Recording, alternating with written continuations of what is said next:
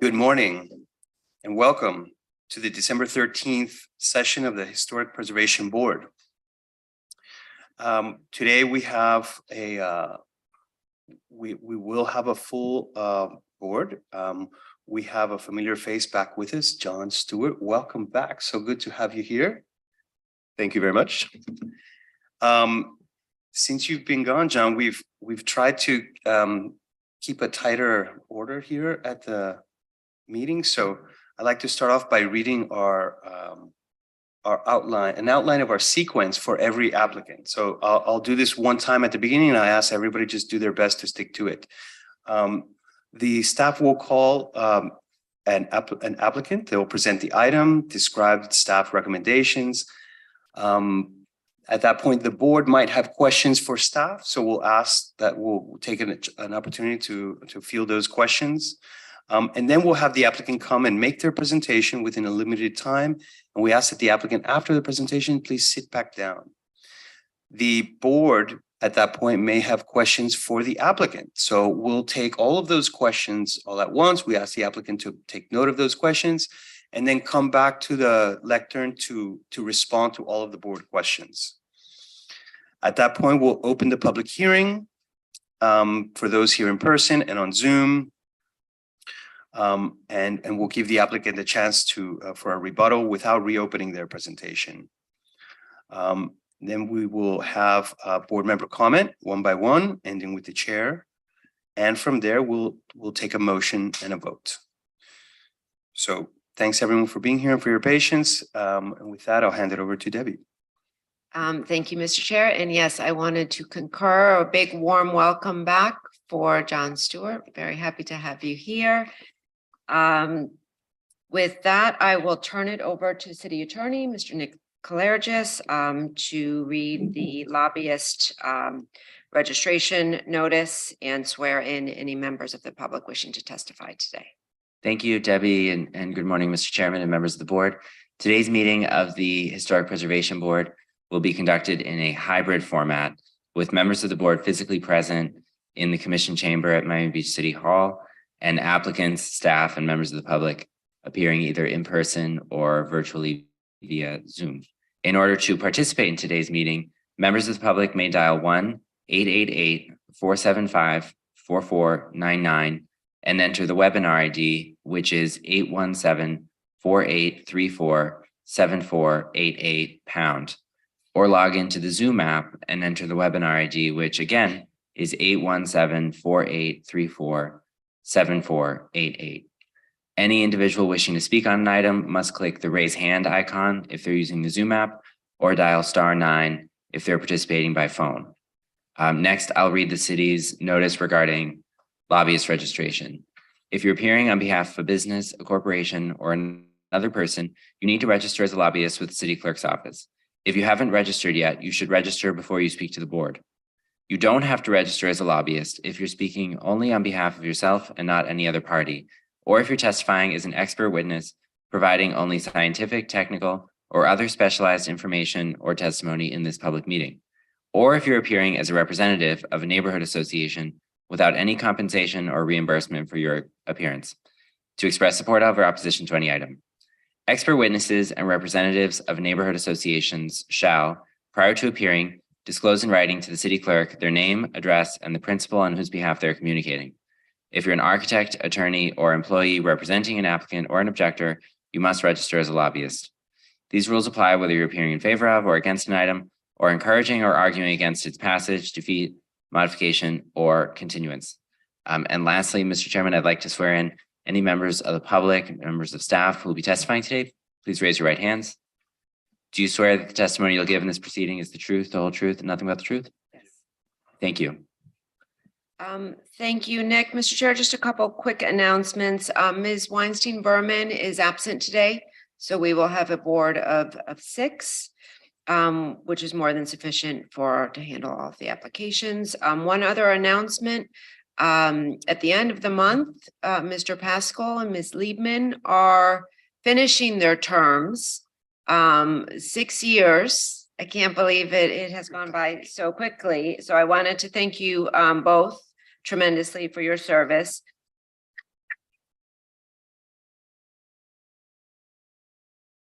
And I also wanted to let you know that it appears that your seats will not be filled until the February commission meeting. The commission, I believe, is meeting on February 1st.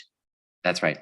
And so you are welcome, and I encourage you to attend the January 10th meeting if available.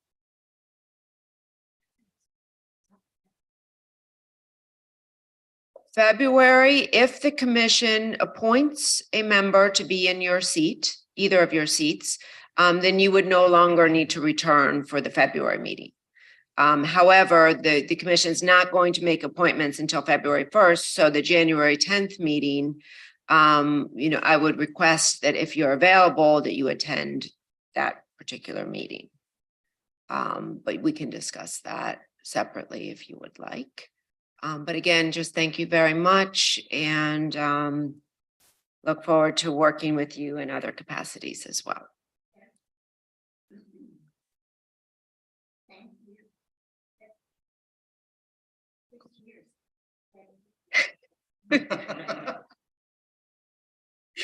That's kind of you to say.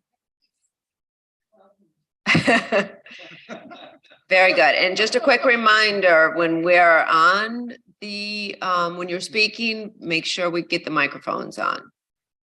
All of the board members. We've had some concerns about some people, especially when they're watching on TV. In terms of hearing all of the board members. And when you're watching it on TV, it is really important that we're on the mic. Okay, with that, we can go to the first application. Thank you, Debbie. This is HPB 22-0536, 1036th Street. An application has been filed requesting modifications to a previously issued certificate of appropriateness.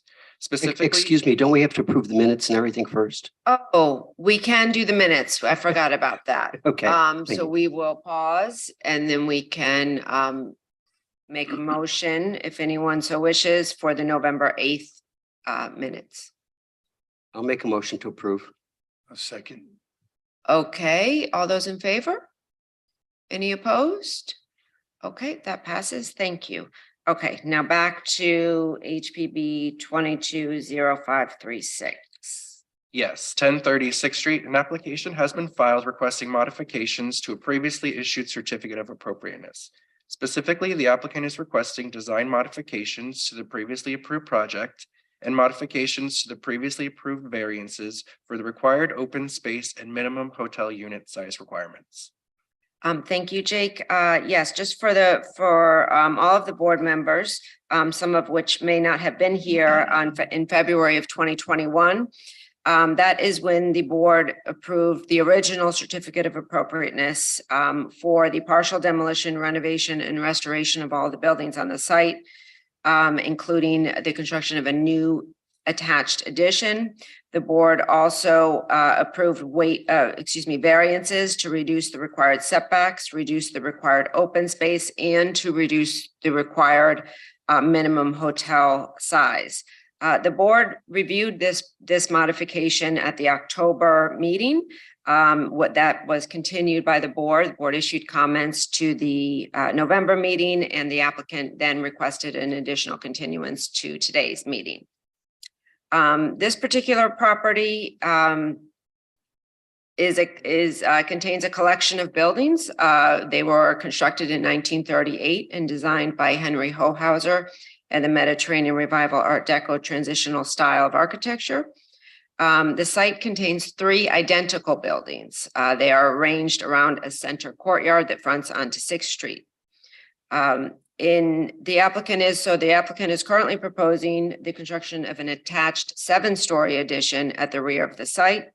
The proposed project consists of hotel units, a rooftop pool deck, a dining area, 9 parking spaces, and a restaurant within the courtyard. In order to construct the new addition, the applicant is proposing to totally demolish the center building and reconstruct a portion of that building in a location that's slightly shifted north from the existing location. Since the October meeting, the applicant has revised the plans in response to some concerns issued by the board and by staff. Changes include a greater portion of the front facade of that center building is proposed to be reconstructed. So they are now reconstructing more of that center building than was previously presented. Additionally, the existing decorative metal screens are proposed to be salvaged and reintroduced within the reconstructed facade. Further, the applicant is proposing to salvage additional exterior architectural features to be reintroduced within the new hotel lobby. Additional articulation has been introduced within the design of the primary facade of the addition. Staff does believe that this serves to reduce the perceived mass and impact on the contributing buildings. So we are supportive and appreciative of that change. And lastly, a retail gym space has been introduced along the west side of the ground floor, which effectively screens the parking beyond. Staff is supportive of the modifications, which will, we believe this currently proposed design will achieve a greater level of compatibility with the contributing buildings on the site and the surrounding historic districts. With regard to the variance, there have been no changes proposed for the variance. So really quickly, the applicant received in 2021 a variance to reduce the minimum hotel unit size. They received a variance to reduce 41 of the proposed hotel units to be between 300 and 335 square feet. The code requires that 15% of the units can be between 300 and 335, and it requires 85% to be greater than 335. So the previously approved variance was for the 63% of the hotel units to be less than the 335. It's important to note that all of the hotel units that are proposed are at least 300 square feet. So they are not proposing any undersized units. It's really just the percentage of the units that have to be greater than 335 that they're requesting the variance from. So in general, staff is supportive of the variance in order to accommodate the revised number of units. The applicant is requesting to reduce that, to increase that percentage of units less than 335 to 81.58%. Staff believes that the variance here, the modification to the variance really, because the variance was already granted, the modification is warranted insofar as to accommodate the new number of units. But we are recommending that the percentage be retained. But we do believe, given the fact that there are 2 remaining contributing buildings that will be fully restored, a 3rd contributing building that will be partially reconstructed, and the retention of the highly significant courtyard plan, do result in practical difficulties for the applicant for the requested modification. So in general, we're supportive of the project, and we are recommending approval subject to the conditions outlined in the draft order attached to the analysis. I am available if you have any questions. Thank you. Thank you, Debbie. Do any of the board members have any questions for staff at this time? I do. I'd like to, I really, the variance history was a little opaque to me. Can I just see if I understand it correctly? So it sounds like the original variance was for, they had 15, let's see, 15% shall be, okay. In order to permit 41 hotel units, which was 63%, is that going up that are between 300 and 335 square feet? So in the variance analysis, it looks like that's jumped up to 62 hotel units or 81.58% that are between 300 and 335 square feet. Now, if you go to the order, the draft order, it says in the new number 5, it says a variance, 15% of the hotel units shall be between 300 and 335 square feet. and 85% shall be 335 square feet, larger than 335 square feet. So it's not quite the same. Are we, can I just assume that everybody's agreed that the 62 hotel units that are less than 335 square feet is the one that staff is recommending, and that's the one that you're approving?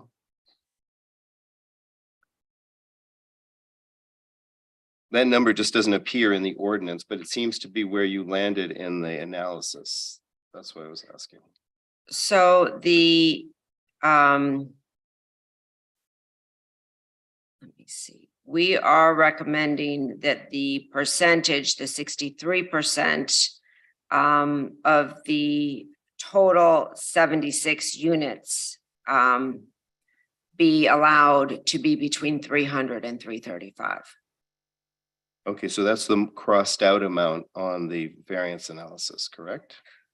Well, the variance analysis, As opposed to the variance analysis underlying or the amount. condition in the order. I'm looking, well, the 63% is crossed out in the variance analysis, but it appears in the ordinance. Correct, because the applicant is actually requesting, the crossed out language is the modification that's being requested by the applicant, which is the 81 point. 81.58%. Correct. So that is what the request is. Okay. In staff's analysis, while we're supportive of the variance and continue to be but we just are recommending that the percentage be the same as the previously approved variance. Got it, okay. But the total number of units is increasing and they're currently proposed.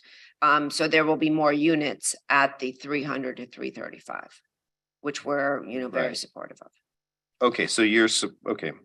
So you're not supportive of the, staff is not supportive of what the applicants are requesting, the 81.58%, or am I looking at? At this it the wrong point, way? correct. And the standard of review for variances is quite different from the certificate of appropriateness. Sure. So we were struggling to find a real hardship or practical difficulty. We're supportive of retaining the previously existing variance that the board approved. Okay.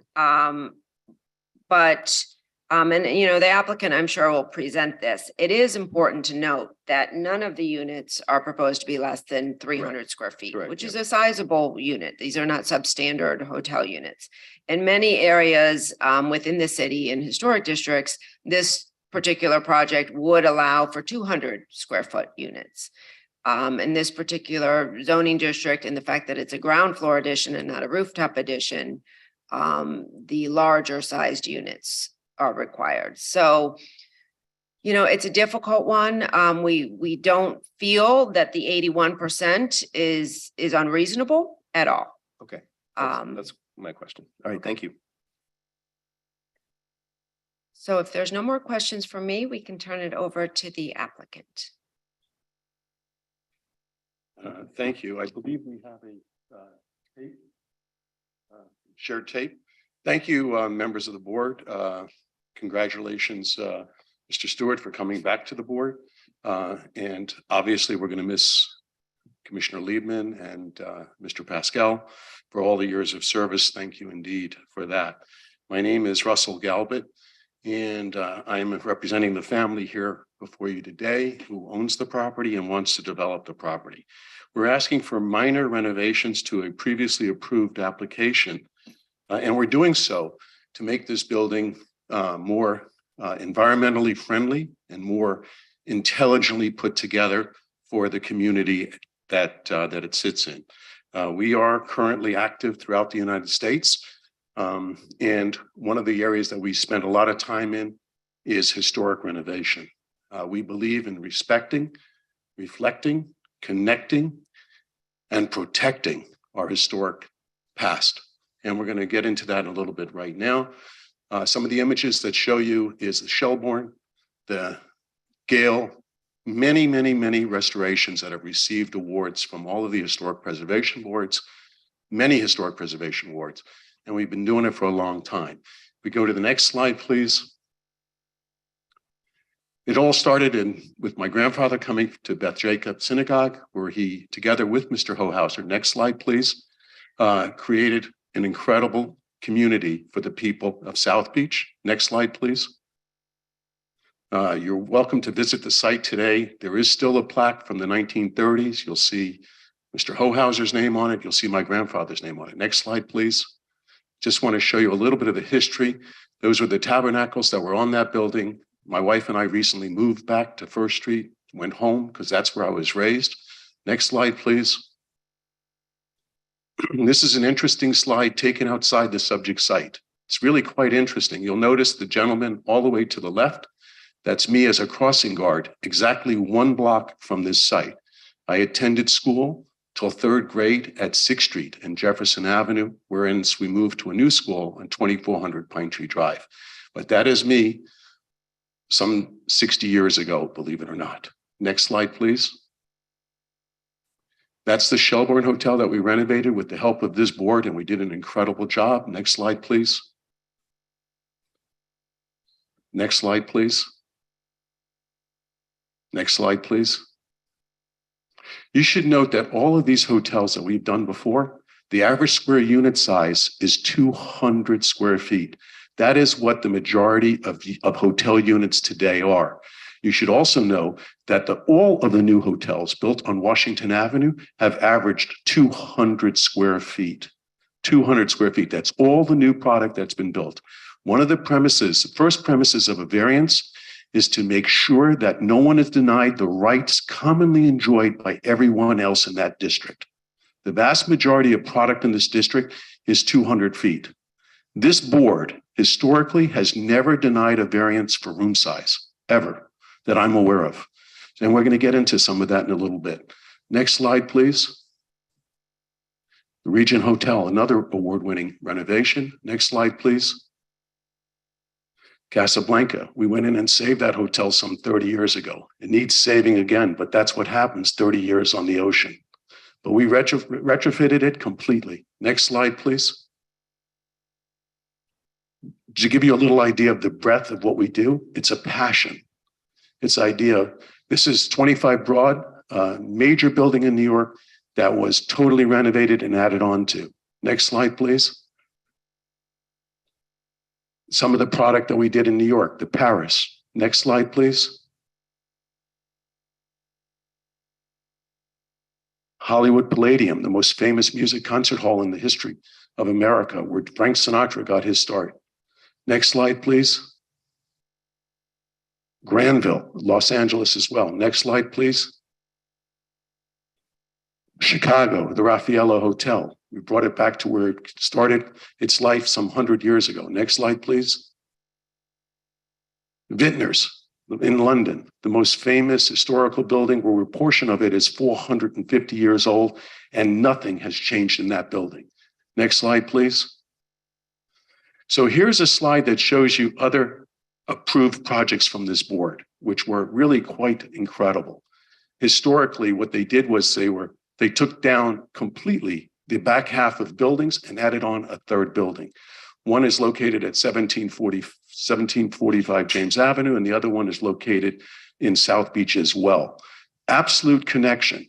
We have saved the 2 towers. We did not connect directly out of respect for some of the comments that we got from this board. So we did better than that. Both of these projects received variances for 200 square foot units. We did not ask for that. We're willing to go with 300 square foot units. Next slide, please. What you saw before gave us the inspiration when we looked at this site to do something holistic and intelligent and smart. The previous person who received all the approvals has never done a historic renovation, never did new construction. We took a look at those plans and bought the property primarily because of the approval that was granted before. But we said to ourselves, how are we going to make this more environmentally friendly and more intelligent for the community that we want to create it for? And that's when we went to town with Jennifer, who's done an outstanding job. Her and Mickey have given me the encouragement to continue to do projects on Miami Beach. And quite candidly, the devotion of so many members of this board and the staff that the city has. No one would do this for economic gain. This has to be done for passion.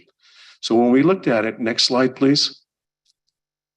We said to ourselves, how can we do what was done before in those other 2 projects? And we looked at it And we've come up with something quite incredible. And it's really to Jennifer's thanks that she was able to create this. Jack Finglass had lunch with me a few weeks ago, and he said it was the most incredible plan to come before this board. And he's quoted as such at this board hearing when it was originally approved, and it only got better since then. Next slide, please.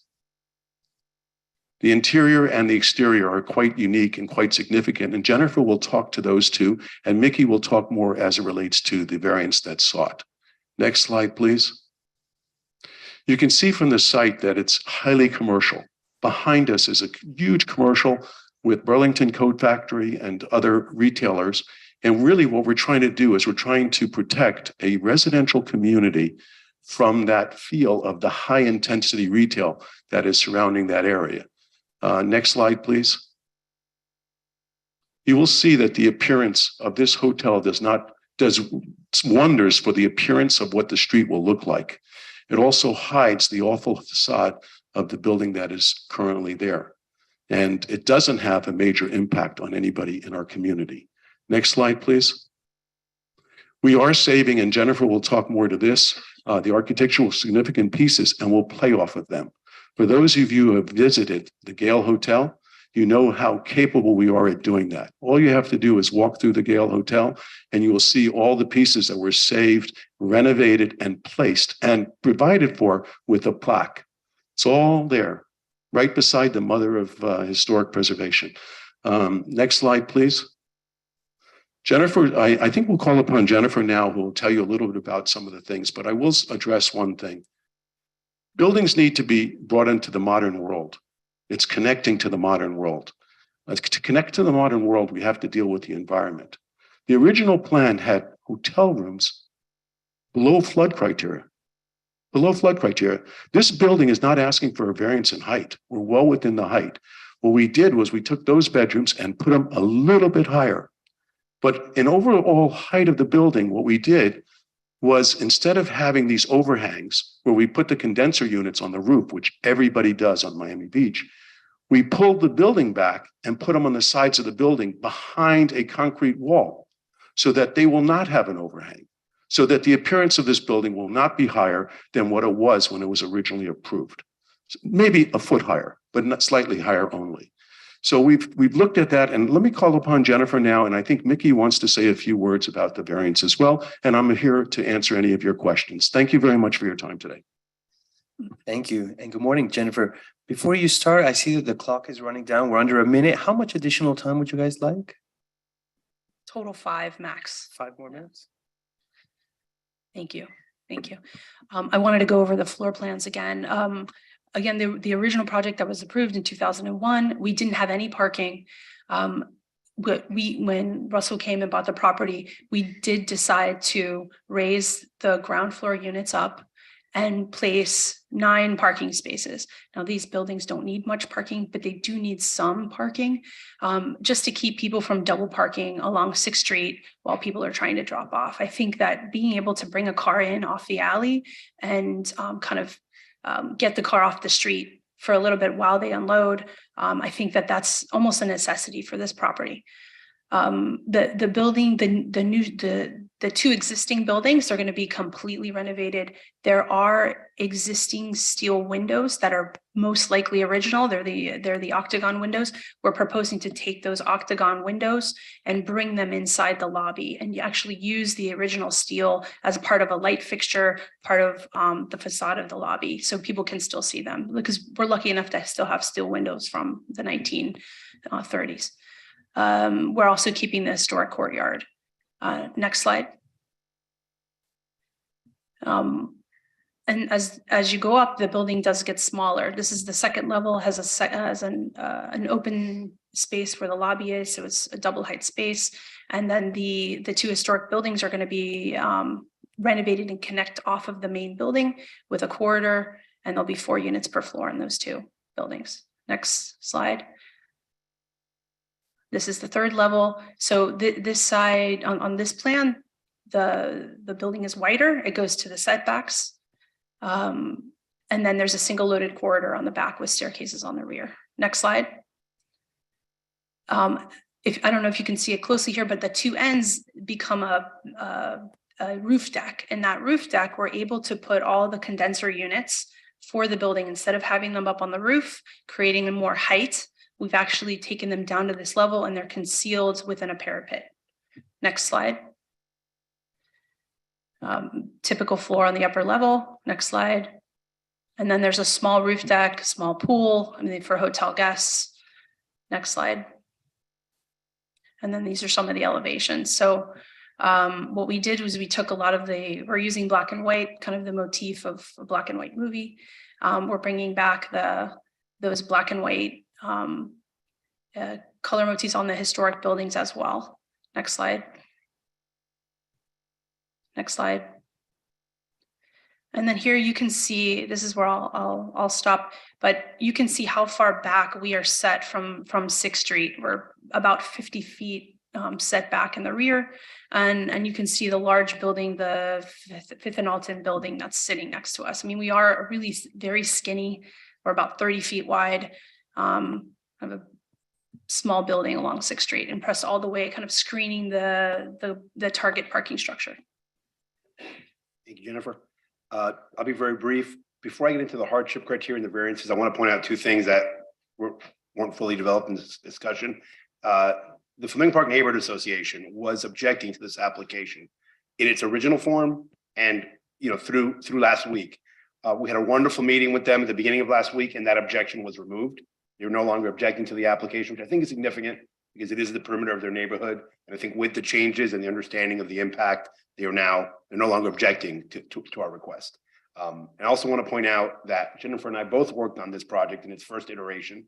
We both loved this project. It was really one of my favorite projects for me, and I think for her too, that we brought to this board. It was a shame that while we thought the gentleman that owned it before, who owned it for decades, was going to develop it, it became apparent after approval that he was a little bit over his head. So I think the property and the project is blessed that Russell took the interest to take it on, because I know now it's in good hands and it will be developed the way it should be. With that, on the variances, I think Russell touched upon a lot of what I wanted to say, but what's important to note is two of the criteria in the hardship criteria are that, essentially speak to, is this property being given something that is not enjoyed or given to other properties? It's said in a couple of different ways, but that's a really important part of this discussion, because for historic properties in Miami Beach, whether you're talking about the Washington Avenue, which is a significant amount of these hotels, or any contributing building that's adding, whether it's a rooftop addition or adding to an existing structure, the board already has, without even granting a variance, the ability to approve 200 square foot units. The vast amount of the hotels in South Beach already have that benefit, because most are within historic districts. There was one example that comes to mind, which is very similar to this, which was the same case where we were preserving historic structures, but also building a new building where one of the buildings previously existed. That's a Santa Barbara Hotel on 20th Street. That the board granted the variance, essentially the same variance that we're asking for in that case. It's, as Debbie pointed out, it's the rare instance where we actually have a ground floor addition and two remaining contributing structures on the site. But because of the contributing structures in the courtyard that we are retaining, there's a very narrow area allowed for the new hotel. And with that area, as Russell has and his team have looked at it, there wasn't enough room to make it work. And we need the units that are presented, to have the back of house that we need. We need the parking, which wasn't part of the original program. And the only way to make this really work is to have these additional variances. And again, it's the same variance, additional percentage. None of the units are below 300 square feet, which is significant because in almost all these other areas, they can be 200. So I think that alone justifies the request. We're here to answer any questions you may have and look forward to your discussion. Thank you so much. Thank you, Mickey. Board members, do we have any questions for this applicant? I don't see. Oh, Kirk, yep. Yeah, I have three questions. One, with regard to the reconstruction of the back building, I believe because the site is contributing that it doesn't matter that two of the buildings are original, one of them was a reconstruction, the site as a whole would remain contributing. Is that correct? That's one question. I don't know if you want me to go through all my questions first. Well, there's three. Second one, I appreciate Jennifer's clarification regarding their octagon windows, hexagon windows, octagon, hexagon. I'm just curious, having a original features like that. I guess my question is, because obviously you need to protect them from the elements, right? Has it ever been done where there would be a barrier, like another piece of glass put in front of the actual original windows so that they would be protected rather than removed? I'm just curious, since they are original and in place. And then my third question, I just wanted to ask for a little bit of detail because I'm concerned with the reconstruction, and I will say that we couldn't, from my experience, you couldn't ask for a better team than those working on this project. And yet at the same time, I've seen some reconstructions that are less than stellar. And I just wanted to ask for clarification when this project is finished and you're looking at the two remaining buildings that are restored versus the reconstruction, will there be any discernible difference? I mean, in terms of the ironwork, in terms of the finish work, in terms of the craftsmanship, I'm obviously concerned that a reconstruction is not a restoration, and wanted to ask for more assurance of what the end product's gonna be. And another question over here. Yes, I have a question. That's right. I just want to say I appreciated the presentation, learning about all the great work that you all have done, and to let you know my grandmother, great grandma, Fanny Sandrowitz, was also a member of the Beth Jacob Synagogue. I really enjoyed that. I have a question about one of the criteria for the variance, which is that the variance granted is the minimum variance that will make possible the reasonable use of the land, building, or structure. If we previously determined as a board that the variance as approved was the minimum variance that would make possible the reasonable use of this land, why now does the applicant find that the minimum then needs to be shifted and given, they needs to be adjusted? And why would they disagree with the staff's determination that we should just keep the same percentage wise? Because then I guess we're being consistent. We're not changing the variance if there's the same percentages, so we don't have to go through necessarily all the criteria. But if they're looking to increase the percentage, then they got to satisfy each of the criteria, including this one, that the variance that was established before no longer works now. Okay, thanks, Stuart. And just one last question on my part regarding the AC units, which I think are very cleverly handled up there. I was just gonna ask if there's a particular way to access them for maintenance. And I asked just because if not, they may need to be positioned in the roof after all. Anyway, one minor question there. So if the applicant would like to come back and address those, thank you. I think there's very little for me to address, so I'll be very quick.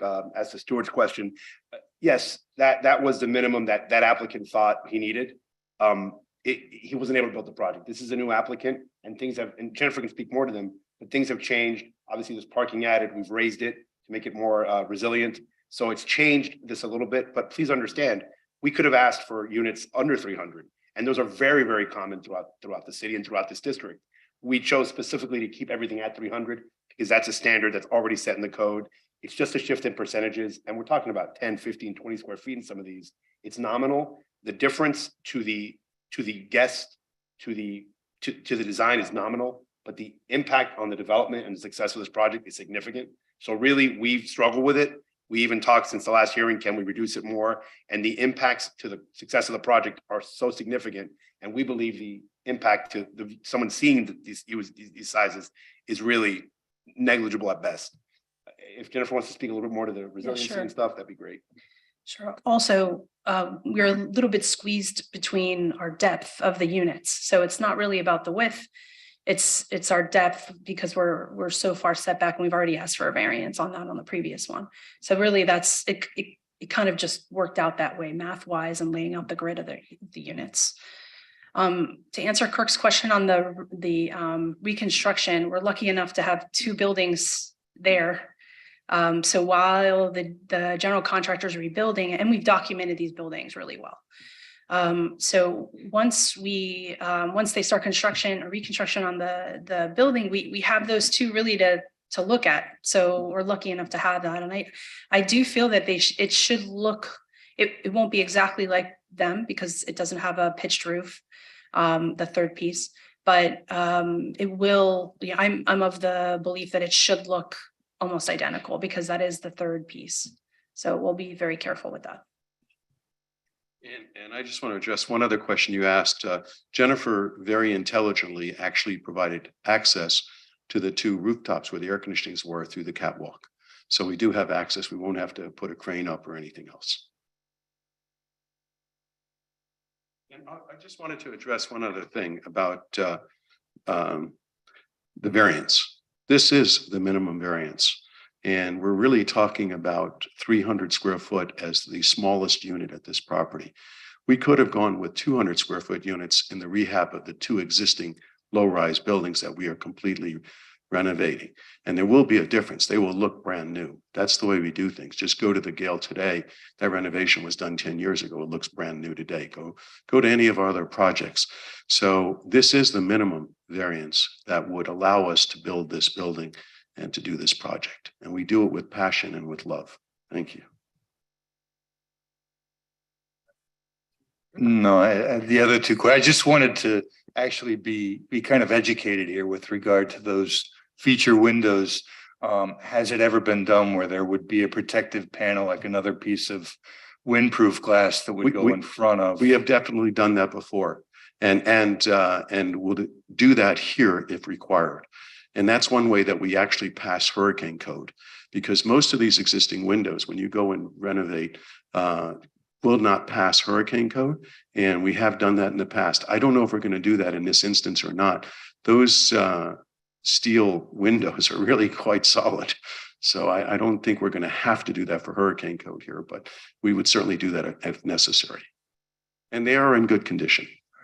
And I think my other question was for Debbie with regard to the reconstruction. And I think to be more specific, say 20 years down the road, somebody wanted to demolish that reconstruction. Would it fall under the same criteria being part of a contributing site to require a 5/7 vote, for instance, to demolish that center building once it's a reconstruction?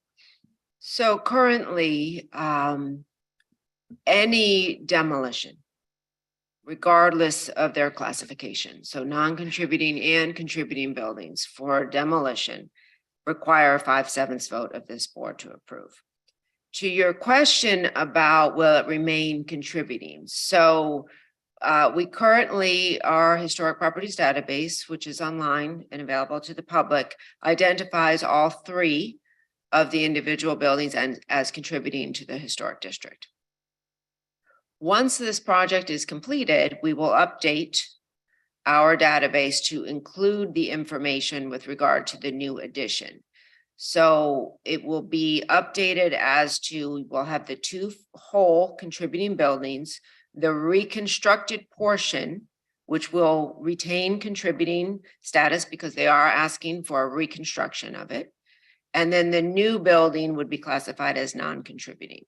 But it's important to note that regardless of their classification, it could be not classified. It could be, something that we missed. Any structure in the historic district will require a 5/7 vote of this board for demolition. Thank you. Okay, thank you for your responses. I guess at this point, we can open up the public hearing. Yes. And before we open to the public, do any board members have any ex parte communications to disclose on this application? Okay. Go ahead, Nancy. Can you put your mic on?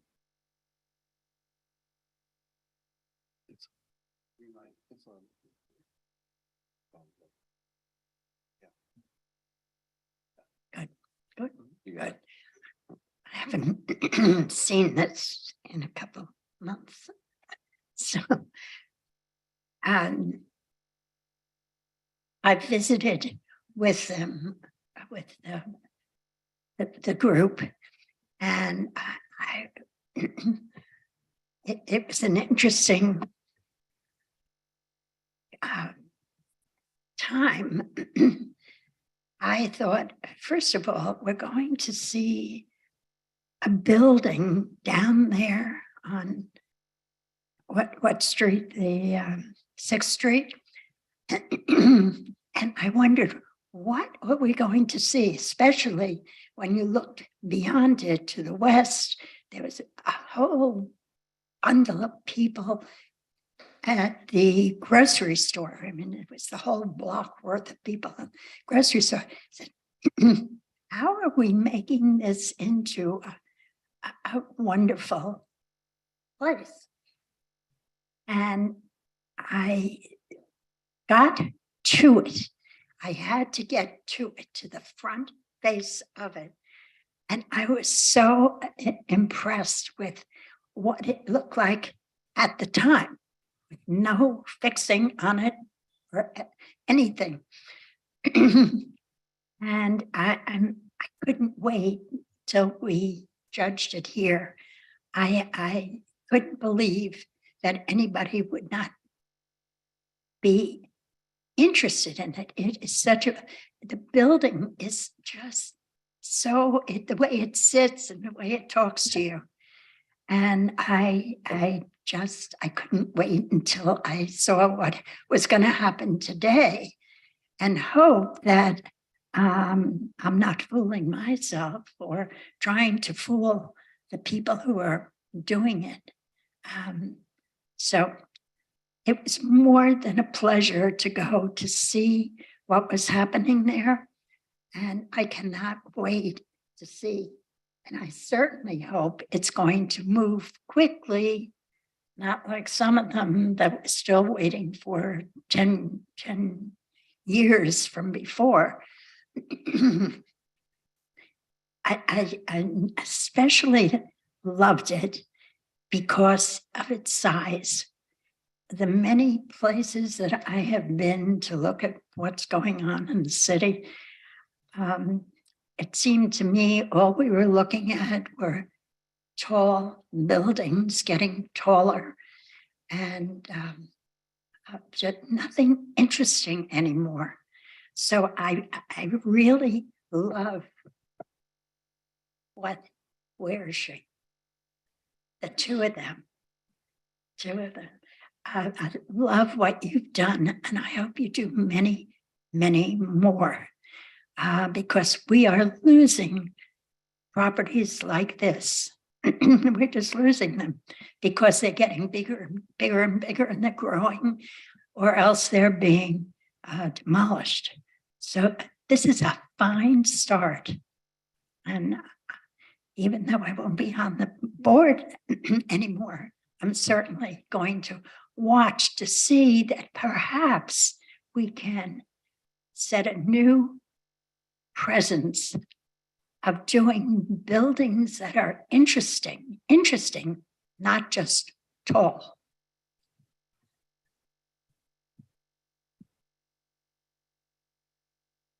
Okay, I think that's it for disclosures. And no more disclosures, then we can open. No, it up. I have a Oh. disclosure. I got an email from Daniel Seraldo, MDPL. Yeah, I was going to say the same thing for each of the items that I've seen the MDPL positions that they publish prior to the meeting. Thank you. The same, but you also forwarded them, I believe. Correct. We have that in the record, the MDPL positions for all the applications. Okay, if we're opening up the public hearing, please state your name, and were you sworn in? Yes. So my name is Daniela Chavarro. I live at 650 West Avenue. This is my neighborhood. This is where I'm raising my child and where I walk every day. I'm asking the committee to approve this project. In my opinion, it is extremely important for this area to be activated and occupied. For years, This street and corner has attracted homeless and drug use and crime. I experience this every day when I walk to Publix to get groceries, when I go to the Fifth Street gym that is behind Target, or when I walk my daughter to school and she gets scared when homeless people are talking to us. While I'm not an expert on this subject, I can tell you what I feel like, and I know this is how a lot of people from this neighborhood feel like. We feel like we're not safe even in broad light. I think we should take action to change this situation and take advantage of this opportunity.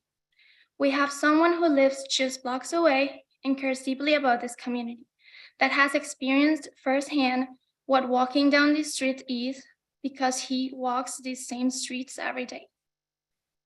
And he's looking to move forward with this project that will activate the area.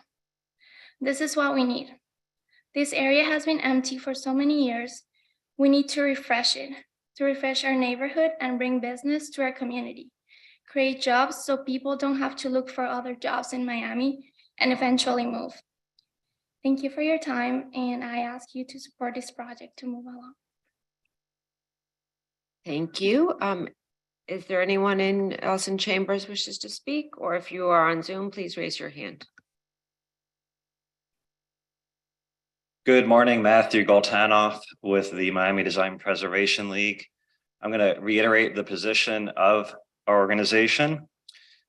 We met with the applicant back in October, and we appreciate the time that they spent with us, and we also appreciate the effort that's going in to rejuvenate this Henry Hohauser 3-building complex. Based upon staff's report in October, we continue to believe that since there was minimal changes to this application since the October meeting and continuance, that we believe it still is incompatible with the surrounding Ocean Beach Historic District and the adjacent Flamingo Park Historic District. Specifically, it's the size and massing of the building. The applicant did this morning mention that he believes it's maybe a foot higher. I did review the plans just now, and it's actually nearly 8 feet, 7 feet, 11 inches higher. So it's not an insignificant amount of height that we believe is the difference there. So we believe that with some refinement of the mass and the scaling of the building, that this could be an important change to the neighborhood, and again, help with the rejuvenation. We would be supportive of this project moving forward with further refinement. Thank you.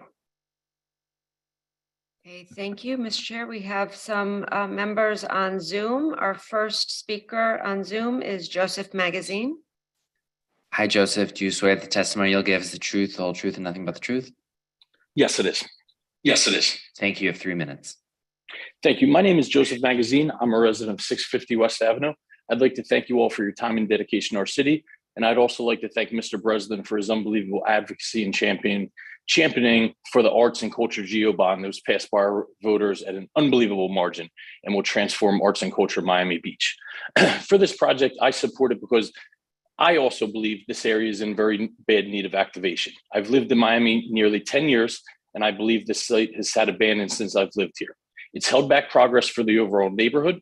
I'll bring to your attention 2 recent items at other committees. One being the Neighborhood and Public Safety Committee just in December, and the area immediately surrounding Publix, which this vacant site borders, has become one of the most challenging and rundown in our city, attracting blight and vagrancy. This is an ongoing item at Neighborhood and is also being referred to the entire commission. Also, at a recent planning board meeting, Baptist Health needed to amend their approved usages for retail at 7th and Alton Road because of the challenge of filling retail space because the area lacks economic drivers. I believe this project will fill that void in the neighborhood. I've been to the Gale, and I'd fall over myself trying to get a similar project in the neighborhood. I'm not a historic preservation expert. I'm a finance and economic guy with a strong passion for urban planning. I'm much more familiar with Henry Paulson than Henry Hohauser. But that economic knowledge does tell me if we allow good to be the enemy of evil in this case, when construction financing is all but dried up, construction costs are up, and economic activity down, there's a real possibility this site sits vacant another 10 years. Regarding room size, I'm generally not in favor of micro units. In fact, I was originally going to call in and question that, but I referenced this proposal on the agenda versus recently approved hotels in the area. I did not find them out of line. In fact, the Good Time Hotel, which I believe was approved by the HPB, has hotel rooms that are 180 square feet. And Moxie, which was also approved, has room size of 200 square feet. Those are both 50% and 35% smaller than this proposal. So again, I thank you all for your consideration and more importantly, for your time and passion in serving our city. Thank you very much. Thank you. Our next speaker on Zoom is Mitch Novick. Hi, Mitch. Do you swear the testimony you'll give is the truth, the whole truth, and nothing but the truth? Absolutely. Absolutely. Thank you. Good morning, everyone. Mitch Novick. This year marks the 30th anniversary of me being the steward of a Henry Hohauser building just a block away around the corner at 610 Jefferson Avenue. The neighborhood has always been rough around the edges. I do share a concern regarding the number of variances requested, but considering this property is located at the periphery of two zoning districts with buildings and components of buildings that are taller or will currently taller than what's proposed, I could understand the need. Also, the quality of the work the developer, Mr. Galbert, has shown through over many years gives me some level of confidence that this project will be done and be done correctly. I urge you to support it. Thank you. Thank you. Our next speaker is Seth Burrell. Hi, Seth. Do you swear that the testimony you'll give is the truth, the whole truth, and nothing but the truth? I do. Thank you. Seth Burrell, 401 69th Street, Miami Beach. I just want to say that I support this use. I support the intelligent historic preservation, and this is a prime example of what can be done within the community when we use the resources available to us from our local residents. Please approve this project, and I support it wholeheartedly. Thank you. Thank you. Our next speaker is a phone number ending in 1219. Caller, can you say your name first, please?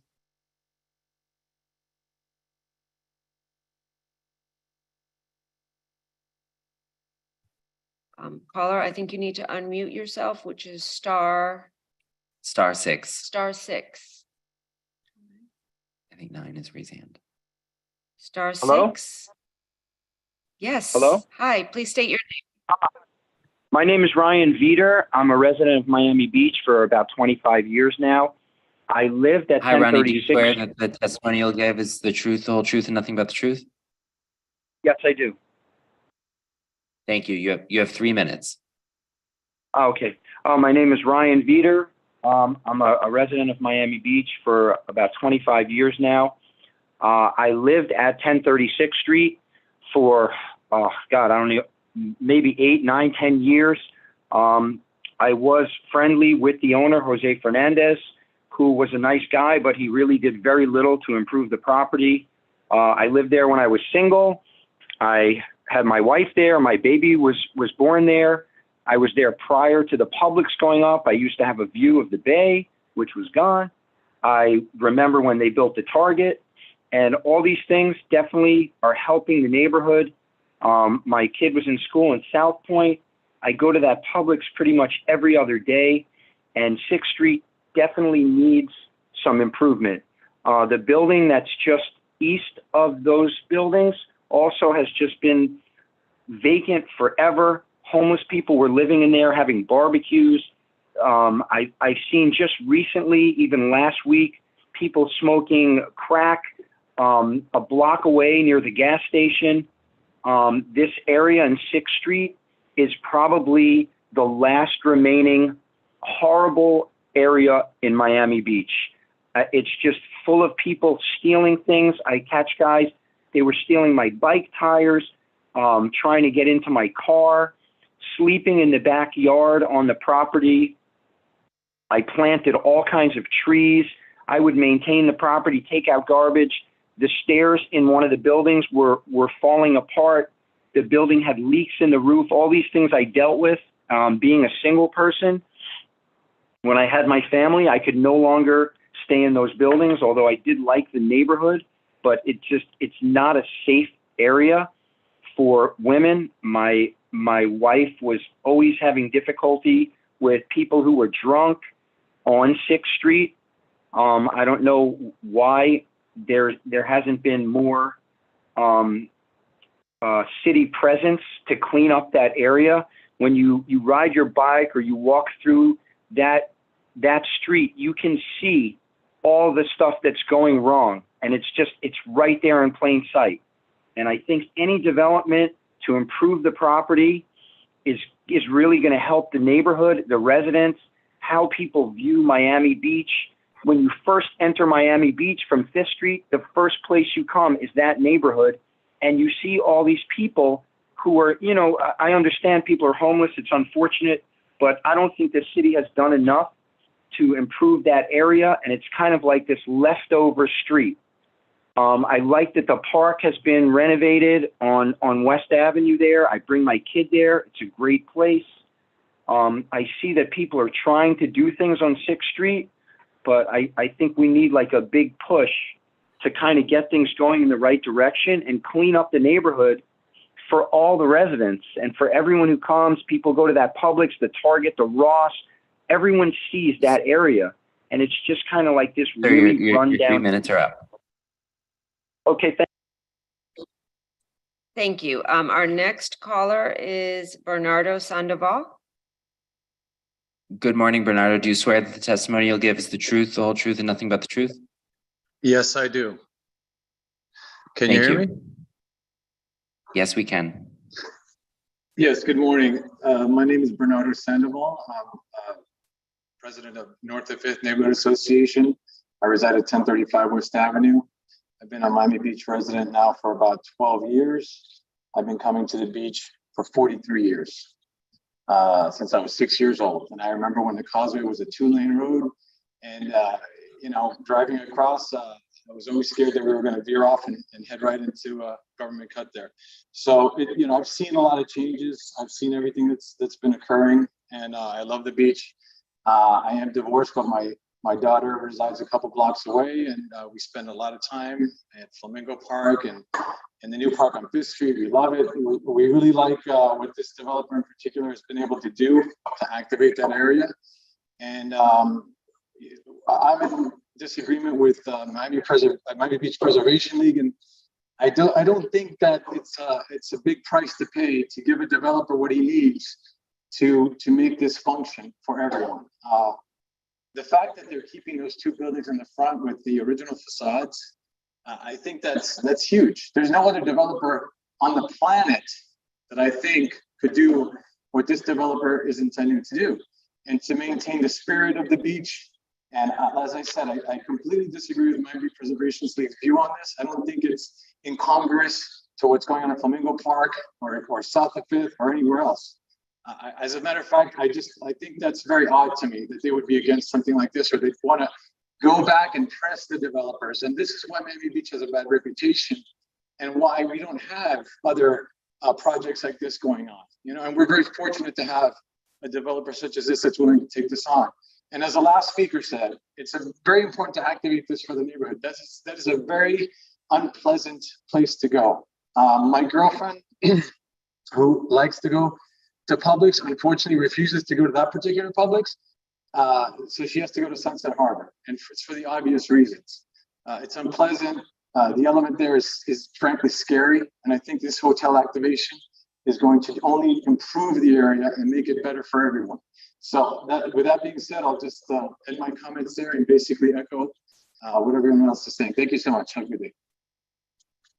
Thank you. Our next speaker is Ryan. Ryan, do you swear that the testimony you'll give in this proceeding is the truth, the whole truth, and nothing but the truth? Hello, I was the last speaker. I just was on my computer and my phone. So thank you again very much for for your time. Thank you. Our next speaker is Eric Keaton. Eric, do you swear that the testimony you'll give is the truth, the whole truth, and nothing but the truth? Yes, I do. Thank you. You have 3 minutes. Good morning. My name is Eric Mickleton. I'm a resident at 1500 Bay Road. This is a beautiful historic preservation project, and it's a huge improvement on the last design. It's going to improve the entire neighborhood overall. And all the residents I've spoken to are very excited about this project. I am in full support of this project. Thank you. Okay, thank you. Mr. Chair, I see no more speakers on Zoom. Okay. Thank you. Should we give the applicant an opportunity for rebuttal? Sure, would you care to rebut? I would say this is that I met a lot of new friends today on the phone. I had no idea that these people would show up, but I think that they were very relevant in a lot of the comments that they made. And one of them was about economics. We're living in uncharted territory today. And I don't think many projects are going to get done in the next few years. Financing has changed dramatically. And if you don't recognize it, believe me, it's here. But that doesn't apply to people that have historic relationships. It's about the jockey. And we will get this project done. But in order to get it done, we need the variance, because the variance is the minimum variance necessary to make this project happen. I can tell you, action speaks louder than words. Since we took over this property, we have spent significant dollars cleaning it up because it was in bad shape, with properties next door to us that were closed down and boarded up. And whoever spoke, I don't know half the people who spoke today. They didn't speak to me beforehand, but he's right. They were doing barbecues in the adjacent property. You know, the claim of fame for the alleyway there is, I think it's called the Golden Rooster or something of that nature. You know what? That whole area needs to be cleaned up. And that's what we do. We fundamentally change a community. I beg you to give us this opportunity, approve the variance as requested. It is the minimum variance. We are larger than every other new hotel built in Miami Beach in the last 10 years. We're also larger than all the other renovations. And we have not found a single variance in the past that you have denied. Maybe you can point it out to me, but the two that I shared with you today, both had variances for the size of the units. Both of them did. And both of them were parts of the existing buildings down. We're saving 2 of those buildings, 2 out of 3. And I will tell you, not to get you upset, this is not Henry Hohauser's greatest work. His greatest works are on Ocean Drive and in other places. This is a terrific project. We'd like to get it done. Please help us today in getting it done. Thank you very much. Thank you very much, sir. At this point, we'll go on to board member comment. Would someone like to start us off? Sure, Ray. It was a great presentation, Russell. And for those of you who might not know, I came to Miami Beach in 1994 and discovered the Mantel Plaza, which was a condominium conversion, a hotel condo conversion on 24th Street. And my husband and I bought 2 units there, figuring maybe we'd retire here sometime and they could rent them for us in between. Today, 30 years later, almost 30 years later, 70% of that building is occupied by full-term tenants or pied-à-terres for other owners. The average size in that building is 270 square feet, and it includes a kitchenette and a bathroom.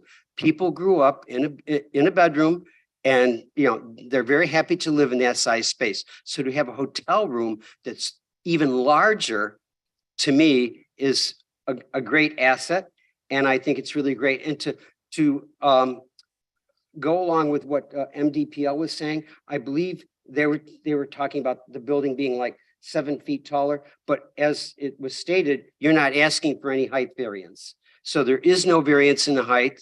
It fits well into the neighborhood. Santa Barbara, which is part of the Greystone project, is an excellent example on 20th Street, as you pointed out. I've been through that whole area.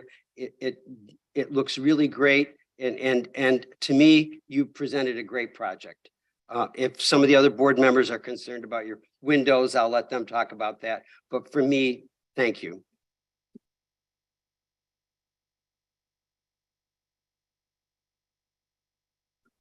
Okay, I was hoping to go last, but I'll express my comments now.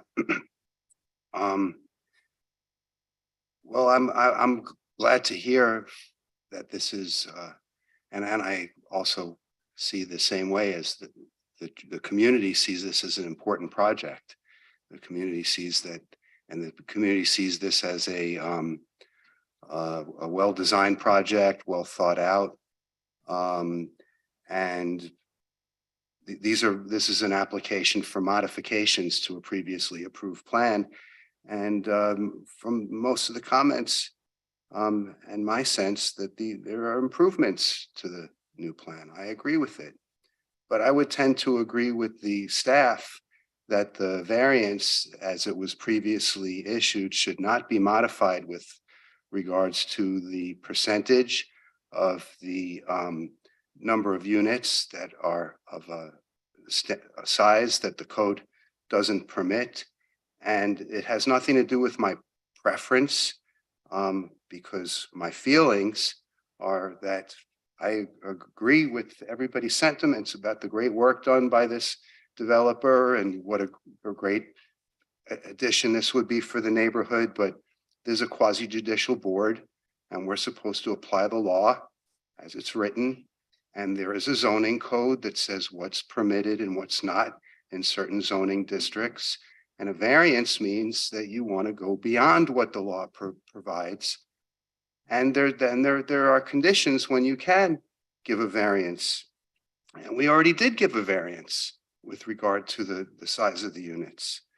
And as the application is before us today, the one thing that I asked about, which was only one of 8 criteria, is regarding the minimum variance that would make the reasonable use of the land, building, or structure. The way the code is written, it says the board shall find that. In order to make a finding, you need to have evidence in front of you. You need to have sworn testimony, not statements from counsel, from attorneys. The code itself says that it has to be the minimum variance that will make possible. And the only thing before us is a statement that pretty much reflects, that mirrors what the code states, that this is the minimum variance required. We don't have any evidence in front of us to support modifying the variance that we already gave. We found that as a board, we found previously that they satisfied the criteria for the code in order to grant an exception in LS. So the fact that there are smaller hotel rooms in another zoning district several blocks away, it just doesn't apply. That each case is different, and especially a request for a variance is a case-by-case matter. And there are 8 conditions. I don't see that we have any evidence before us today to support any of those 8 conditions. And certainly if we found before that the minimum number of rooms made this the reasonable use of this land possible, I don't know why our judgment then was not sufficient to hold today.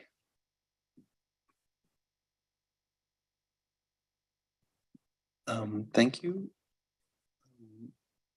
Kirk, you want to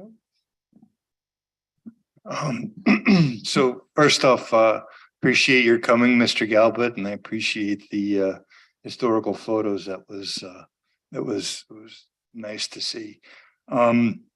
With regard to this project, I think everybody pretty well, after a couple of times, has a clear sense of where I am with this. I'm really excited to see this selection of buildings reactivated. I think there's a lot of really nice components of this project. Particularly, obviously, the two buildings that are going to be restored and reactivated. I'm also, I understand from the time that this previously was brought to us to now, there's the parking component, which, as I see it, adds additional mass, which is a challenge. And having been a resident of the city for some time, I've traveled to this area for meetings or whatever. And, you know, I know we'd love to envision a city where nobody drives and nobody parks and everybody can get where they need to go quickly with public transit. And eventually I think we're all really hoping we're going to be there. But I've actually driven around in circles in this neighborhood to try to get to a meeting and have left because there's nowhere to park, you know, during peak times. So, parking, you know, it's needed. And so it's a challenge. We're also at a crossroads. Mr. Galbert mentioned economically, but also with sea level rise and finalizing or not finalizing, but solidifying a vision to bring our city forward. And with regard to reconstruction of a historic property, a historic structure, I'm putting my confidence in the architect. You know, I think you probably have a lot of pride and should have pride in your reputation and the work you've done and the work you've done, Mr. Galbert. And I think that if we could get to a place where we could say the word reconstruction, because it's a viable means forward of protecting historic character and also adapting to not only economic need, but also resiliency. If we could have confidence that that could be done well, I think it would open new doors for a lot of possibilities, not only in this neighborhood, but other neighborhoods as well, where there's 1- and 2-story buildings that are amazing and no question that they contribute to the historical allure of our city. So I'm really putting my faith and confidence in you to create to contribute to that model. I think you're the right ones to do it. I would say with regard to the actual, I mean, there's value to authenticity. I think it's really wonderful that the original rails in the building that's being demolished, the ironwork is going to be saved and restored within the new structure. I also would say, you know, the windows. It's not only about the windows, but it is about, I think, retaining what you can in terms of authenticity to bring to a reconstruction. I think that's important. I think it helps to, you know, to mix the old with the new in a compatible way.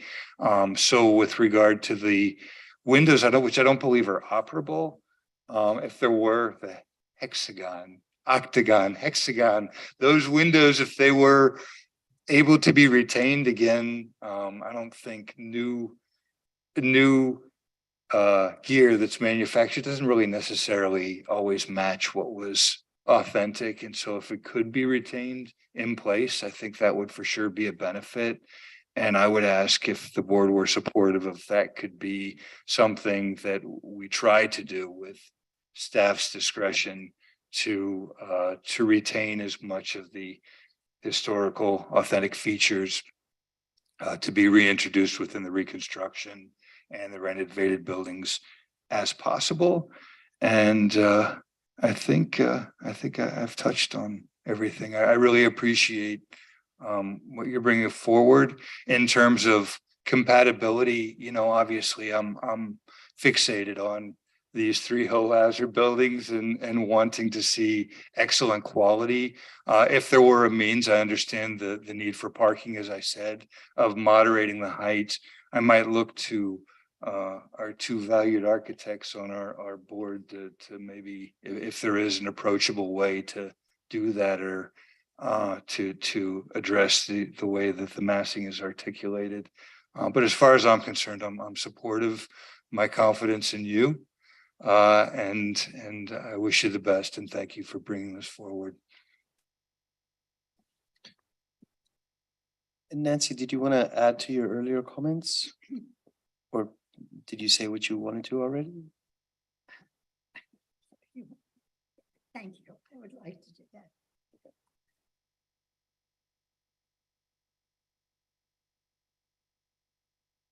Okay.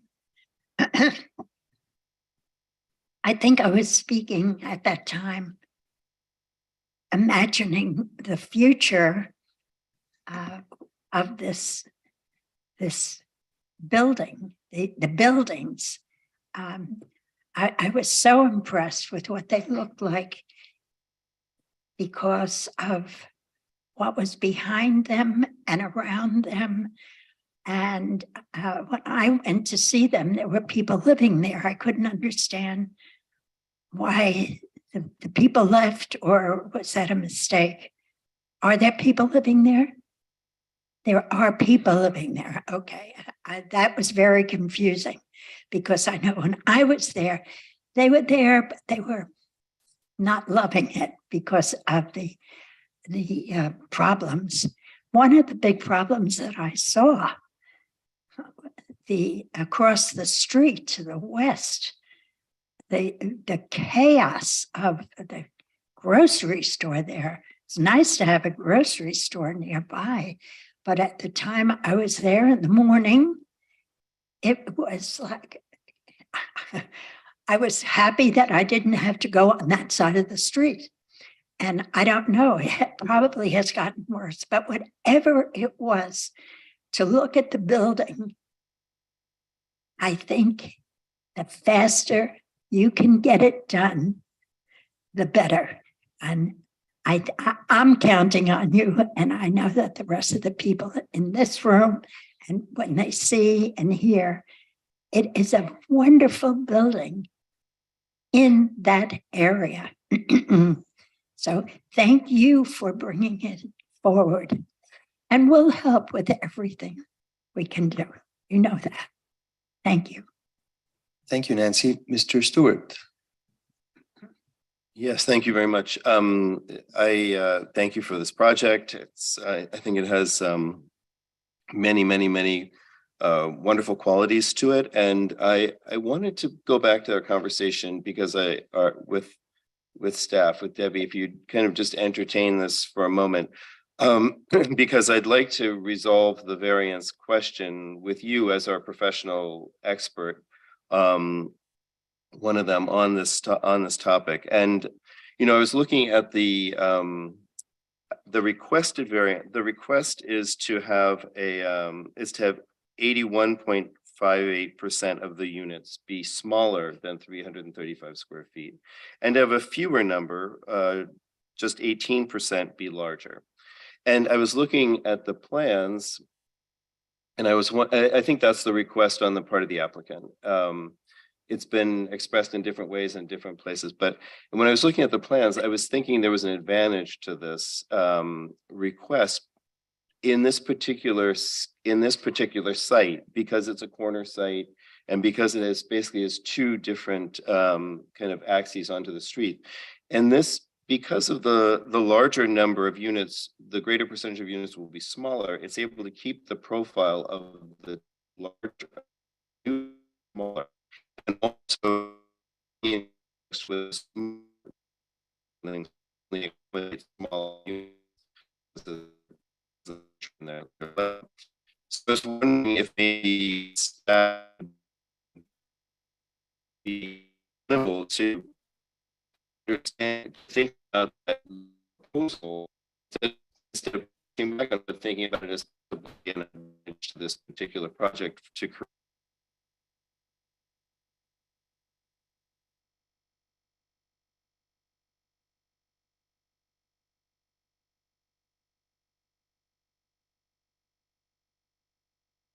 Bridge this the gap between what staff's proposing and what the applicant's proposing? So I do think that that's a good explanation of perhaps why the variances are desirable.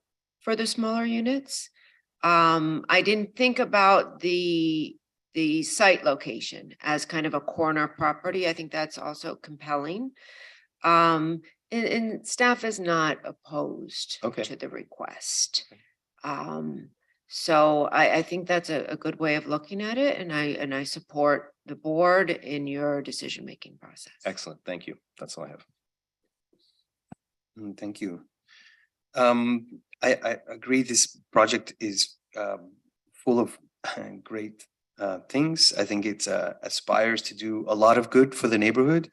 And we heard as much from the public, you know, I think the public is eager to have a project like this in this place. And I think that the accommodation for the variance is quite reasonable. With regard to Kirk's concern for the steel windows, I might suggest one of two avenues, you know. One is to keep the original steel window, refurbish it and insert laminated glass. We've done this in the city of Miami before with success, and the building department has worked with us on historic buildings. And if that's just not possible, there are new steel windows on the market. I think that the tragedy would be to replace them with aluminum tubular windows, which I think nobody wants to do. So I don't know, Kirk, you were talking about maybe adding something to a condition to the approval. And would say maybe one of those two options. I think either one of those would be viable. Either, refurbish the existing windows with new laminated glass, or replace it with a new steel window, which would retain the characteristics of the thinness of the metal, which I think is part of what you like so much about it. Okay. And I apologize, Mr. Chair, but if I could just clarify. Are we speaking specifically about the octagonal windows? Because I don't think the remaining windows are original. The octagonal windows, okay. And you're right, they do make new steel windows, which are beautiful. I know there's a significant cost difference, but The developer was planning that anyway, so we have no issue with this stipulation. We were already going to do that. Thank you very much. Thank you. great. And so with that, would someone like to make a motion? Nancy.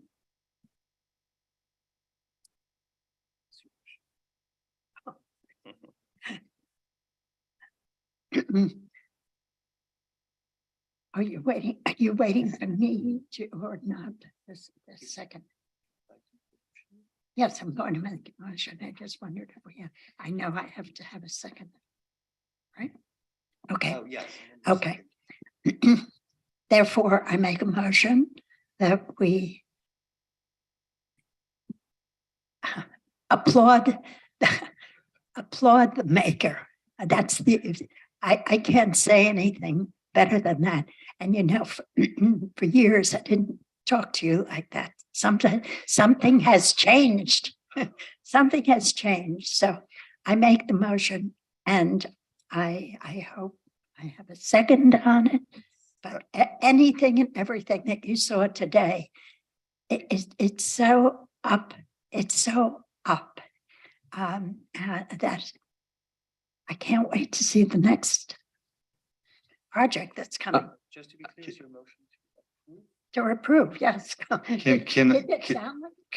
I second that? And could I just ask if we could clarify the window situation in the order? Yes. Okay. So the Nancy? motion is to approve. I would recommend the previously imposed condition 1C1A2 be modified, which the existing condition, again, this is from the previous approved project, required the windows to be replaced with new impact casement windows with the Mutton configuration to match.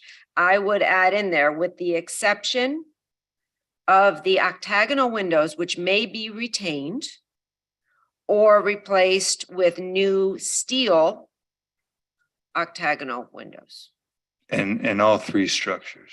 in all three, in the two existing and the one reconstruction. Thank you. Okay.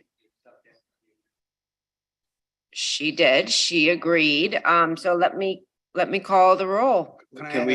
And this is for the Can we reread certificate of the variance? appropriateness. I have a The variance So will be we'll a do next. separate, Okay, a separate good. motion. Perfect. This is for the certificate of appropriateness. Okay. Okay. Let me call the roll. Mr. Stewart, Yes. Mr. Breslin, Yes. Mr. Reed. Yes. Mr. Pascal, Yes. Ms. Liebman, and Mr. Lopez. Yes. Okay, congratulations. That was approved. And now we need one more motion for the modification of the previously issued variance for the unit size. I move that we approve it according to the recommended order attached to the staff report, because I think that's a modification in form, but not substance, because it has the same percentage. And so I'm moving to approve it as the staff recommended it, because I could approve that, because I think it's just a form change, not a substantive change. Okay. But I agree with the staff that if it's going to be a greater percentage, that's not my motion. Okay, It's your just motion as- is for the 63%. That with the same percentage Which as is the the prior same order, that was previously as granted, correct? stated in the staff's recommended order. Okay. Is there a second?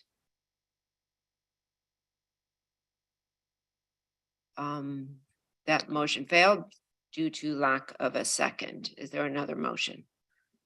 Mr. Breslin? I'll make a motion that we go with the 81%, as stated by the applicant.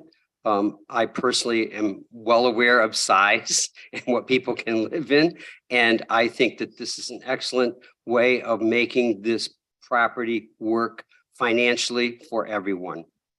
Okay, and just to clarify, that is the 81.58%. Right. Correct? Okay, do we have a second? I'll second. Okay, let me call the roll. Mr. Pascal, Yes. Ms. Liebman, Mr. Reed, No. Mr. Stewart, Yes. Mr. Breslin, and Mr. Lopez. Yes. Okay, that passes. Congratulations. Thank you. Wasn't that the one you said? Thank you all. Enjoy the rest of your day. And Jennifer is staying with us for the next one.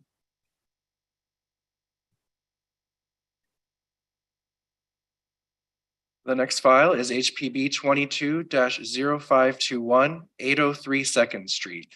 An application has been filed requesting a certificate of appropriateness for the total demolition of an existing building and the construction of a new single-family home, including variances from the minimum required setbacks, lot width, and lot area.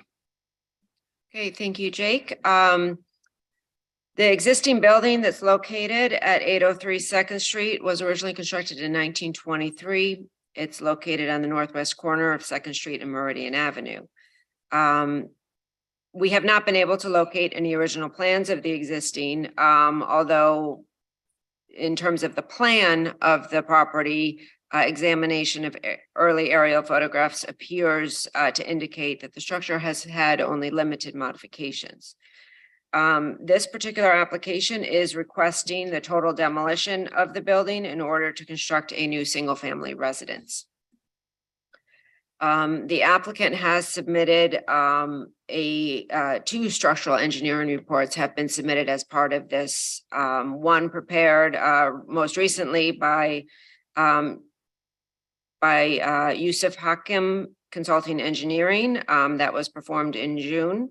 The conclusion in that report does indicate that the building cannot be saved. They have submitted a second structural engineering report from Douglas Wood. This was prepared 1 year prior in 2021. And that report comes to the same conclusion. Staff has visited the site on several occasions. Because with any application for total demolition, we take it very seriously and want to see the site conditions for firsthand. Unfortunately, I can report that staff's observations on site are consistent with the findings in the two engineering reports. And this is a wood frame structure. It is very easy to punch or kick holes through the building, to be honest. And that was a bit shocking to me because I don't consider myself a very strong person all the time. And it would be very easy to kind of knock a portion of the wall out. So, that is the unfortunate situation that we find ourselves in. This is an extremely early building. The portion of the city south of Fifth Street was the earliest development area in the city. And we do feel that it's important to pay homage to this very unique portion of the city. And we did discuss the possibility of reconstruction for this particular property. At this time, based on the information that we've received, as well as the sea level rise criteria and the new required base flood elevations, in addition to guidance that we follow from the Secretary of Interior standards for the reconstruction of historic properties, staff does not find that reconstruction in this particular instance is warranted. We go into much more detail in the staff analysis as to why we came to that conclusion. With regard to the new single-family residence, staff is highly supportive of the massing and contemporary design language of the home. Additionally, the Meridian Avenue facade is proposed to incorporate a reinterpretation of a portion of the original 1923 facade, which we believe also helps to break down the scale of the building and retain the historic character along the street. It's also important to note that there is a large calophyllum tree that the applicant has, when we first met with the applicant, we saw a few different schemes, and the majority of what we talked about early on did require the removal of that tree. That is something that the city felt very strongly did need to be and can be, due to the good health of the tree, retained and preserved on site. And this new plan that is presented to you today does propose to retain that existing tree. We do believe that the mass and height of the proposed residence is consistent with the height and scale and massing of the surrounding buildings within the Ocean Beach Local Historic District. With regard to the variances, so the applicant is requesting 3 variances. The first 2 are due to what is an undersized lot. So variance is for the minimum lot area. This particular zoning district requires 5,750 square feet as your minimum lot area. The current lot area is 2,499.28 square feet. So we do believe that in order to build anything on this site or make any use of this property, that variance should be granted. Second variance is also associated with the substandard lot size, and it's to reduce the width by 5.37 feet of the minimum required 50-foot lot within the RPS 2 zoning district. Again, we have no objection to these variances and do believe they are the minimum necessary. Third variance is with regard to the side facing a street setback, that in this particular district, they are required a 5-foot side facing a street setback. They are requesting to reduce that by 2 feet 8 inches in order to construct the reconstructed portion of the historic building facade at a setback of 2 feet 4 inches. Since this variance is related to the introduction of the reinterpretation of the original 1923 facade, staff does find that there are reasons and practical difficulties associated with this setback and are supportive of this variance. It is to introduce an element that recalls the history of the site. And that, in combination with the substandard lot size, staff believes warrants the variance. With that, I am available for any questions. And if not, we can turn it over to the applicant. Any board questions for staff? I have one. It appears the existing structure is a duplex. Correct. The original structure had 2 units, and we're proposing this proposal is for a single unit. Correct. Reducing the density of the site. Okay. Yes. I've got a question, and I'm just trying to understand, because there's been several projects that have come before this board regarding, or that included elevating historical structures. And so I just wanted to ask for a little more clarification when we talk about the relationship of a historic building to the sidewalk. What criteria would you use to distinguish why it was worth elevating a structure? I think the one we're doing was the one with the adjoining, or the one I'm thinking of was in Middle Beach, right? Where adjacent to, is it the Gerard Pitt building that was going to be demolished? And then the one adjacent to that, the Corona as well. I'm not sure if that one was being elevated. I believe, yes. Yes. Because it's being reconstructed, or actually that one's being moved.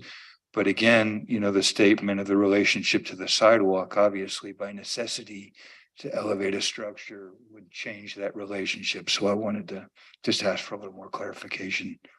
Absolutely. So in this particular instance, in order to meet the minimum required finished floor elevation, the existing building would be required to be raised to 3.5 feet, or 3.6 feet, excuse me. So a little over 3.5 feet above the sidewalk.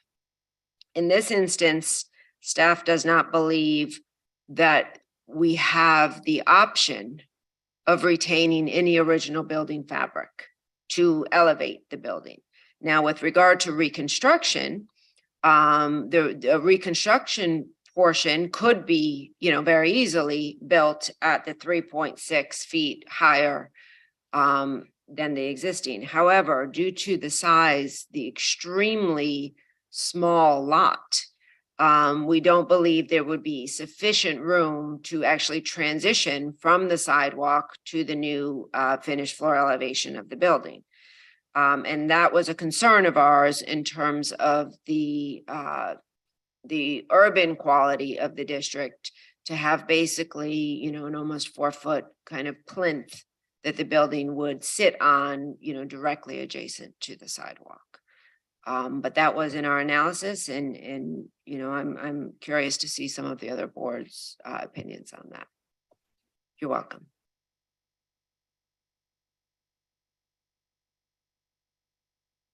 Okay, good morning. Good morning. My name is Tracy Slavens. My address is 3800 Northeast First Avenue, Suite 200.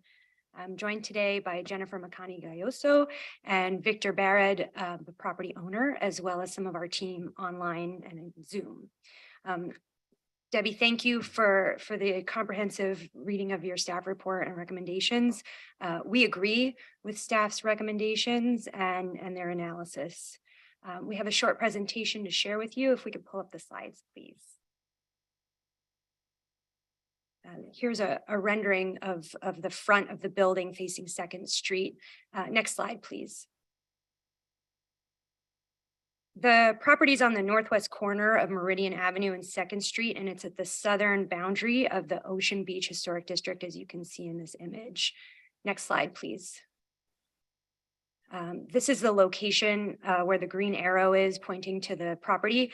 It's a single family home or duplex property today. But as you can see, and as you're very familiar with the district, it's surrounded mostly by multifamily uses. Next slide, please. This is the image of the corner facing the property, and you can see the calophyllum tree. It's a characteristic tree along Meridian Avenue between 2nd Street and 15th Street, hence the importance of preserving this tree and working around it as part of this design process. The house itself is an existing wood frame 1-story structure, and according to our historical resources report and research, it was constructed in 1923 as a duplex. Next slide, please. This is the view from the front door of the house across 2nd Street. As you can see, the character of the neighborhood changes quite dramatically as you look to the south. That's the Cosmopolitan and the Courts across the street. Next slide, please.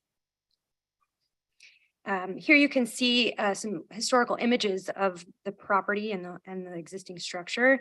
As noted in our reports, it's loosely designed in the vernacular style and minimally modified since it was constructed, but we were unable to locate any original plans, and we do not know who the architect of the building was. Next slide, please.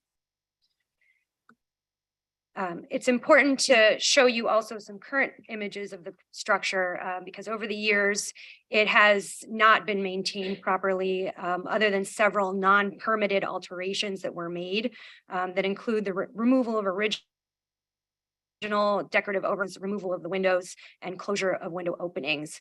The current owner purchased the property in March of 2022. So all of these conditions were existing when he purchased the property. Next slide, please. Here's some interior shots. As you can see, other than very minor repairs, no restoration has ever been done here. And the structure has been determined unsafe and uninhabitable by our 2 structural engineers, as well as from the city. Next slide, please.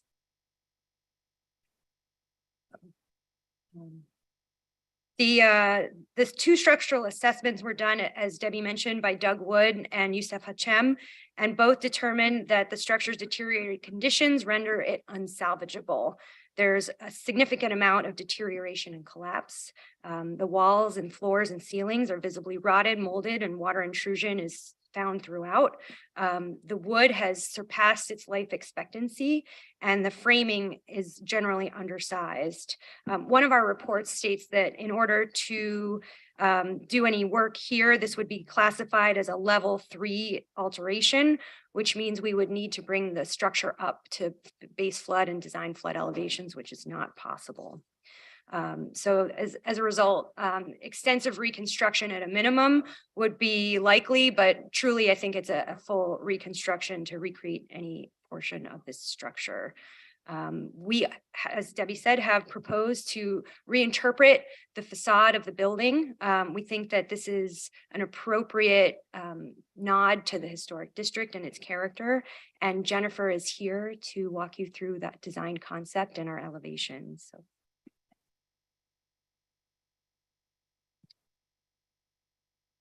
Good morning, again, Jennifer McConney. So when our clients first came to us back in January, they said, you know, we have this lot, there's a house on it, but we really want to work with the historic district, and we actually want to use a portion of the house, either move it, reconstruct it, something, you know, can you come up with a design for us to you know, really, you know, use that historic building? We think it's kind of cool, and you know, we can't reconstruct it, but you know, we want to build a single family home there. And most of the time, clients never want to do that. I mean, especially for a house, they come to us and say, "Oh, I want a white box. You know, give me another frame and a white box and some fake wood cladding on it." You know, so you know, luckily we got you can all laugh, but Victor Bered came and he said, you know, I really want something special. So, you know, first we worked with the existing front facade on 2nd Street, which is where it sits. But after submitting to HP board back in, I think March was the first time we submitted. We spoke to Public Works, and we could not have an entry on Meridian because of the tree. Even though we were bypassing the tree, we were going over the root system, and they said, absolutely no, not going to happen. So we were really kind of forced to move our vehicular entry onto 2nd. But by doing that, because I like to find the goodness in every issue, is what happens when you do that is the front facade actually moves. And if we can pull the slide show back up again, we can kind of show you what we were talking about there. It's, next slide, there we go. So, you know, you can see at the top, there's the existing structure. When we first started back in February to March, we were going to reconstruct a piece of the front, and not just the front face, but actually bring it back a little bit. Then Public Works said no. We moved it to the other side, but what happens is the beauty leaf tree, the heritage tree that we weren't allowed to touch, actually gets framed. The historic building actually gets framed by the tree, which we'll see in a few slides later. So we said, you know, that's pretty cool. So let's We have Second Street, which is a new facade, our modern facade facing the courts and those 5-story fairly recent structures on Second. And then we have the reconstruction of the historic facade on Meridian, framed by the tree, facing the historic 2-3-story buildings across the street, which sit right at the property line. So it kind of all made sense. So that's where the reconstruction came from. We weren't just, throwing it as a token. I mean, we really wanted to make this a part of the project. And so next slide. And then we started looking at how the facades work with the existing facades. So even though you're not really going to see on Meridian Avenue our new building because it's going to be framed by the tree, we really wanted to work with creating the front entry for the new residents on Meridian under the tree, and then having an access into the building. And then we also took the angled parapet roofs that are on the historic building, kind of work with that on the front facade of the building, which also works as a sun shading screen to facing south, that are angled views and also creates privacy. Next slide. So these are some of the materials that we were looking at for the new building. Next slide. So this is the facade on Second, which faces the courts and the 5-story buildings. So we have our vehicular entry and our foyer facing Second Street. And then as you go up, we have the living room, the main living room space, because we do need to be above flood, and flood would be about halfway through the first level that you see right now. So the second level is the living room, kitchen, your typical ground floor, and a guest bedroom. And above is your masters and the other 2 bedrooms. Next slide. So this is the view that I was talking about. We recreated the front facade facing Meridian, and that really becomes the portico, your front door. We did need to push that out a little bit into the setback because we are limited on space on this lot. But really, that is a superimposed image of our building. You can see, you see a little bit of it at the top, but the tree really frames it. It couldn't be more perfect. Next slide. And so these are the plans. On the ground floor is just it's 2 parking spaces and very small spaces, a foyer. 2 more minutes. Yeah, 2. I'll be quick. Next slide is the living room, basically an open space. And so the zigzags on the front really are, they face south. One, they're meant for, again, privacy, because we do have those 5-story buildings across the street into our main public space, but it's also for sun shading. So, and it's also kind of angling your views towards the southeast, which is the longest view down the intersection. Next slide. 3rd floor, master bedrooms. Next slide. And then we have a small roof terrace. We tried to remove as much enclosed square footage up there. So, and we push back the staircase and the elevator. So they sit, farther back against the corner. Next slide. And then these are some of the images. Again, on this Meridian Avenue side, you see the building there, but it is really hidden. It is hidden by the tree. And you can see on the bottom that we really do fit into the neighborhood with our heights. Next slide. Front facade. Next slide. Another rendering, and then the next slide I'll end with Meridian. Meridian view. There. So as you can see, this is an interesting interpretation of the district. It marries the historic with the modern. It creates compatibility with the very different characteristics of the 2 sides of the street that we sit on. We have a number of support letters from our neighbors that we've submitted for the record. And they are happy to see something new come here, because the the structure has been a little bit of an issue. It's blighted, and we've had squatter issues and other things happening there because it's difficult to secure this old building. And as I mentioned in the beginning, we accept all of staff's conditions and their recommendations, and we ask for your support, and we're here to answer any questions you have. Thank you. Thank you very much. If you'd like to take a seat, we'll field some questions for the board, from the board for you. Anyone from the board have questions for the applicants? Okay. Question, which is probably more of a staff question. In the RPS2, I just wanted to ask what the allowable height is within that zoning district. In the RPS 2, and I believe, is it 40? Yes. 40 feet? Yes. For 40 historic. feet? For historic, yes.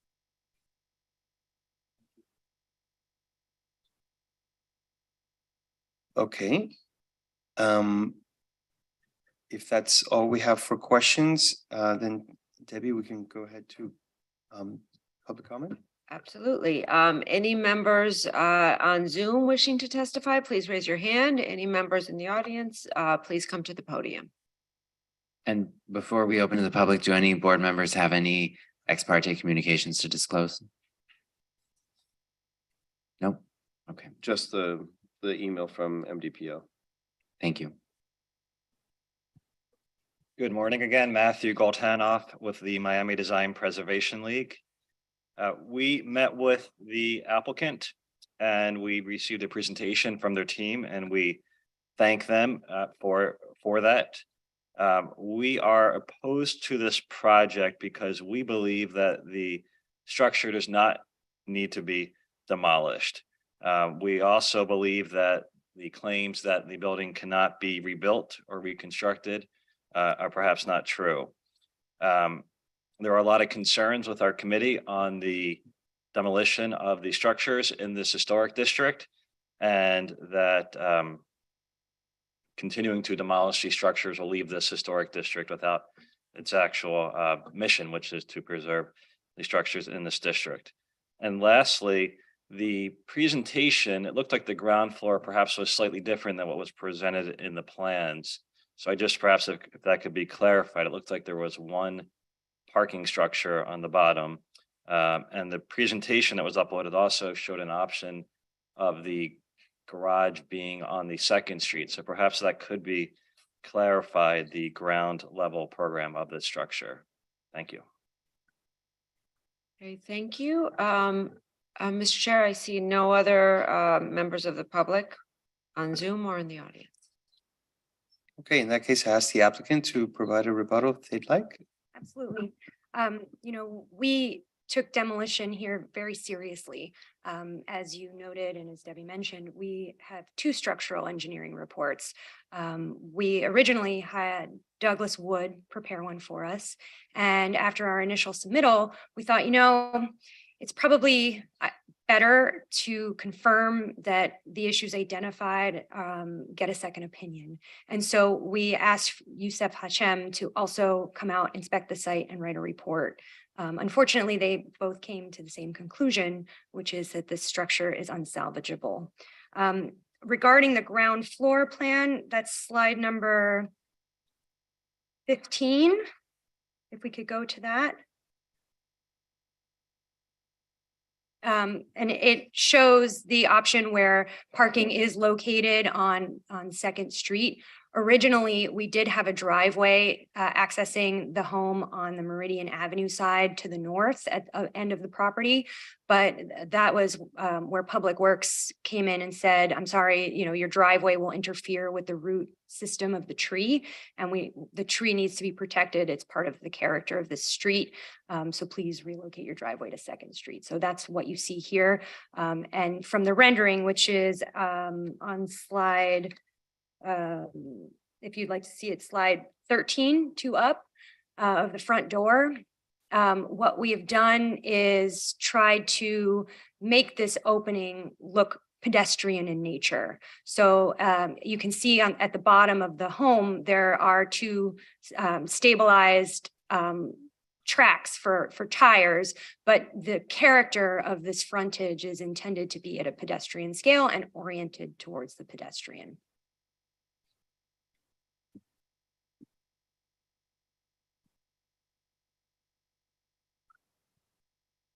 Okay, thank you so much. Welcome. And with that, we can move on to board member comment. Would someone like to start? Kirk? So I want to say that I'm very disheartened by this application and a lot that we see south of Fifth requesting the demolition of structures, particularly structures that define, as Debbie mentioned, the very earliest history of development in our city. Not to mention structures such as this one that clearly survived the 1926 hurricane and made it 100 years only to come before this board. I also want to say that, I mean, gosh, I'm so in love with so many neighborhoods in our city, but south of Fifth it is so unique by virtue of the diversity and the early nature of when all of these buildings were built and in that area, where you see a bungalow that's been turned into and added on to in other ways. I think there's been an incredible amount of innovation in south of Fifth, and it makes it an extremely wonderful, sublime neighborhood to be in, to walk through, to drive through, and I feel like we're missing the mark on this one. I think that the new structures design I like very much, and absolutely, I come from the school of wanting to see Miami Beach evolve, but I would like to see that happen with our history intact. And I feel like with this project there was a token step forward in that direction, but I feel like it misses the mark. And just to touch on for one thing, the wood frame structures in Miami Beach, we don't have a lot of wood frame structures. But if you look at a historic district like Lake Worth, for instance, almost all of the structures are wood frame, many of them of this sort with wood frame and stucco going over it. And so it's not as if these districts are not able to, or these types of building typologies are not able to be retained and preserved and restored. I also want to cite this quote from Doug Wood's report, where he says that the building would need to be dismantled and reconstructed, but he does say that it could be reconstructed. And obviously relative to the size of the existing structure and the new structure that's going there, I mean, obviously there's economic viability. I don't think south of Fifth is really hurting for lack of economic viability. And from my own personal perspective, I reject the idea of elevating a building, changing its relationship to the sidewalk. Well, clearly, when we're in the middle of a king tide and water is filling the streets, I mean, that changes the relationship of what was historically there. I think that's something that we need to learn to swallow and adapt to and figure out what that future looks like for buildings to be elevated, because that was part of what the plan that Alan Schulman, the resilient plan, that's what it, one of the things that it prescribed was elevating structures. And so, again, I'm in favor of a project. I'm in favor of this particular site not being frozen in time. I also want to point out from the presentation itself, from the streetscape, this is the historic district, right? This abuts a highly developed newly developed, relatively speaking, area to the south. And this structure actually defines this area. And to be more specific, from my standpoint, I think I could have been happy with a corner, two sides of the structure being reconstructed and maybe set back going into the new development. And to me, that way you're able to truly retain rather than what I consider to be just a token gesture of putting a interpretation of a part of a wall. I think we could do better. I think South of Fifth deserves it. I think one of the oldest structures in this city. I mean, this would have to be within a handful of structures that survived the 1926 hurricane and was here at the very beginning. I think it deserves a little bit more thought and effort. I do believe that the right team is on board to do it. I just don't think it's there right now. Thank you. We have another board member comment.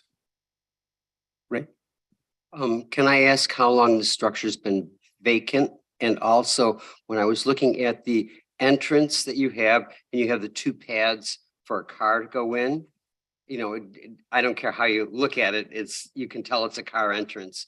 Maybe it would be better to put a sidewalk in the middle, like it's for pedestrians, and on the sides have like how they have concrete that sits down in, has grass grow in between, you know, for the cars to drive over. There's lots of spaces in my neighborhood that they've done the parking spaces that way, so the water would. Yes. So I just think if you're really trying to make that not look like a car entrance, you got to make it not look like a car entrance. Thank you. Are we asking questions now or on comments? Comments? Okay. Well, I would agree with the variance, 2/3 of the variance analysis, that it's appropriate to afford a variance for the size of the lot because it's a substandard lot, and if the code doesn't permit the development because the lot is already too small, and I understand that's because sometime previously the lot was subdivided into three lots. And that's why this one is substandard, but it is a legal lot. It just isn't the legal size in order to develop or build on it. So I would agree with number one, to reduce the minimum required lot area, and number two, the width of the lot is below what's required. If the code requires a minimum lot width of 50 feet, but this property is only 44.63 feet, then they need that variance, otherwise they cannot build, and that's what the variance is for, to allow somebody to reasonably use their property, and if the code itself won't allow it. But the last variance request, it says to reduce the setback by 2 feet 8 inches, the minimum required side facing setback. And it explains the reason why they're asking for it, which is a good reason, in order to place that facade there in order to maintain some connection with the history of the property. But I don't think that we have before us the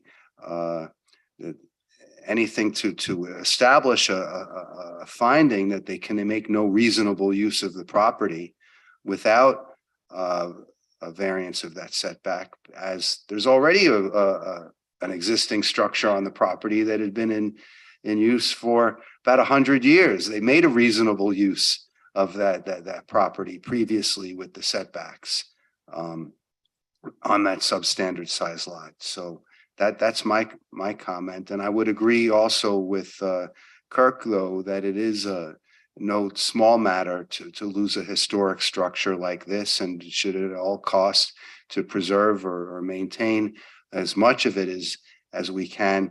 And so I think if there was a way to keep what I believe to be the current Meridian facade, and if you're going to be moving facades around, maybe move it onto the second street so that the garage entrance can be with a 20s style facade on that side as well. If I may, through the chair, we do have a rendering with that design. That was one of our prior iterations that we worked through with staff as part of this process. And I can show it to you. It's slide 26. Can I make one disclosure, though? I'm not a professional designer. I just came up with that. Sure, But if no, they've we already found designed this it, too. that's, We'll give you a chance to do that, but we're right in the middle of the board comments. So let's get through everybody and then we'll give you a couple minutes to come back to that if that's okay. Thank you. Okay. I think that was the conclusion of my comments, though, I have no objection to the design. It's a very attractive building. The only problem with it is losing of one of the last remaining pieces of that 20s era. And so, and it's a historic preservation district. We're a historic preservation board. So that's one of our main objectives here, is to try to maintain the historic character with we have there on the ground. Okay, thanks, Stuart. John, would you like to go next? Sure, I think. Thank you. Debbie, I kind of wanted to, your staff report was got very philosophical at a certain point in terms of kind of thinking about these questions of what can, and kind of going to Kirk's questions about what can and can't be reserved. And it got, we get very emotional when we see buildings that have been around for 100 years that are no longer, potentially are being proposed to be eliminated. And I was wondering, and your point was that there's, that cities and buildings evolve, and that we are always looking to have the best historic building fabric that we can have, or if that's not possible, the best, contemporary building fabric that we can have. So I was, and I'm trying to, I don't know, I'm trying to kind of struggle with this question about whether this building really, and I haven't been in the building like you have, but whether the building can be an example of what the Buoyant City report kind of considers to be an option to kind of maintain, because it's a lighter structure than many of our buildings, which are, block and concrete and several stories. Whether there's some other way to think about this site, or whether there's like another, like whether you can kind of pinpoint why we can consider this building's demolition to be the best possible outcome. Mr. Chair, would you like me to respond? Yeah, I mean, and you're right, that there is somewhat of philosophical question here. We did note in our staff report if there was an opportunity to retain, even if it was just a small portion of the existing building, that we would be highly supportive of that. This is a very significant structure, primarily due to its development period.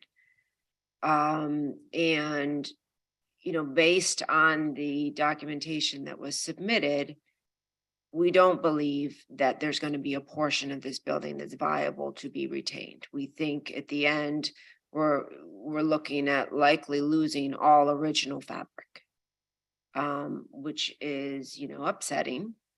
This building, to I think Mr. Breslin's point, has been vacant for many years.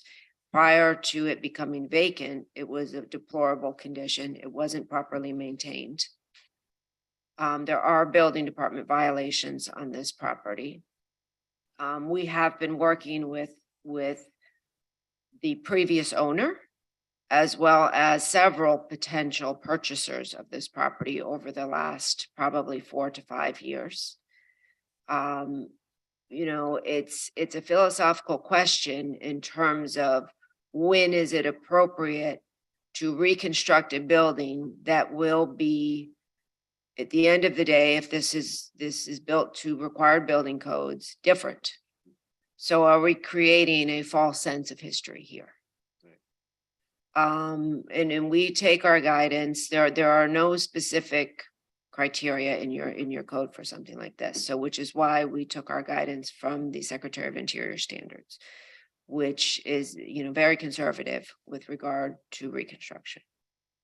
Yeah, no, I think that's thank you for kind of articulating that. That's what I was kind of hoping to hear, because I think that that bar, to have a building that looks exactly, or no, will never look exactly like this building, but a building that could be raised up and will be in the shape of this building will not be this building and will not be the historic fabric that we are hoping to save, because it simply won't be historic. It'll be, and we're going to later look at another example, I think, later in this day about a different period of something similar happening.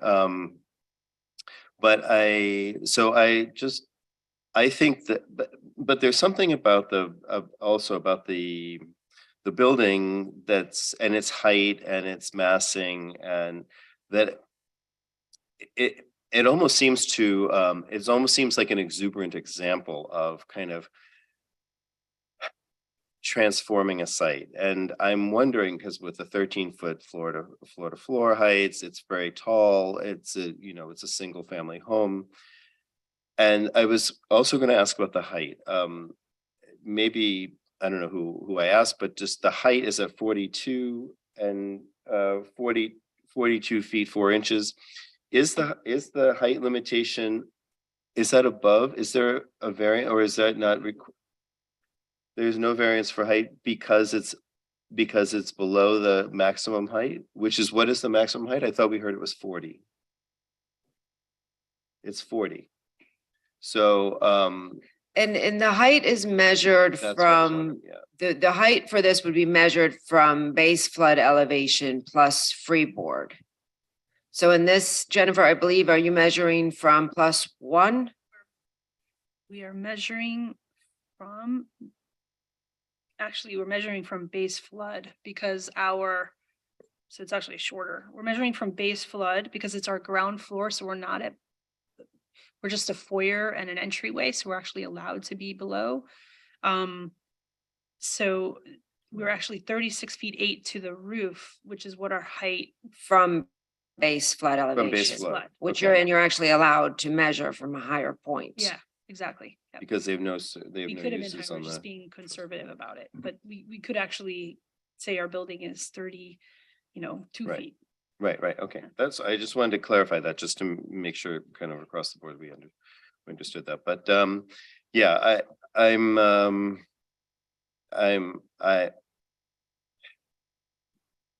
I'll let others speak. I'm not very convinced by this kind of facade kind of appropriation. I don't think it supports the building's design in a way that I don't think it also tells much about the history. And I think in the future, I don't know. I would rather see a building that really is, if we're really saying that this site has to, in the philosophical context of our advisors here, which is the staff, that this is the next iteration needs to be here.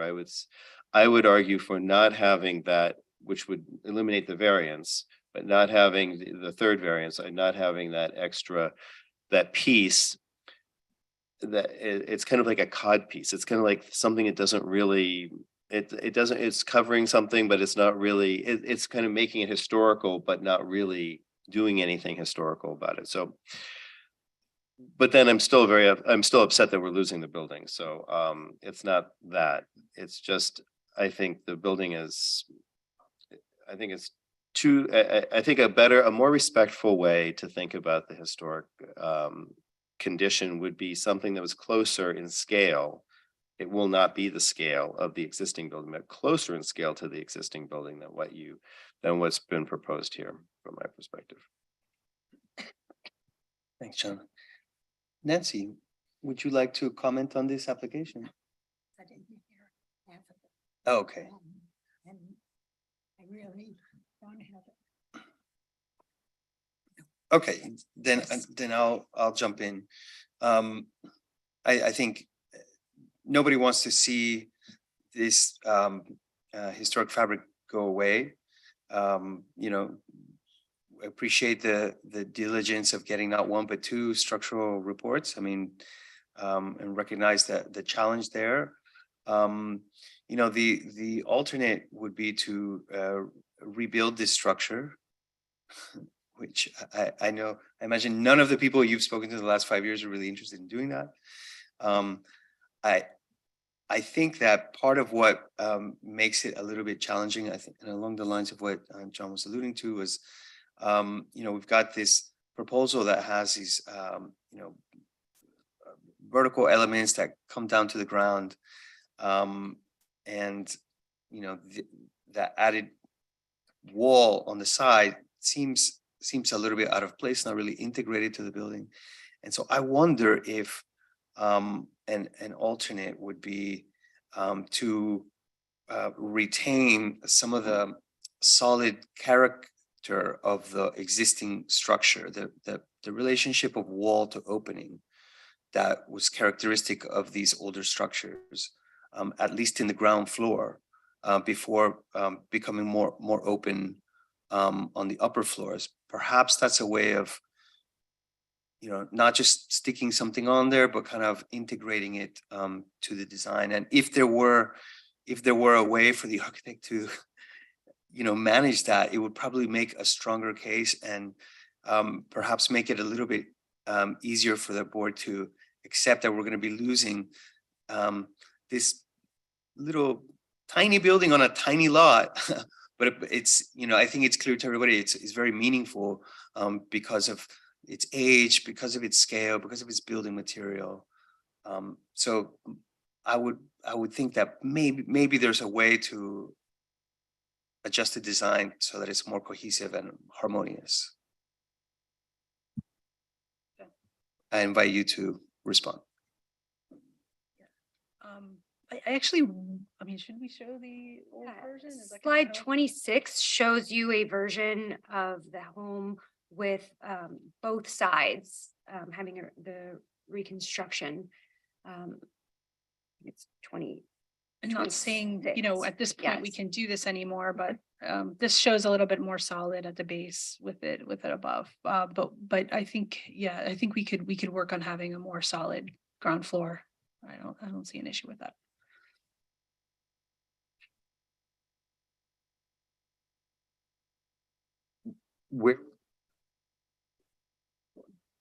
This iteration had the garage on Second Street, so we would need to refine this design, but this is to give you an idea of what it would look like if we were to have this element on both street facing sides of the house. Yeah, but we wouldn't be creating the facade because the garage on Second Street, because the garage is just too wide, unfortunately. The building is small. So it would take up half of the building. Right, we need some version of, 15 feet across for a decent garage width, and the property is only 43 feet in width, so it's tight. But I think the direction with this, with the base being more solid, going with kind of what Rick was saying, with it just being a more kind of because that's really when you're on the sidewalk and you're walking through, that's what you would have experienced historically. Yes. Without, I don't know, without maybe the reconstruction of that might go to the professional recommendation of staff, which is to kind of have a new building that would be the best that we could possibly have, in kind of out of respect for the building that we're losing. Okay, thank you. With that, would anybody from the board like to make a motion at this time? I move that we continue it for modifications. And if I could make a statement just to accompany the motion, I sort of like the direction that the last image we saw heads towards. And I think that that's a really great place to work with, something sort of brand new and totally unique, sort of rising, but not in a very abrupt way, behind the the original old facade that's there. So you sort of get a feel of old and new blended, but not that you're sticking the old onto the new. They're separated, and there's air, there's landscaping, there's light between the two. So I like the direction, the way they were looking originally to blend the two buildings. So I move to continue. And I second the motion. And I tend to agree. In my mind, it's more reflective of the character that you actually see, the sort of innovative, quirky character that you expect south of Fifth, I think. Okay, and I mean, the next meeting is January 10th. So in order for them to make that meeting, I would need all of the revised plans by Monday. I think we've done so many versions of this that I could probably put that together. Just- Okay, Yeah. I'm okay trying for that, and if Yeah, we're not If ready, it doesn't work, then. we'll bring it back for another request for continuance at the January meeting. So January 10th. Do you accept that, Mr. Reed? Yes. Okay. Thank you all for your So I feedback. think we need to vote. We had a motion I and just a have a second. question on the motion in a second. Okay. You know, listening to everybody up here in their comments, I got the feeling that John was basically saying, why bother saving that one little piece on the side, you know, when it's going to be not the original building and it's going to be reconstructed, and it'll just, you know, be a reminiscent of an old building, but not the real one. And then Stuart saying that he didn't want to have the variance, you know, because of that piece. So if we don't put that in at all, everybody's saying this is a wonderful building. So I think we're sending mixed feelings to these people and what to bring back to us. And I just want to make sure that we're all on the same page. But there is a motion, there's a second. I just wanted to bring up from my feeling of how I would feel if I was in their shoes right now with what we're saying. No, I think that's a valid point, Mr. Breslin, in terms of the different opinions. You know, we're really dealing with, at this point, at least in my opinion, do we want to reconstruct a portion of it? Right, and I would argue I would argue not to reconstruct it, that it's more honorable to the history of the site to have something. At this point, if we're taking our professional opinion of, you know, of the staff as, and of your engineers as being accurate, that it would be better to do that in this case, not in all cases, but in this particular case, because of the scale of the lot and because of the scale of the building that you're going to be putting on there. But I'm loath to be kind of like architecting this for you, because I respect what you do a great deal. And I think that you can come up with, you know, what you think is appropriate, given this. So I'm not really going to kind of say, well, it has to have, you know, this here or that here, or it needs this window here or whatever. So I would leave it at that, but that's just me. My colleagues could obviously speak to this. Yeah, I disagree. In my mind, if it does not pay any homage to pre-1906 Miami Beach, it may as well not be in a historic district. It may as well be design review board to just, I mean, I don't have any issues with the design itself. I just don't think that it has any reference to the historic character of that district at all. The reference I was hoping that they would take up would be the more solid, would be what Rick was referring to as like the more solid kind of base to the building, so that we are not having a glass and steel coming down to the street, which would be a very, very abrupt kind of and So not replicating, but paying homage. Yes, that was it. And paying homage, just to clarify, in terms of scale, material, and, you know, I guess some reference to the, you know, the height of what the existing building. I mean, I think that's maybe broad enough that the architect can take the liberty to interpret that. But you're saying no reference to the vernacular style. Not necessarily a literal reference. If they'd like to bring one back, I mean, I'll leave that to the architect. I guess, Kirk, you're saying you'd like to see something more literal. I would like to see something that literally referenced the historical nature of And- that district and that building itself, yes. And me too, but we're now just, giving friendly advice because of what Ray said, like that we don't want you to, but what you see is that you have 7 people on the board, you know, one person. We have different opinions and 2 of the board members, me and Kirk. I love that the image that you showed and the direction it would go in, and I bet that you can bring back a plan that my colleague next to me, John here, would love to. I think whatever you do, we will be able to review, and you've heard kind of our opinions about. We'll always have a range of opinions. I mean, in the okay. 6 We've years, had 6 the plus years same. I've been doing this, it's always a range, so. Thank you. Thank you. I think we got it. Okay, Mhm. so we have a motion on the floor. Yes, we have a motion and a second to continue to the January 10th meeting. All those in favor? Any opposed? Okay. Thank you. Thank you. Thank you.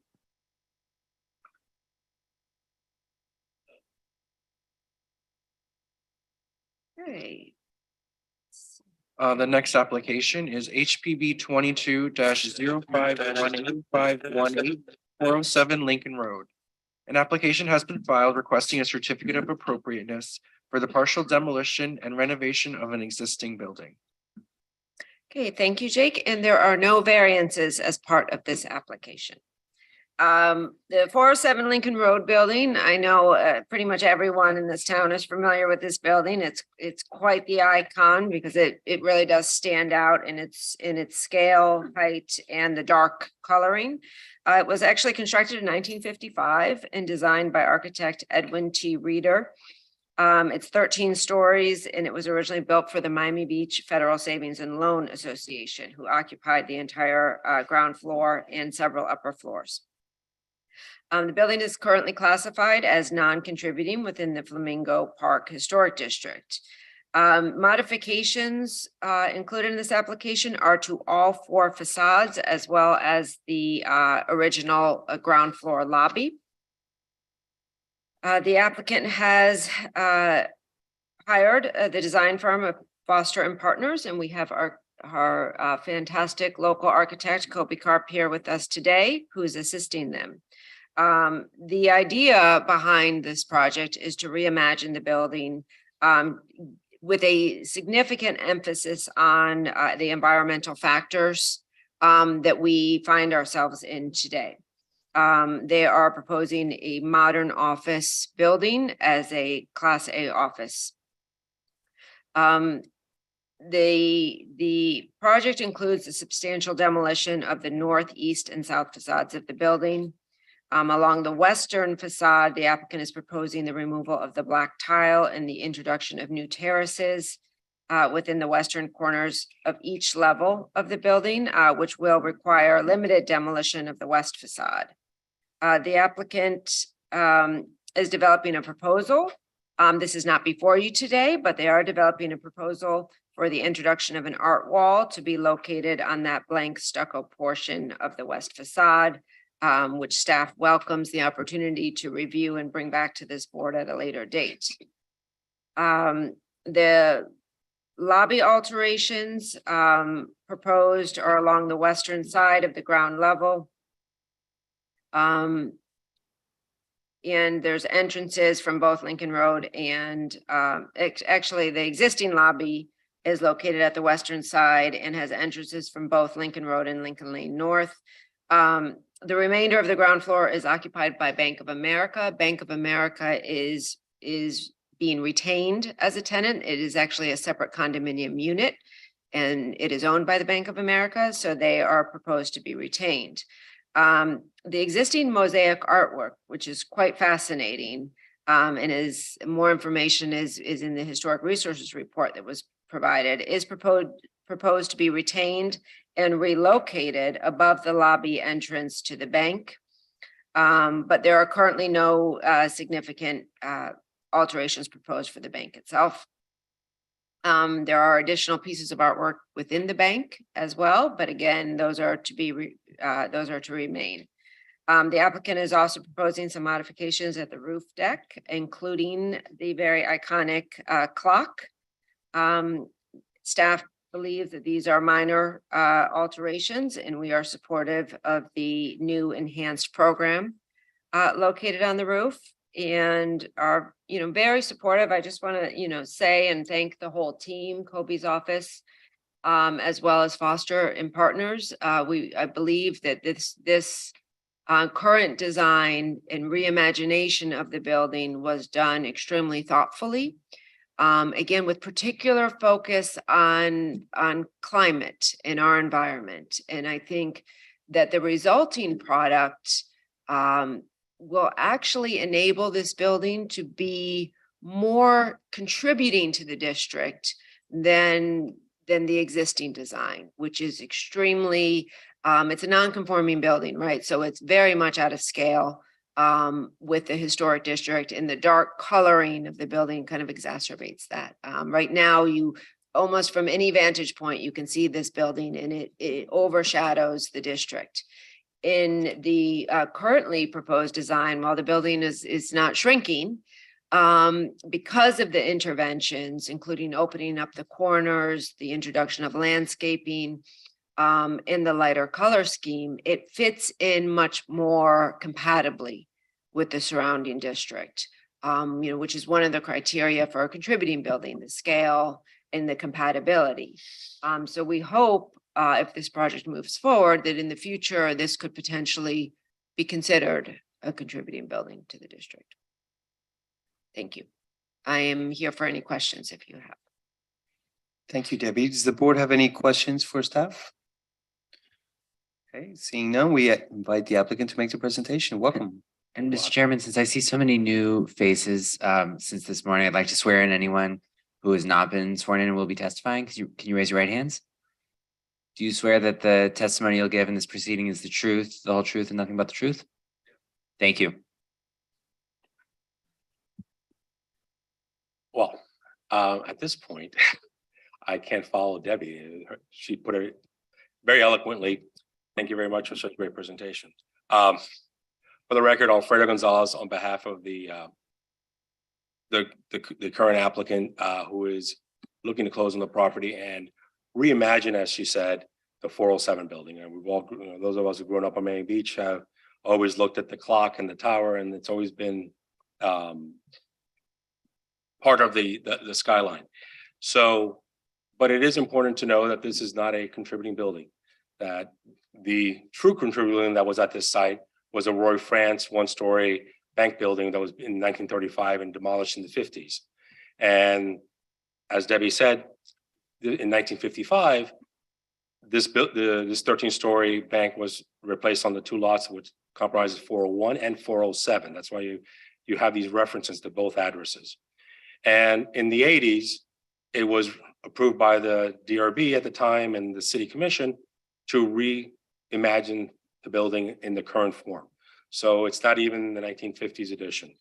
I do want to point out that the ceramic mural that's in, you'll get more information on, was something that was important in making sure that it became part of the new reimagination of the building, because it is a Kay Pancos, one of several Kay Pancos murals, the one that's in the lobby, and you'll see during our presentation, and I think it moves to a more prominent place in the lobby. And you'll also, in the future, when Bank of America wants to do some renovations, at that point, they could address the murals that are located within the bank, the tenant space.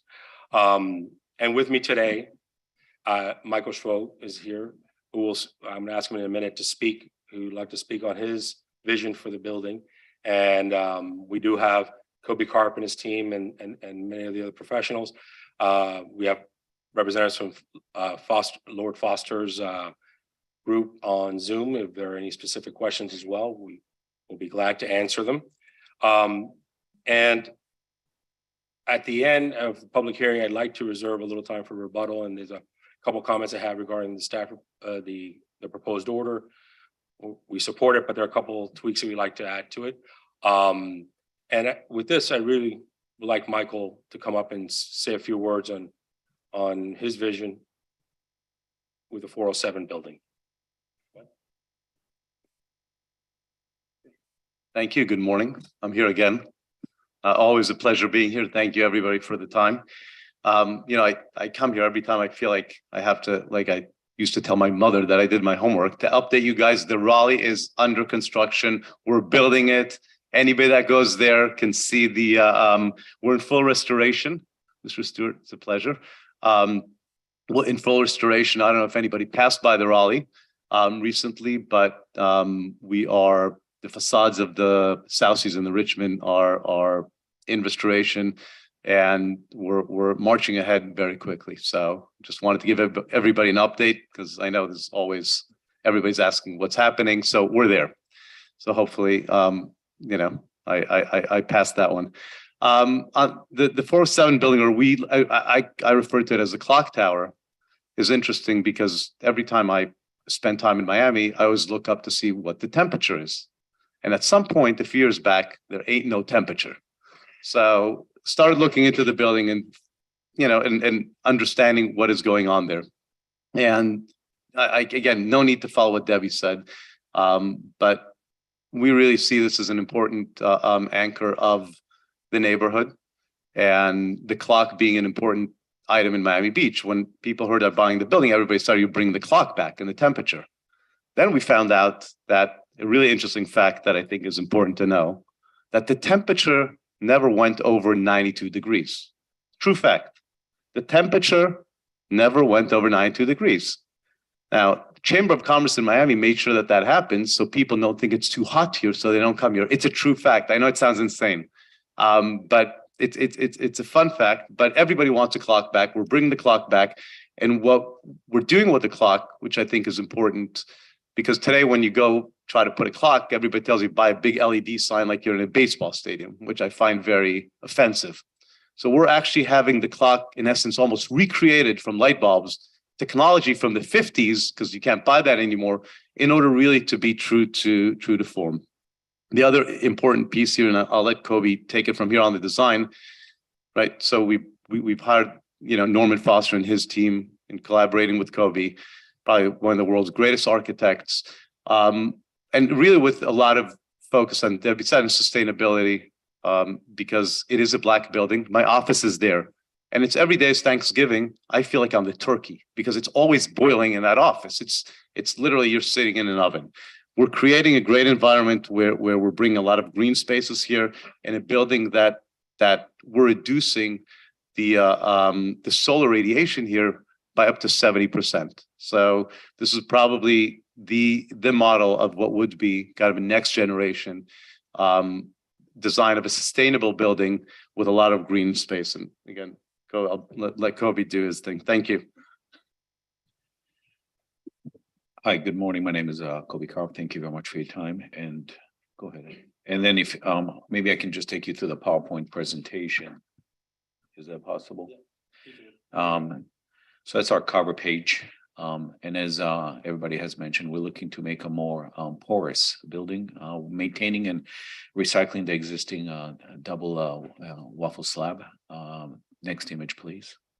What is interesting about this location, which I think everybody is familiar with, it gives us an opportunity to connect the public space of Lincoln Road with the public space of the park, OSP to the north, and then further the continuity and the connectivity, hopefully to the convention center. So there is a pedestrian and a visualization that then allows us to connect together. Next image, please. It's Norman Foster, great, one of my heroes, great person to work with, great office, very much into sustainability and resiliency, which is why it's such an honor to be here on this project. Next image, please. And some of the projects we have done here in the community have been resilient and sustainable. Some of them are, this is the Apple Store in Aventura. Next image, please. And all their great work. I won't waste your time. Let me get to the project. Next image, please. Next image, please.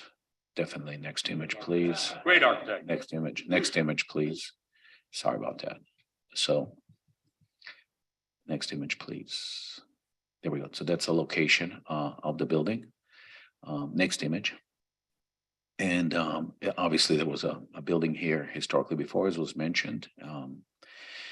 Next image, please. And this is an interesting image which brought us the inspiration on the resiliency and recycling of the existing structure and the opportunity to open up the building, not only from the inside out, but also from the outside in. Next image, please.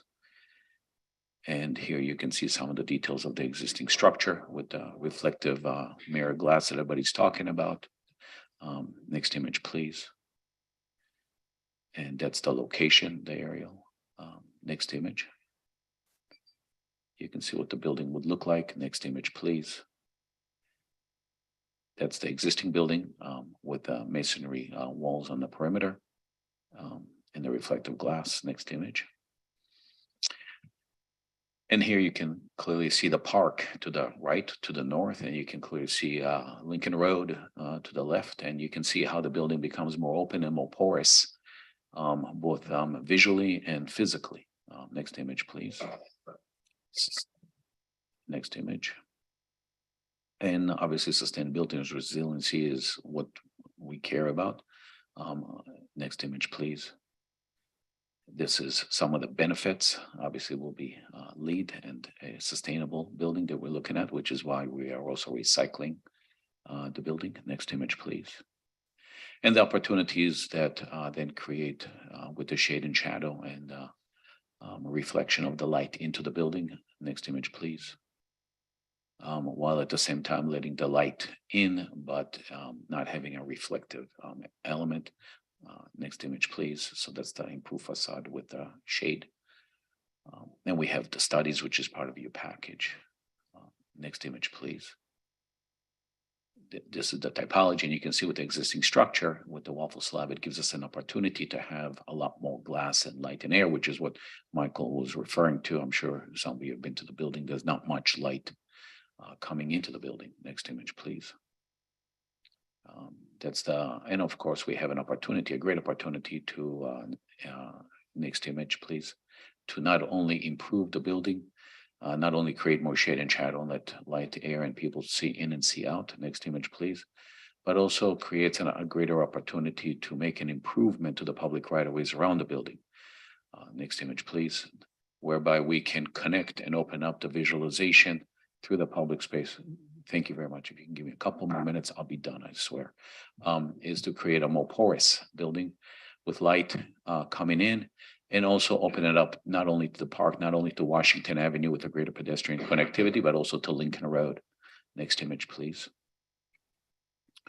This is the current view. Obviously, we have certain issues there. The garbage is outside, the vault, and so forth. Next image, please.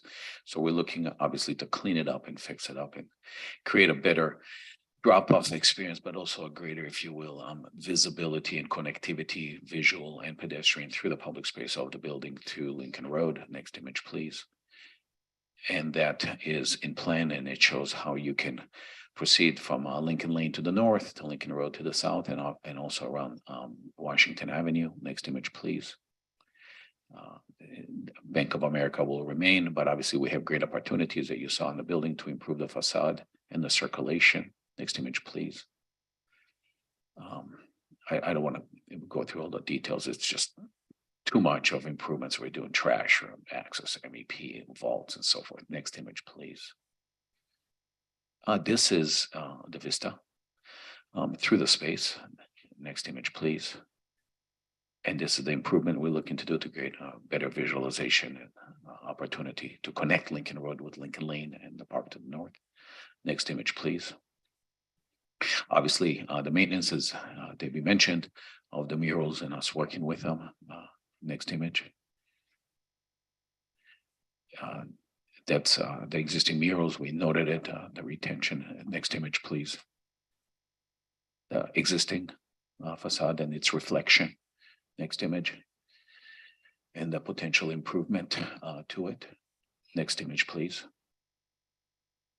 The view looking to the north and to the west from Lincoln Road.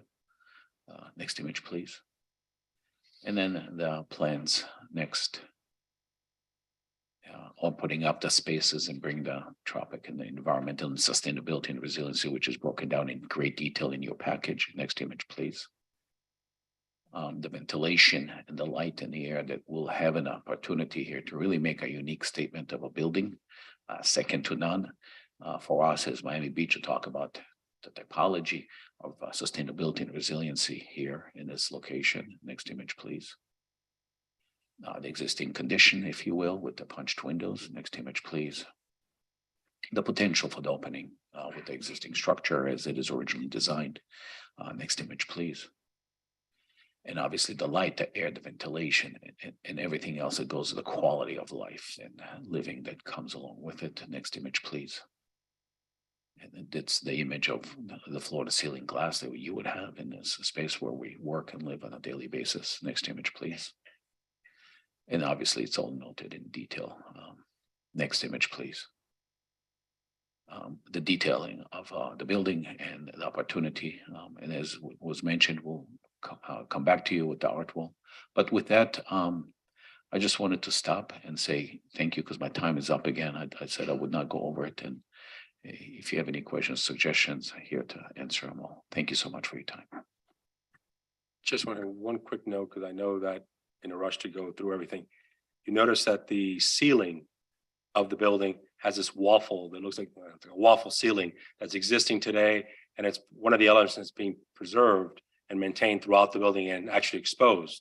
So that's why you saw many of the images and the renderings that we have that instead of giving more floor to ceiling height, the option was to keep that element in the building.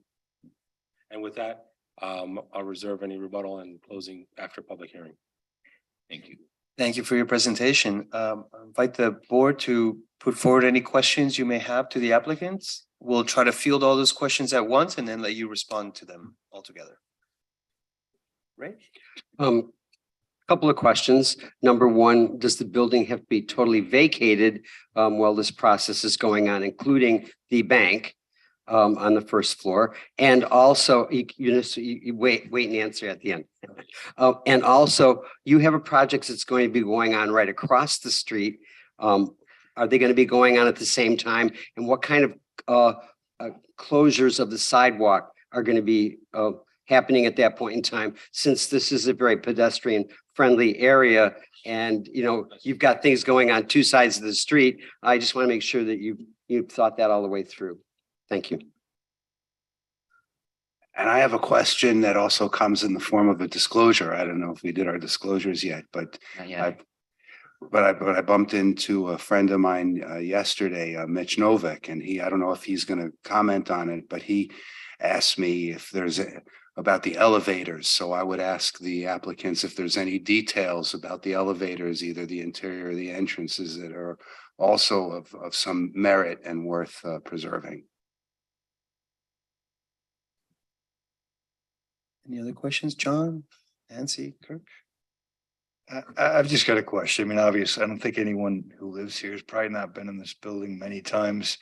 And I actually just had a question, and it's not a judgment in any way of the project. We'll get to that later, but the interior of the lobby, there's just that massive amount of what I consider to be beautiful black and gold marble cladding on the walls, which I usually gloss over, but this whole idea of a salvage plan or recycling, I mean, does that all just go in the landfill, or is it offered up to somebody to take that? It just seems like such a shame for that massive amount of stunning material just to go to a landfill. That's my question. Thank you, Kirk. Nancy, do you have any questions for the applicants? No. Okay, we're limited anyway.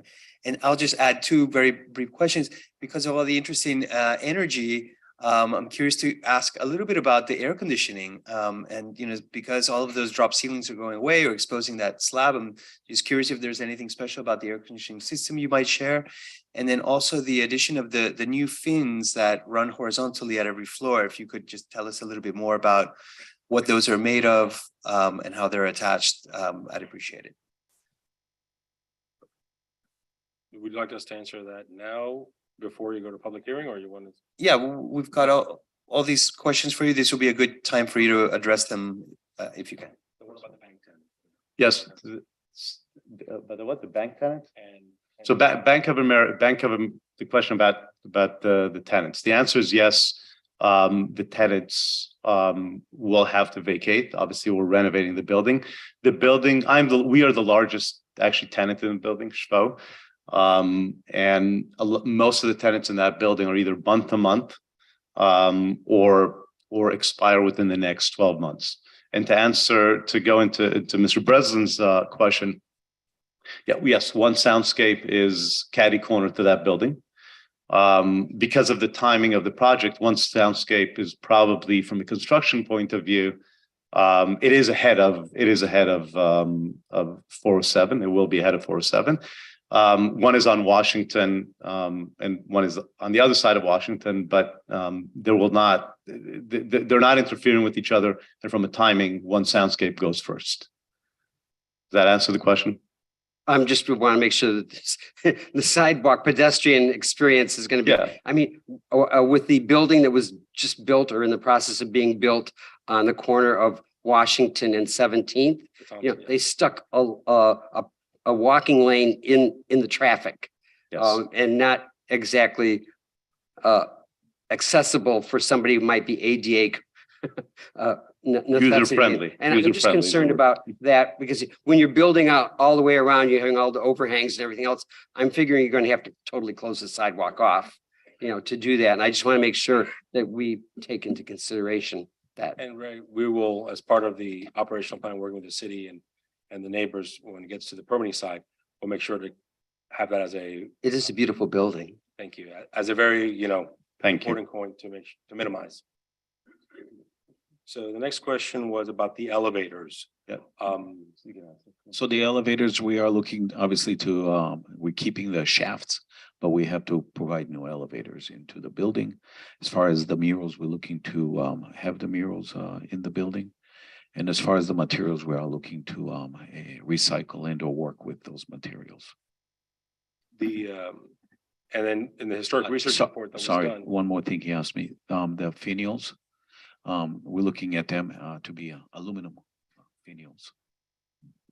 And the point of those aluminum finials, as Kobe was saying, is for again, in order to prevent some of the sun hitting the glass, for the building to be more energy efficient. Again, and as Mr. Lopez's question about the air conditioning, just to answer that, there is part of this studies, and again, we could the Foster team as a whole team that is only focused on sustainability and energy consumption and how to build carbon neutral buildings, which is really part of the effort here. A lot of the materials beside being recycled, the reason that the fins exist, and there's a lot more layers to this, is in order to get the building to be most efficient from an air condition point of view, which means we use the least amount of air condition to cool the space. And that is, again, with preventing sun hitting. I mean, there have been 3 months of studies on the exact angle of those fins to make sure that it's the perfect angle and the perfect length. And I know, Debbie and staff were involved. There's been multiple meetings and conversations about that to make sure that it's exactly the most efficient way to build this building. I mean, this is like a Swiss clock operation. And the only thing I wanted to add with the elevators, and we did our historic research report and analyzing the elevators, the doors, and the interior, which I think was your question, Kirk. There weren't any elements, unlike the Pancoast mural in the lobby, that needed to be preserved or recommended to be preserved. So And just on the Pancoast mural, I don't know if we didn't have time to focus on that, but obviously we're keeping that, we're restoring that. And what we're doing right now, it's sitting above an overhang, so you don't really see it most of the time. We're putting it straight kind of in the center of the lobby. So that's going to be the big thing that you see every time you walk into that building, regardless if you're coming from Lincoln Lane or Lincoln Road. Right now, it's just kind of overhang, and you see it if you come by a certain way on a certain angle. Thank you. I think that answered everyone's question.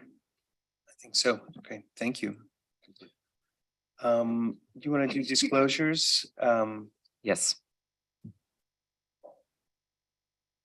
I guess I'll start. I saw preliminary renderings of this proposal a couple of months ago, with a brief meeting with the applicant.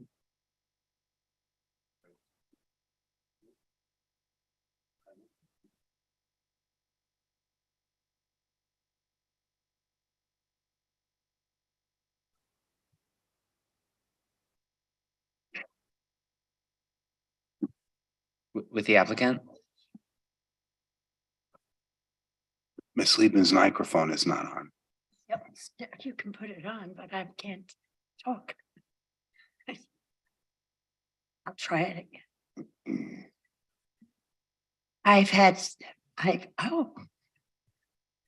seen the process. How many years has it been? Since the beginning? That's how long I have seen it.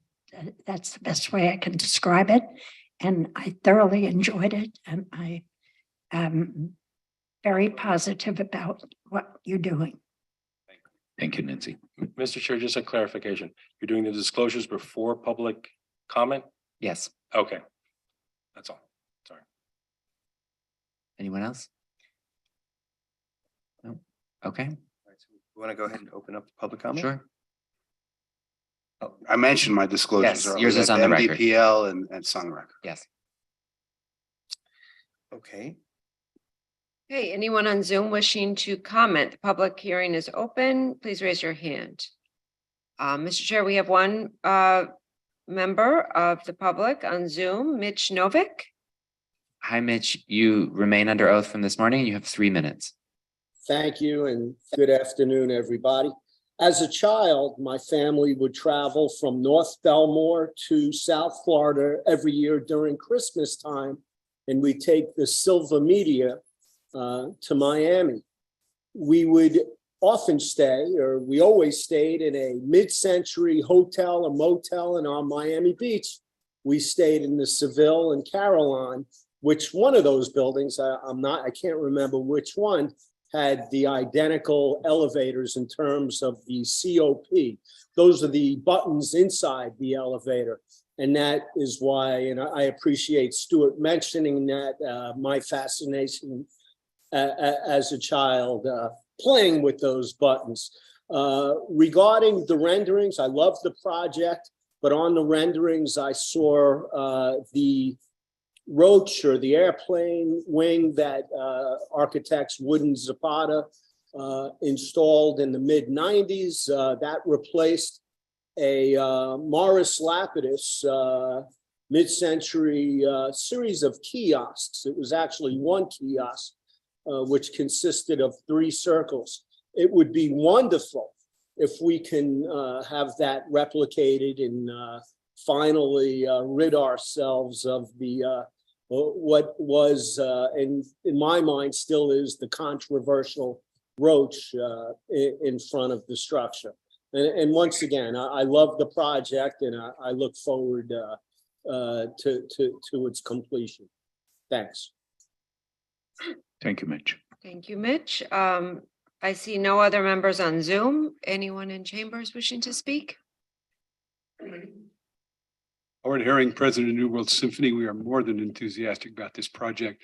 You guys have heard me talk about the park and the building and the center of gravity that we think we've created. Turning attention toward that center of gravity, as this building will do, is a big, big move for us in terms of the district and the neighborhood. We're very much enthusiastic about it. There's also a cultural plan being formed about Lincoln Road Business Improvement District. You'll be hearing about that shortly, but this building will flow right into that, the thinking that's behind that cultural plan and how we reimagine Lincoln Road. And last of all, there is a wall cast on Saturday night that is the holiday performance. But if you want to come, you better get there early because the park will be full. Thank you very much.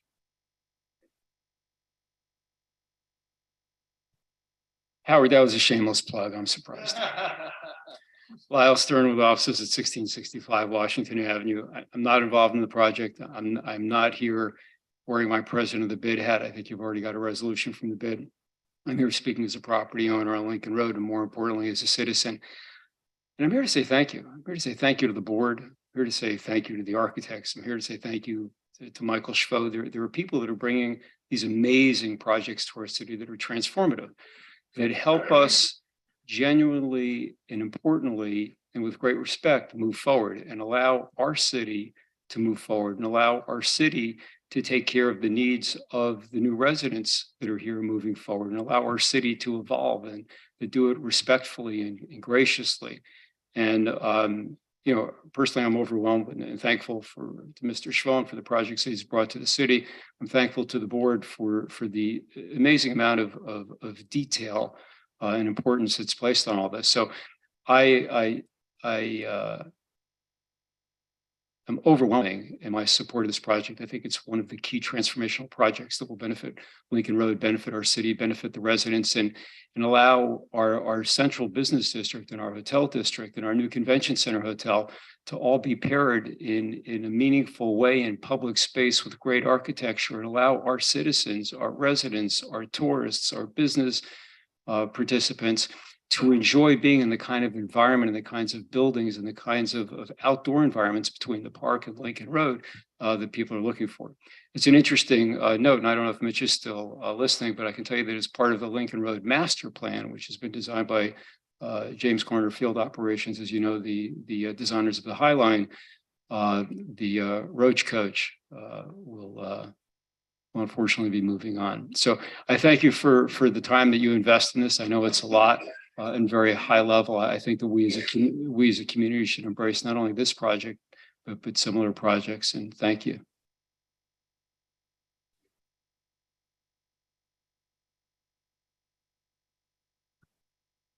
Good afternoon, Matthew Goltanoff with the Miami Design Preservation League. We want to thank the applicant for bringing forth this proposal to renovate the building. It's such a prominent location on Miami Beach, and we believe that the newer and cleaner design is contextually more appropriate with the surrounding neighborhood.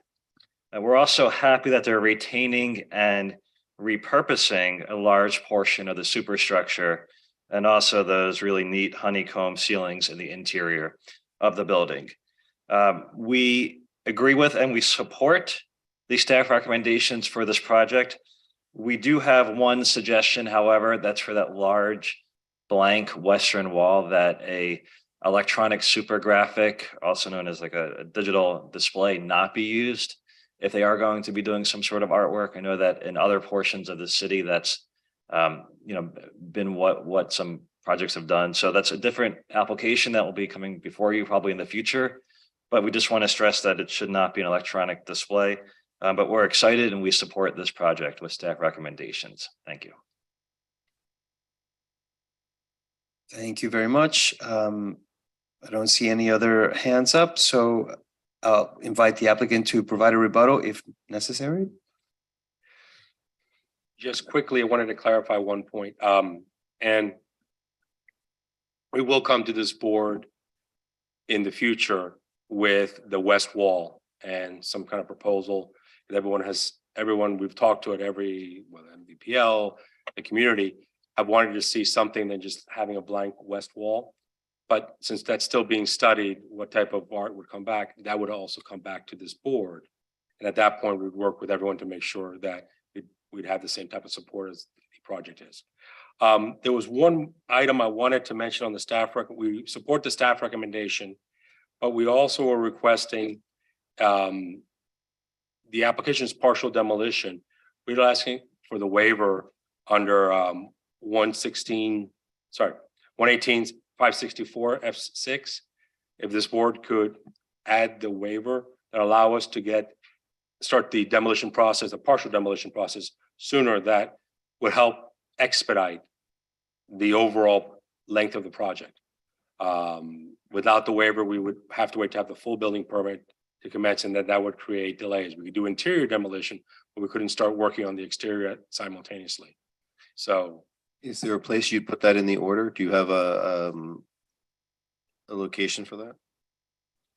I would recommend that be in 1C 2, so that the signage and advertising would be number 3 and the numbers would follow accordingly. And with that, I have, unless anyone has a question, we rest our application, hopefully support project. Thank you. Great, thank you, Alfredo. Board member comment? Ray? My only comment is when you were talking about the temperature not going above 92, I only looked at it to know whether I needed a sweater. I didn't care about the 92. I cared about when it was colder.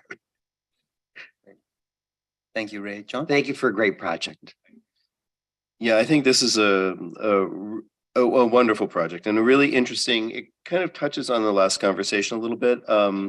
Just because I think that this change to the building will actually go back closer to the Miami Beach Federal Savings and Loan building, which itself is curved. This will be reintroducing the curves and which had these large floor to ceiling windows along the street, which this will also do. So I think in many ways, even though this doesn't look like it's a historic kind of reference, it in some very, very meaningful and philosophical ways and practical ways of experiencing it is. So I really thank you. And obviously the environmental component is incredibly interesting. I'd love to know more about how the parts are recycled, not for now, but just at some point, I think we can all learn from that in the city. So thank you.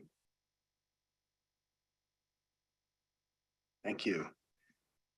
Well, I agree with the overwhelming comments that it's a beautiful, well-designed, well-thought-out building from many aspects. Regarding the, I'm going to say building it's replacing. It's not replacing, it's being redesigned, but it appears to be an entirely different building. So it's almost like a replacement. I mean, I understand it's not a contributing building and it does stick out like a sore thumb in many ways, but I think in some sense, that's sort of the value of it, that it's at the entrance to Lincoln Road and it's different. The building renovations proposed is really beautiful, but it's very serene. It looks to me like a residential building that would be placed next to a forest or a lake and sort of like blend in. And it does. There's nothing wrong with the building. There's everything right with the building. But what we're giving up is some sort of something that stands out at the entrance, and that what was there before, maybe it wasn't beautiful, but it reminds me of, in some sense, of like the United Nations building, and I'm guessing it was built around the same period. So with all humility, if I can make a suggestion, an easy way to make the buildings stand out as a gateway to Lincoln Road is just along the edges of the eyebrows and the terraces. If there could be some kind of reflective tiling that reflects the light, or it could be metallic, it could be some color, whatever, or even lighting, like at the Hard Rock Hotel in Hollywood, the tube lighting, something to really make this building stand out. It's not residential, it's commercial, and it's on Lincoln Road. And I think it would be it would become an icon with something that would make it stand out more and not blend in as much.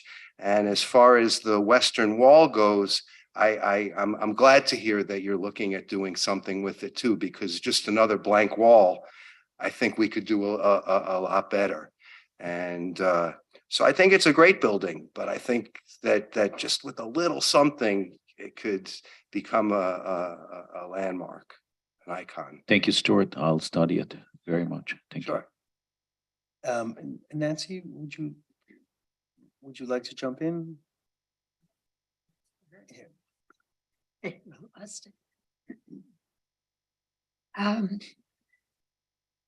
I'm thrilled that we have finally come to this conclusion. There was a time past couple of years when I thought we were going to lose the wonderful buildings that were going on down there. And as those of you who remember, there were many dark days on Lincoln Road in the past couple of years. And that was a very frightening thing to think that we were going to, of all the things in that area, to have lost it, it would have been a tragedy. So I'm thrilled that they're coming back. I trust that they are coming back. You know, I could repeat this to other places and never see the end, but I'm positive that this is coming. The sooner the better, because Lincoln Road is really at its bottom and it's time. And even my kids who don't live in the area, but they live nearby, they're always talking about it. So there's a lot of energy and there's a lot of memory that goes into it. So I thank all of you who have had anything to do with it, even you. Thank you. And I'll be watching as long as I can talk and watch. I'll be there. Thank you, Nancy. Thank you very much. Thank you, Nancy. Kirk. Thank you. So I applaud this application. I think it's a really great approach to adapting this building, and I think the new design will bring a really nice lightness to this area. I'm not going to say that I don't. I mean, I like the original 1955 structure. I think any of us, it's iconic, right? I mean, it towers above the city with the clock tower. And so, you know, I think probably anybody would feel that way. I think what you're doing is really nice. I think, Michael, you touched on some really important components for me. Reincorporating the mural, I think, is a really nice touch. I think it's really nice that that was something that you proposed rather than this board having to beg for these sorts of things. I think is really nice that you're celebrating the spirit of the existing structure. In addition, the clock being sort of like an analog lights, I think that's super important. The idea of having an LED situation towering above this historic district, I think would have been really, you know, I don't know what the word for it is, but yeah, I'm actually wondering though, because that component is not in the order, could that actually be stated in there just in case this project travels around, that it would not be an LED, it would be actual lights, the clock feature. And the only other thing, I mean, I know that you've, Michael, invested a lot of time. You've come before us on other ideas for upgrading available types of spaces and office space in the city. I guess it's going to be a question at some point, since so many of the fledgling organizations, small organizations have operated out of this building. I guess where does the affordable office space become? But that's not a question for this board. I just bring it up because I know there's a lot of celebrated organizations that have operated out of that building for a long time. And lastly, I'm just going to reiterate it. I don't want to beat a dead horse, but if that black marble is going to the landfill, I'd love for it to be offered to somebody who might use it or sell it or something, rather than just going to a landfill. I think that'd be a crime. If you're going to salvage it and reuse it yourself, that's wonderful. There's just a massive amount of it there that's in pristine condition. And it seems like in accordance with our own resiliency objectives, that at least there's got to be somebody that would remove it and sell it if you weren't going to use it. But again, congratulations. And I look forward to it being beautiful and successful. So thank you. Thank you, Kirk. We accept your comments. Thanks, Kirk. I'll just add, you know, I really appreciate the urban design gesture to pivot this building to no longer give its back to Lincoln Road, but to actually give another front to Lincoln Road. Makes all the sense in the world. And we've been seeing for many years now, buildings starting to open towards Lincoln Lane. But, you know, here we have a park. It makes all the sense in the world. I think that the overall design is a real clear-minded transformation that is response to the tropics. It really is a building I think that others will learn from. And so, you know, the lessons, not just in terms of its, form and structure, but the way that it provides its own shade while, opening up, being efficient with air conditioning. Those are lessons that hopefully we can share with the public so that others can, integrate them to future projects. And, something I happen to really like about the resulting design is how visible that waffle slab is, at least, in the renderings. We'll see it in real life what it is. But, the waffle slab is so cool because it lets you keep your columns further apart. I mean, you're at over 24 foot on center, which is so cool. And it's neat that we can have that in an old building, that the old building is the one giving us the column-free area. So anyway, congratulations to an excellent team. I really look forward to it. So And can I with that, make a motion to approve? You just go over any other conditions. I don't know if there were. I asked about the signage on the top. That be added to the order. Salvage should already be covered. Is that correct? I mean, that's Correct. a part of our own resiliency. And anything else? Were there any other? Well, if you're going to talk about the clock, I think maybe also that a condition will be that it will be maintained in perpetuity. That it be maintained in working order? In working order, yes. So I'll move it with that if that's okay. And if I could just read a draft of the condition. And I would say that an LED, a digital LED screen, because the light components itself could be LED, right? They're more energy efficient. But a screen, the digital screen, shall not be permitted to be introduced for the new rooftop clock feature. And that the new rooftop clock feature shall be maintained in working order.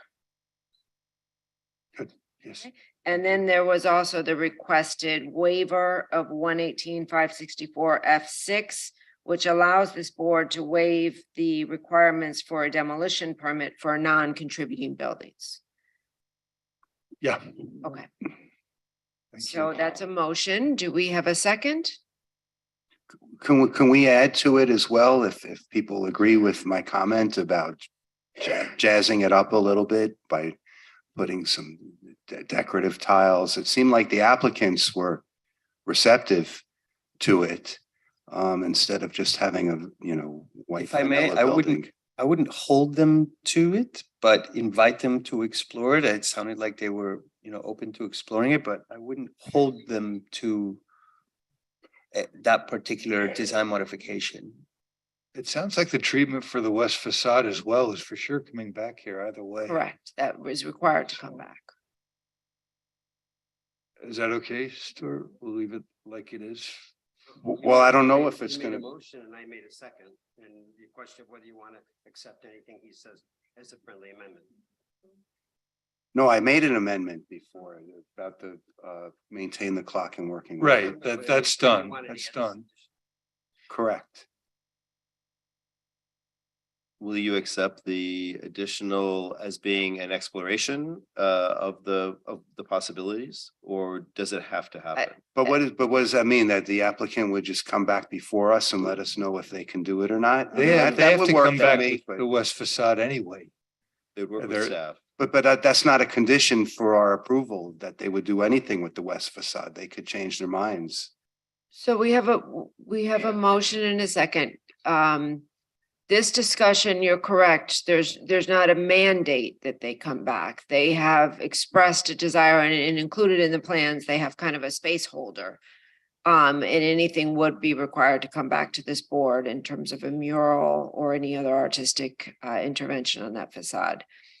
The the discussion about maybe adding something else to make the architecture stand out more is somewhat vague, and I think staff would have a difficult time kind of guiding the applicant. We're happy with the design as it is. But I think if the maker of the motion wants to accept an amendment, we should get a little bit more specific, and I don't know. I don't know if we have enough information because we don't have a proposal to And do here- so. And here's what I'm concerned about, that if we approve it as it is, that's just as it is. But if they're willing to explore doing something on the west side, and I've represented that they're going to come back with a plan for something decorative on the west side, and they're willing to explore perhaps other decorative treatments to the outside of the building on other sides, I would like that to be part, that they will come back to us with a proposal or report about decorative treatments that they've considered for the building, including the west side. I They think would that come sounds back. like a separate motion. Because, Well, but it, If it's requested as part Okay. of a requirement, I mean, I think that you could require them to come back with an enhanced design for that west elevation, that blank wall. I think to add in that they should also come back with other decorative elements is too vague. I don't, without being specific, and well, what I had mentioned during the conversation was along the edges of the eyebrows and the balconies. Just something to give it a little luminosity, to shine, so it's not just another white building. Mr. Reed, would you accept lighting in a Or case of- lighting, it's Well, up to them, it's their yes. building. I mean, I have to, if I could interject, I mean, I'm concerned. The way I see it, this clock is presented as an elegant component. And I'm a little concerned of other design elements competing with that without knowing what they're gonna look like, that they may undermine the elegant feel of that, of the openness. I think it needs more discussion if we're gonna explore that. I don't know how everyone else I feels. mean, I think Rick's suggestion was that it's a separate motion is fine. If we want to move to have them come back to present the. So is it plans okay if we forward, that move would- forward with a vote on this one? Yeah, because if we would be getting the building as it is, we're getting a beautiful, wonderful building. Okay. That's my opinion, just as one person voting on the board, but I'm looking to add a little pizzazz to it and wondering if the board is gonna make it some sort of requirement that we continue the conversation or add something.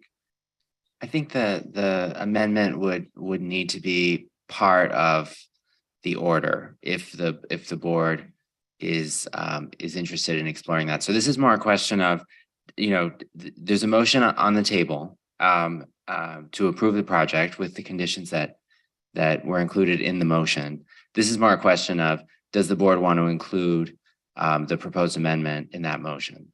I don't think this could be done by separate. What about a straw poll to see if the board is generally in favor of adding this additional condition to study the pizzazz? That's fine. The board can we do a straw that poll if to they'd like see that. how the board feels about that before we add it to the motion? Would that be okay? Did I word that correctly? That's fine. A straw poll is fine. Okay, should we say everybody in favor of asking the applicant to add pizzazz to the, I'm sure there's a better way to say it, but to I think we embellish the- need Stuart's drawing of the building to understand what pizzazz is. Because I really don't think, I don't think the building needs anything on the outside because it has the green and it has the clock and it has the depth of shadows and it already has a lot going on. It doesn't have a lot of color like you're saying. But I understand that, but it's not, I think that's part and parcel of what the Kobe Carp Norman Foster partnership has produced for us with their clients. So I would, without having your getting inside your head and kind of getting your drawing of it that you have in mind, I think we should I would recommend that we can do a straw poll, but I would recommend that we kind of take the motion that's on the table right now. And then when the project comes back for the west facade, then we can have another conversation about color and about the way, because I think from your perspective, that's the west facade is really what you see mostly from Lincoln Road. No, what. I know you're flying in the sky Looking in a at- helicopter, looking at it from that aerial perspective, From and nobody's ever Washington. gonna be there. Right. No, because the current building, as it is, you see the blue sky reflected, you see the clouds reflected. It sort of has some play and life to it.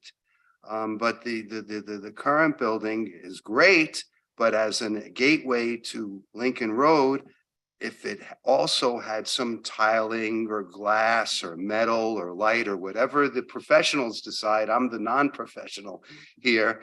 I think that it would make a big difference for the feel of this entrance to Lincoln Road on this location. Okay, we need to. we I'm need to sorry, move there is a forward. motion and a second. Yeah. We need to vote. Okay, are we ready to vote on the current motion? Yeah, let's vote. I mean, I think Stuart's suggestion, I think the proper procedure would be that, you suggest it and then the person who made the motion could accept it or not. Right? Yes. So Mr. Pascal. I mean, again, it's no disrespect. I'm worried that a design could come out being hokey too. And what we have right now is elegant. And if something comes in front of the board for the west facade, if it's hokey, the board has the option of saying no. I'm afraid of opening that can of worms. Quite frankly, I'm not going to be on this board to see it. And I know that what we're approving today, in my mind, is elegant, at least. It's elegant and it's something that contributes to that area. It's really no offense on my part. Okay, let me call the roll. Mr. Breslin? Yes. Mr. Stewart? Yeah. Mr. Reed? Yes. Ms. Liebman? Yes. Mr. Pascal? Yes. Mr. Lopez? Yes. Thank you very, very, very much. And then could I just make that separate motion?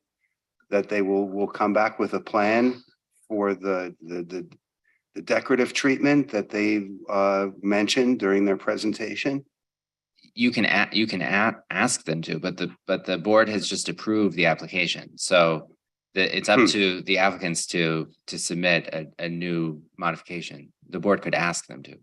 Okay, well, I'll just cross my fingers and say thanks for this good plan and And we heard you loud and clear, Mr. Mhm. And when we come back, we will not forget these.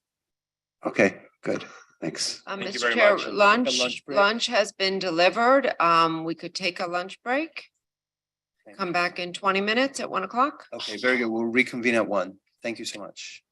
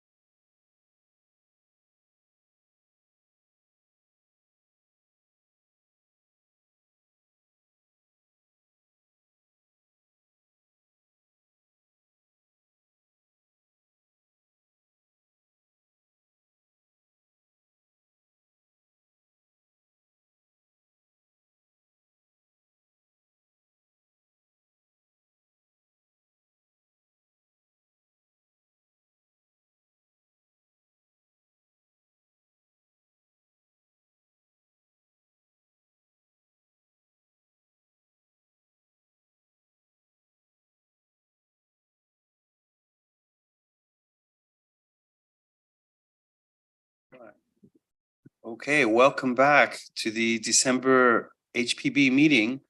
We are going to pick up where we left off, so I'll invite Debbie to introduce the next applicant. Great, thank you, Mr. Chair. The next application is HPB 220545. This is 1745 James Avenue.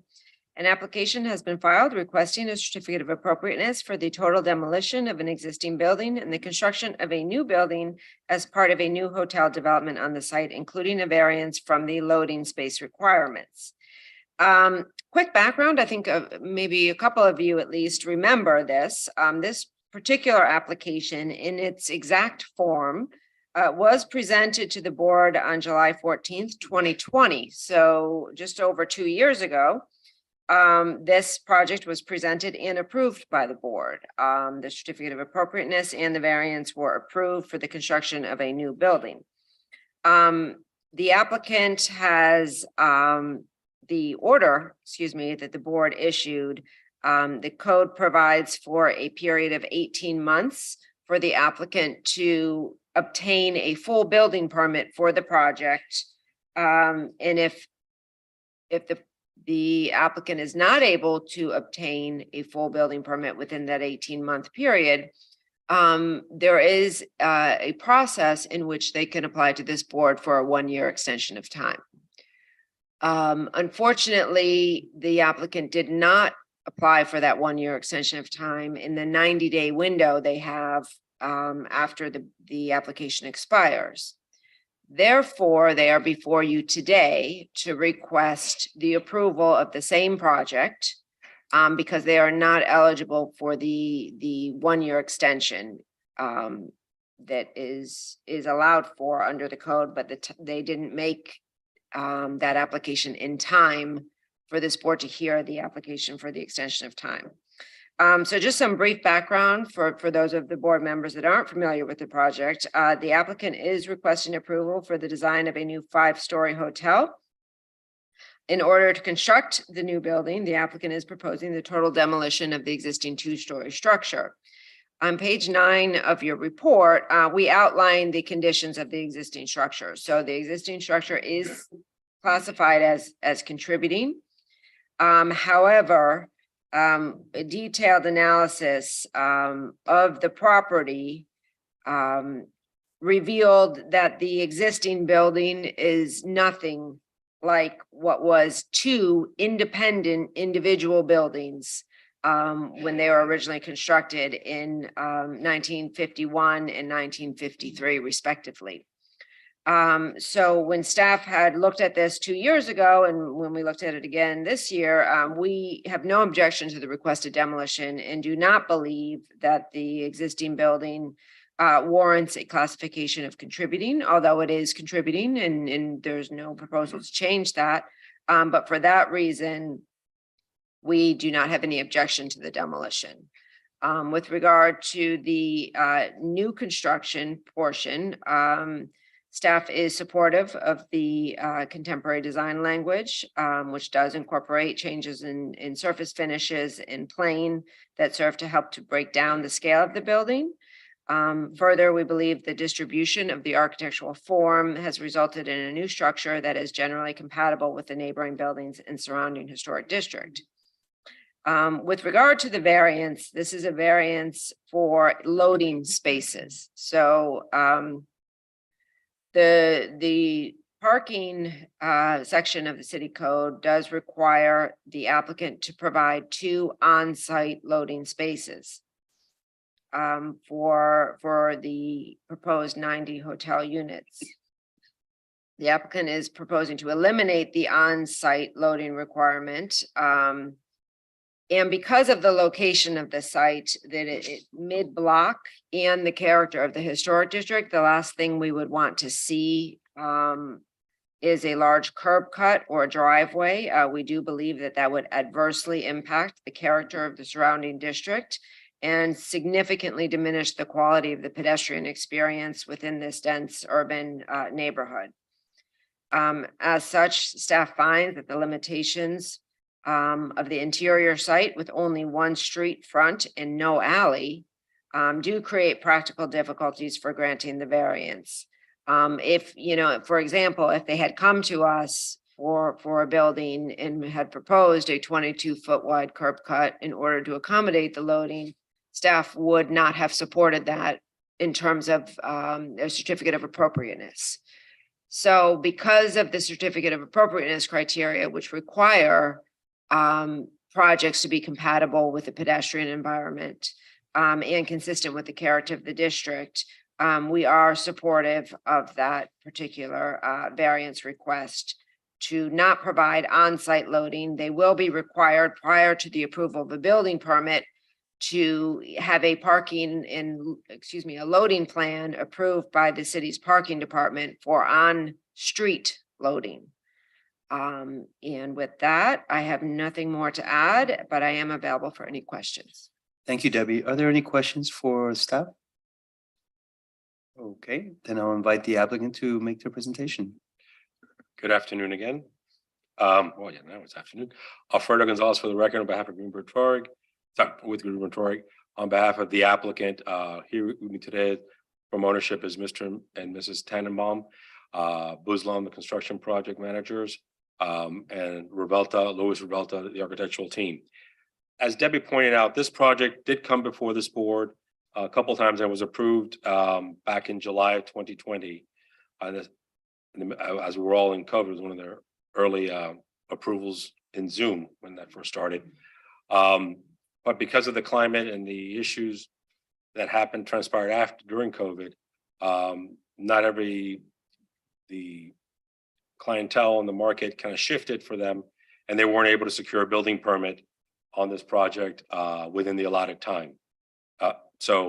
Which triggered coming back before this board and asking for the same project to be approved. And I want to be clear, the project just before you today was what this board approved on July 14th, 2020. It had been continued. There were comments from board members, there were comments from the community. We worked with everyone. And this was a project that was supported by all, and we're making no changes. I will tell you that since that period of time, everything has been, all the ducks have been lined up and they're ready to move forward for permitting. So design development is completed. Construction documents are ready to be submitted for building permit in January, beginning of the year. So obviously we could start the process, but we can't secure a building permit for the project without this board's reapproval of the project. And as Debbie mentioned, while these are listed today as a contributing building, it's interesting to note that there were two separate apartment buildings by two different architects, 1745, 1735, built in the 50s, a couple years apart. It wasn't until the 80s that under the ownership person who acquired both properties, they took the front lawns, demolished it, and the front facades, and created I guess what we call the Miami Vice era in the 80s, and what you see today as Sanctuary. So, and the buildings, when originally the historic district was put in place, they were not contributing. They were listed as non-historic conforming buildings to the district, which was a category the city has since deleted from the designation. And any property that was categorized non-historic conforming building automatically was reclassified as contributing. So that's how this site became a contributing building. So we were asking for the approval for the demolition of these two buildings and the new hotel to be approved. It's about a 90-room hotel.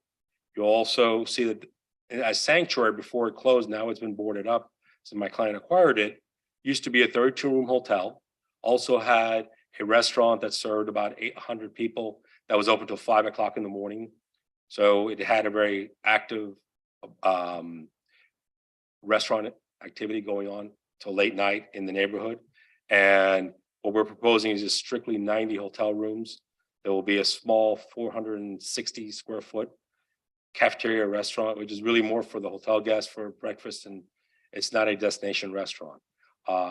And historically, there's never been a loading zone, a curb cut for this project. It had always worked with the City of Miami Beach to allow loading on the street. As Debbie mentioned, the area, because it's an interior street on James Avenue, the community doesn't really want to create many curb cuts to interfere with the pedestrian experience. And putting a loading zone, two-space loading zone on the site would basically alleviate the entire front facade of this building. So that's just why the board 2 years ago supported the variance and it was approved. Happy to have Luis Revuelta go over the plans and give you an overview, a quick overview, and then we're happy to answer any questions. And again, the staff recommended this, the proposed order is pretty much identical to what staff recommended the last time, so we're not recommending any changes. Good afternoon. Good to see you all. Luis from. Could we do the PowerPoint? PJ, there you go. Thank you. Luis Revuelta, Revuelta Architecture, 2950 Southwest 27th Avenue, Coconut Grove. Good to see you all. John, I guess congratulations. Welcome back to the board. May be in order. I'll let you be the judge of that. Some of you already have seen this project. I'll make it short. The couple of things I want to bring up is that our building has tried very hard. We have tried very hard to reinterpret issues of the thinner glassware buildings, which is the frame openings, some monumental architectural statements, wraparound horizontal issues and eyebrows, and a prevalence of a higher degree of solid stucco block surfaces versus glazing. We worked extensively with staff back and forth in trying to achieve this balance. And as you know, the building was approved. The other thing is that our side setbacks are 8 feet. We have 10'9". And in the center, given this being a hotel product, has allowed us to shrink the center of the building mass, providing a lot of light and air to the neighbors to the north and the south. We also have a breezeway that I think will enhance the breezes and light and air also for the neighbors of the north and the south side. Other than that, we can flip quickly through the for those of you who were not in the board before, but these are just again the typical location plans. Next. This gives you a sense of how the building sits on James Avenue. Next. If you guys want to stop on a certain slide, just stop me, but I don't want to bore you guys. This is what the building looks like today, which Alfredo and David did a great job explaining where we are. Next.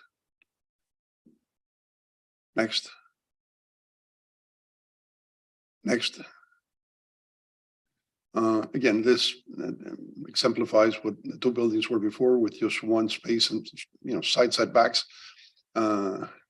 Next. This gives you a context view of what's happening with the adjacent buildings for a couple of blocks on James Avenue on the east side. Next. West side, which basically gives you also an indication of the scale and context. Next. These are examples of what we have tried to reinterpret and use as an inspiration and incorporate it in our building design. Next. Lot size. Next. This is an overall roof site plan view. I'm sorry, should have started with the ground lobby, but this indicates how the building is it's an I-shaped building in which, again, we're exceeding the setbacks on the north and the south to our neighbors, and the building shrinks in the center, which allows courtyards actually at either side in the center, plus the fact that you'll see we have a breezeway that connects these two courtyards, which I think is going to be very elegant for the building. And actually, I think it will benefit the neighbors to the north and the south. Next. This is the ground level plan. We have a reflecting pool in the center, and this is the breezeway that I spoke about that connects the north and south courtyards. Again, when the building retreats from the north and side property lines, creating light and air. Next. This is the second level of the breezeway. Next. A typical level with the hotel units. Next. The roof plan, which essentially you already saw with a different coloration. We're introducing a lot of landscape on the roof area and the perimeter of the roof. Next. Next. The elevation. Next, this is the west elevation of the building. This gives you a context, a feel for what is there now and what we're proposing. And again, got approved before. Next. These are the materials that we're proposing to use. I think you have that in your packet. You can see it much better when you're packaged than I think in the screen. Next. This gives you a sense of what the breezeway looks like, and this is basically connecting the courtyards in the north and the south, the center where the reflecting pool is. Next. Next, so elevation section, basically much more of the same. Next. Next. This is an aerial view of the building urban context. Next, in closing. And this is a ground level view of the building, just showing the articulation, design detail, proportions, et cetera, et cetera. So with that, I hope I made it as short as I could for you guys. We're here for any questions. Thank you and good to see you all again. Thank you so much, Mr. Revuelta. You can call me Luis, please. Any board questions for the applicant?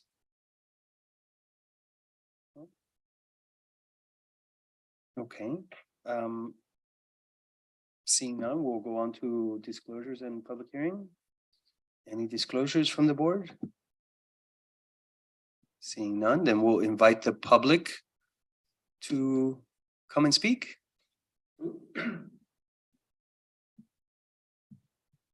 Hi, Roger Goldblatt. It's like deja vu all over again, as they say. 2.5 years ago, I was here. I just moved down. I live in a building across the street, 1750 James. And we obviously lost because, it was blocking our view, blah, blah, blah, blah. No one's guaranteed a view. Appreciate it when you have it. What we learned, though, from the work done on 18th and James, Hotel 18, which is very similar situation, a lot of promises were not followed through on. We were very concerned about entrances on 17th Street because it's just a small congested street. And they said, no, entrances will be on 18th Street. Well, there's a valet stand on 17th Street there. Also, they were going to do landscaping on the top, so we wouldn't see the air conditioning units. They're gone. So now we have a situation with delivery trucks, double park, blocking James, like all the way down the street, because there's basically a single lane in each direction. So you have an Amazon delivery truck. You have people checking in, double parking, tripling parking. Now it's going to happen here as well, especially since there's going to be 90 units or 90 hotel rooms. Where are those people going to park? Where they're going to be dropped off? What's going to happen in our street? Last weekend, 3 different times, people were blocking our garage. They permanently parked in front of our garage. We had to call towing because people didn't know where to park, so they just parked anywhere they want to park. Like, why not? The plan is a compromise. They actually did ask us for advice. And we said, don't do it. But this isn't terrible. It's a nice design. The current design, whoever has been responsible these past 2.5 years have shown no responsibility.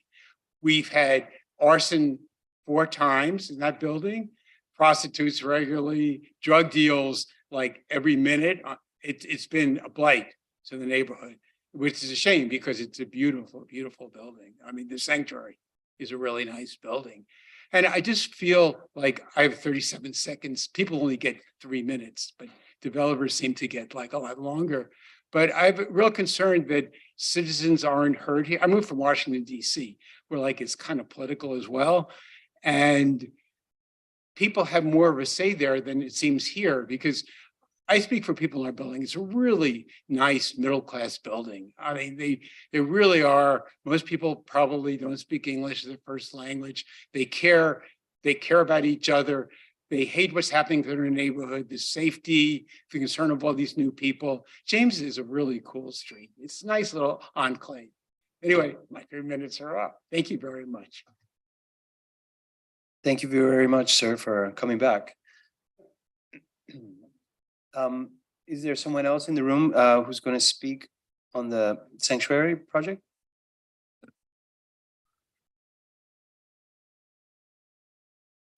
Hello, Matthew Goltanoff with the Miami Design Preservation League. Just as the previous application 2 years ago, we support this project along with the staff recommendations for it. Thank you. Thank you. Debbie, do we have anyone on Zoom? Yes, we do. Our first speaker is Dennis Chung. Hi, Dennis. Do you swear that the testimony you'll give is the truth, the whole truth, and nothing but the truth? Yes, I do. Thank you. You have 3 minutes. My name is Dennis Chung, a resident at 1750 James Avenue, which is located directly opposite 1745 James Avenue. I thank every member of this respected board for this opportunity. I have owned and lived in my building since 2013. My condo is a humble building built in the 70s, and as such, it is currently going through a 50th year recertification. I love my building, I love my neighbors, and I love living on James Avenue. It is a quiet and mostly residential street, but because of my building's current 50th year recertification process and the required assessments, I'm experiencing a lot of psychological and financial stress at the moment. The only reprieve I have from all of this is the fact that I can still open my balcony windows, feel the openness around my building, see the palm trees, and look at the beautiful Art Deco low-rise buildings around me, including the 2-story Sanctuary Hotel at 1745 James Avenue. If this building, which I personally believe to be historic and beautiful Art Deco-like structure, is completely demolished and a new taller hotel is built, it'll completely block all my existing views. I'm devastated by the prospect of it. The only reprieve I have in my life these days will be taken away. I sincerely and passionately hoped that the developer will simply refinish the existing 2-story sanctuary and not demolish it completely, just like the Hotel Gale around the corner. But oh well, such is my luck. I'm firstly concerned about the noise during the demolition and the construction of the new building. I request that the developer become more sensitive to that. Second, I'd like to request that the new hotel is built precisely within the height limit, not an inch higher.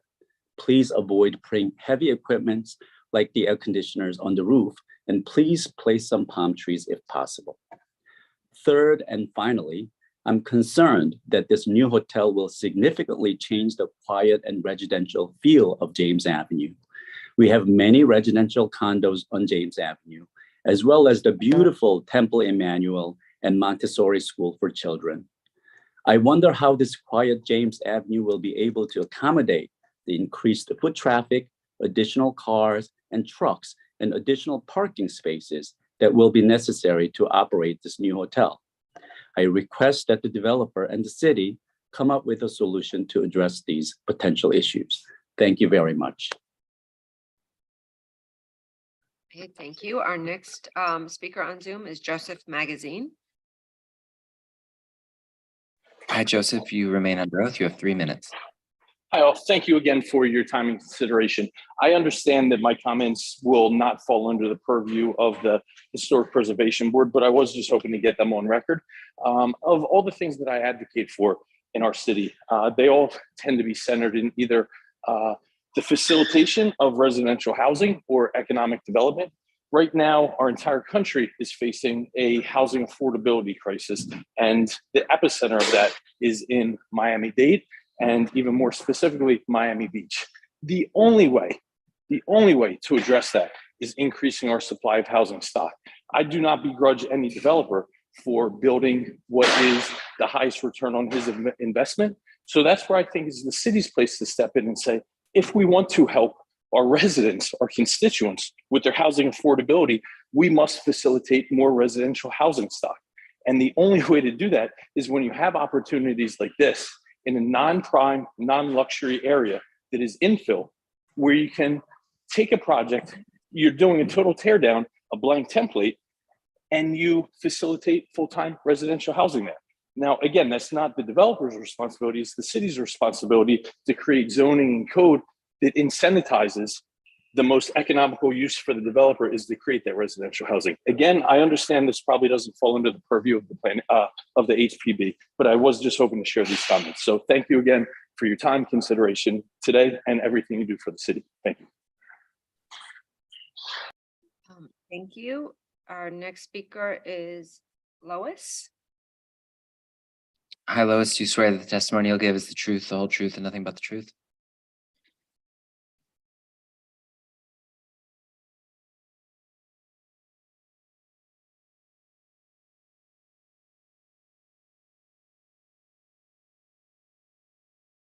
Lois, can you unmute yourself? Okay, can you hear me now? Yes. I was in another meeting and I missed all that went before now. So I'm just jumping in here to add that I was in opposition to granting a variance for loading space requirements because of the lack of parking spaces in our area. We recently had the UMA house across the street from where I am. I'm at 1776 James, and they took over one parking space for valet parking. The Casa Tua down at the corner has one valet space.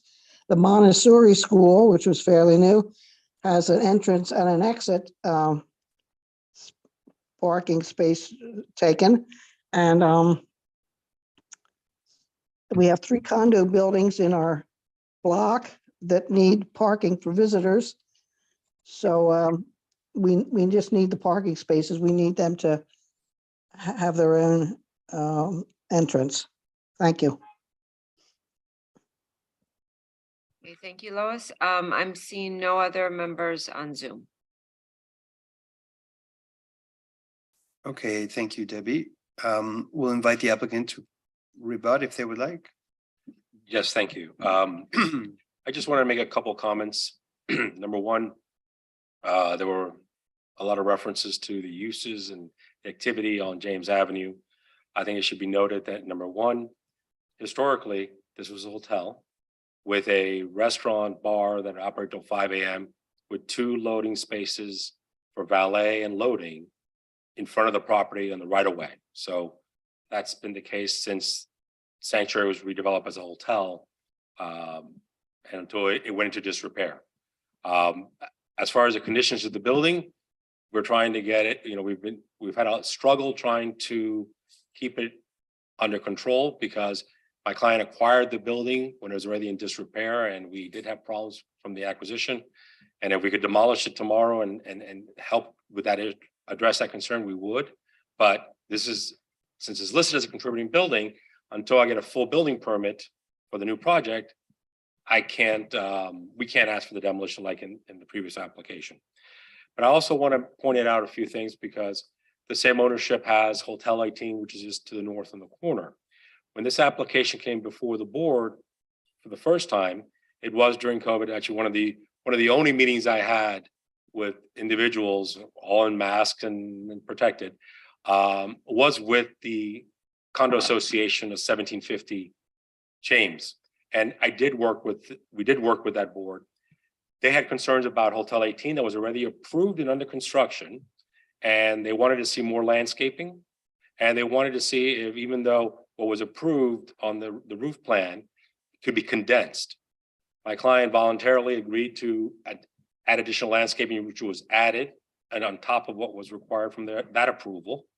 And they did bunch up some of the rooftop to create more view corridors at Hotel 18. In addition, working with the association, we enhanced our rooftop with more landscaping. We reduced it. The original design had a trellis and it was a more expansive rooftop. We did scale it back, which was ultimately supported by the association. So what you're seeing here today did address those concerns. As far as loading, we will work with the city, and obviously the James Avenue is a mixed use. It has a residential, and the 1715, I may add, is an 11-story building, which obviously is a legal non-conforming building. So we, I think, addressed the overall concerns, and we got support of the Collins Park Neighborhood Association at that time and DPL, and that's why this board unanimously approved the project, which we're asking for the same approval. And like I said, we're ready to submit for building permit in January if this gets approved today. So that the demolition gets closer. And with that, unless if there are any questions, I'm happy to answer any.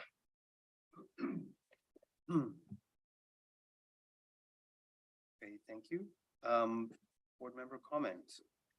Who would like to begin? Ray? First off, I personally would never go against a previous board's decision that would make it seem like they were in error, which I would not do. Anybody that's walked by this property, it is really falling apart. I mean, literally. When he showed the picture of the current condition, I laughed. That was the current condition maybe 10 years ago. But at any rate, the faster that this property can get developed, the better. And originally, the Sanctuary Hotel was a party hotel. This is not going to be a party hotel. This is going to be, a hotel where people are going to go to that don't want to be in the middle of the party scene, in my opinion. And I think it's a great asset to the neighborhood. Uma, which is where Hotel 18 is a beautiful property. I've been by it many times. I've been through it. It's definitely an asset to the neighborhood, and this would also be an asset to the neighborhood. Thank you. Thank you, Ray. Stuart? Well, I agree with Ray that it would be an asset to the neighborhood. I think for its use as a hotel, it looks totally appropriate. It would fit in. I think the landscaping plan looks great, the diversity of plants and used. But regarding the variance, I mean, instinctively, I would agree that having them make a curb cut for loading on site seems like it would not be a good idea for this site or for the neighborhood necessarily, except I hear the residents' comments that they are concerned about loading trucks on the street as it is already. But the fact is that the code itself requires that on-site loading. And then in order to approve a variance and say that they can't have it, we need to have evidence that shows that the city code, the criteria in the code have been satisfied, that it's and essentially that they can't make a use of the property without the variance. That's the law, is that you can't use the property if you don't get the variance. And that may be the case, but I didn't hear anything today or see anything today to show me that the property could not be used without the on-site loading. So I couldn't support the variance, even though I think it's a great design for the neighborhood. Thanks, Stuart. John?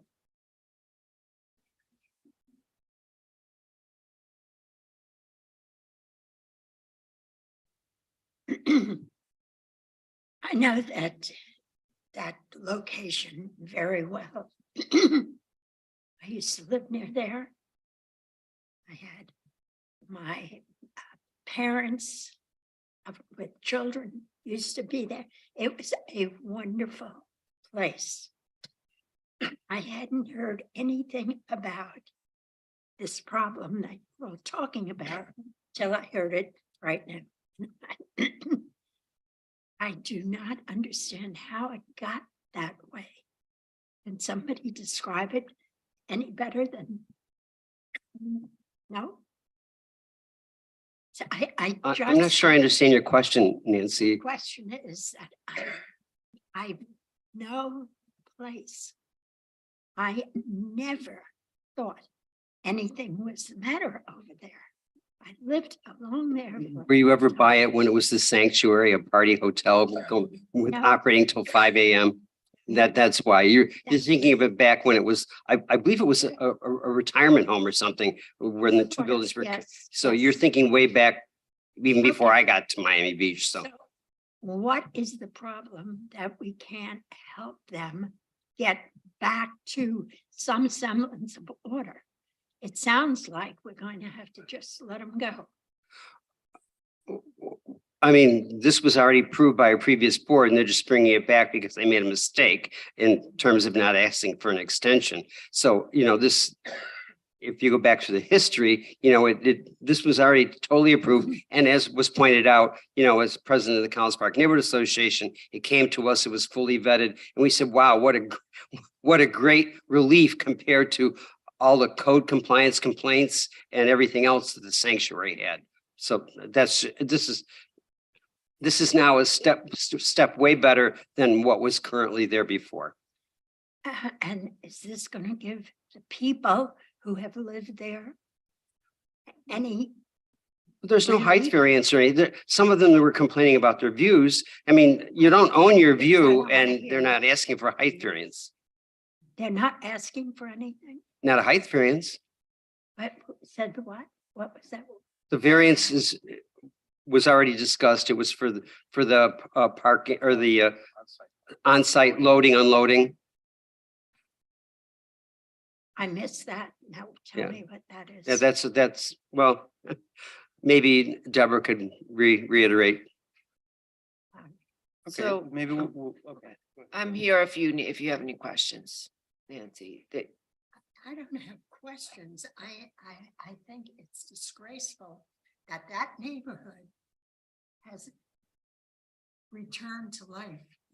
Yeah, I think, I mean, one of the issues is the sanctuary as it sits now has been vacant for quite some time. And from my experience, that's just about the worst thing you can have in a neighborhood because, properties are required by the city to be secured. But I've seen some very creative endeavors from vagrants and from people who want to trespass and loiter and do all sorts of things.